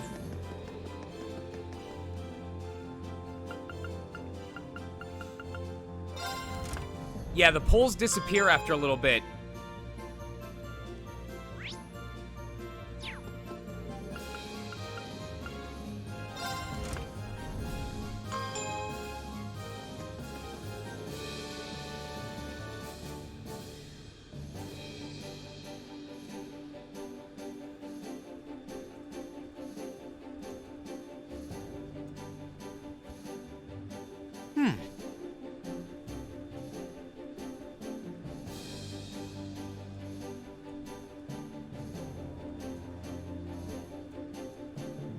Right.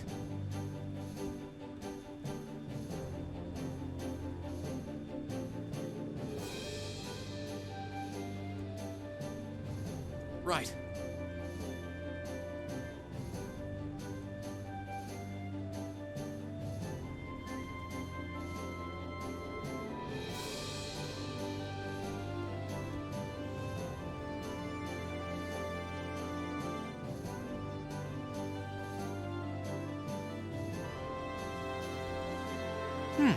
Did anyone screenshot the poll or something? Because if it was hosted on Twitch, I completely missed it. I didn't see any of it. I don't know what this is talking about.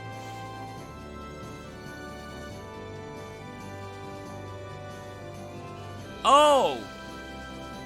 Oh, I was actually literally about to go do Blade. I was looking at the guide, and after I finished setting everyone up, it said, make sure to play Blade 2 with 5 characters. Right.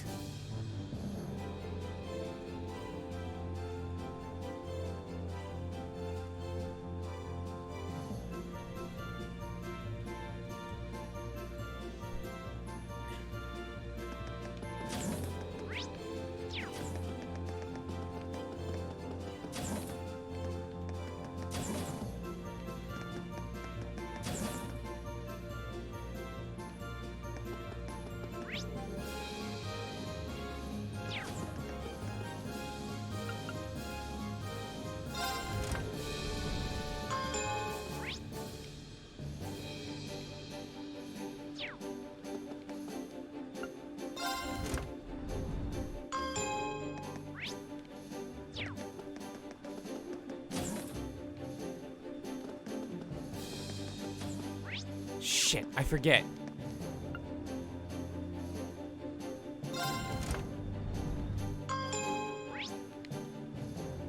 Where are the etc.?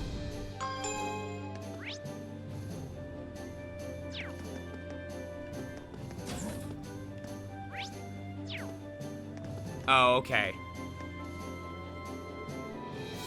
All right. Oh boy. Here we go.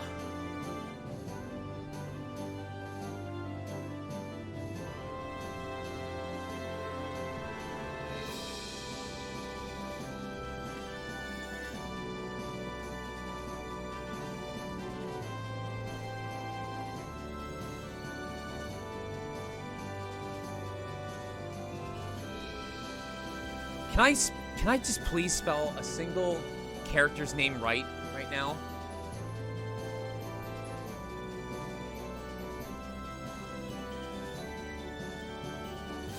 Here we go. 1 minute to vote. Oh, shit. There you go.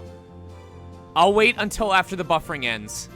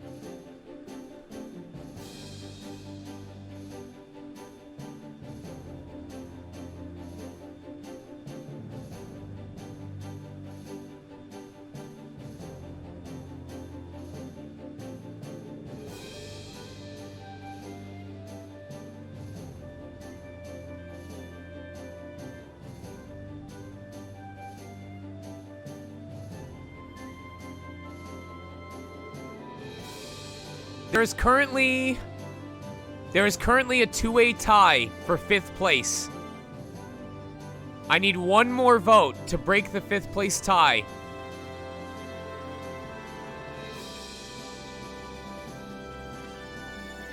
Someone needs to get to 4 votes.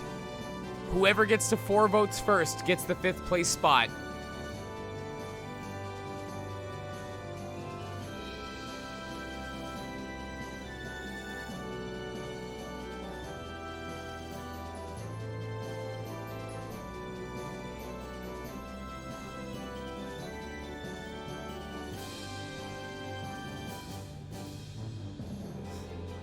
It's now a 3-way tie. There we go. We got it. We got it. We got it. Elisa, Emma, Sarah, Fee, and Laura. All girls. Elisa, Emma, Sarah, Fee, and Laura.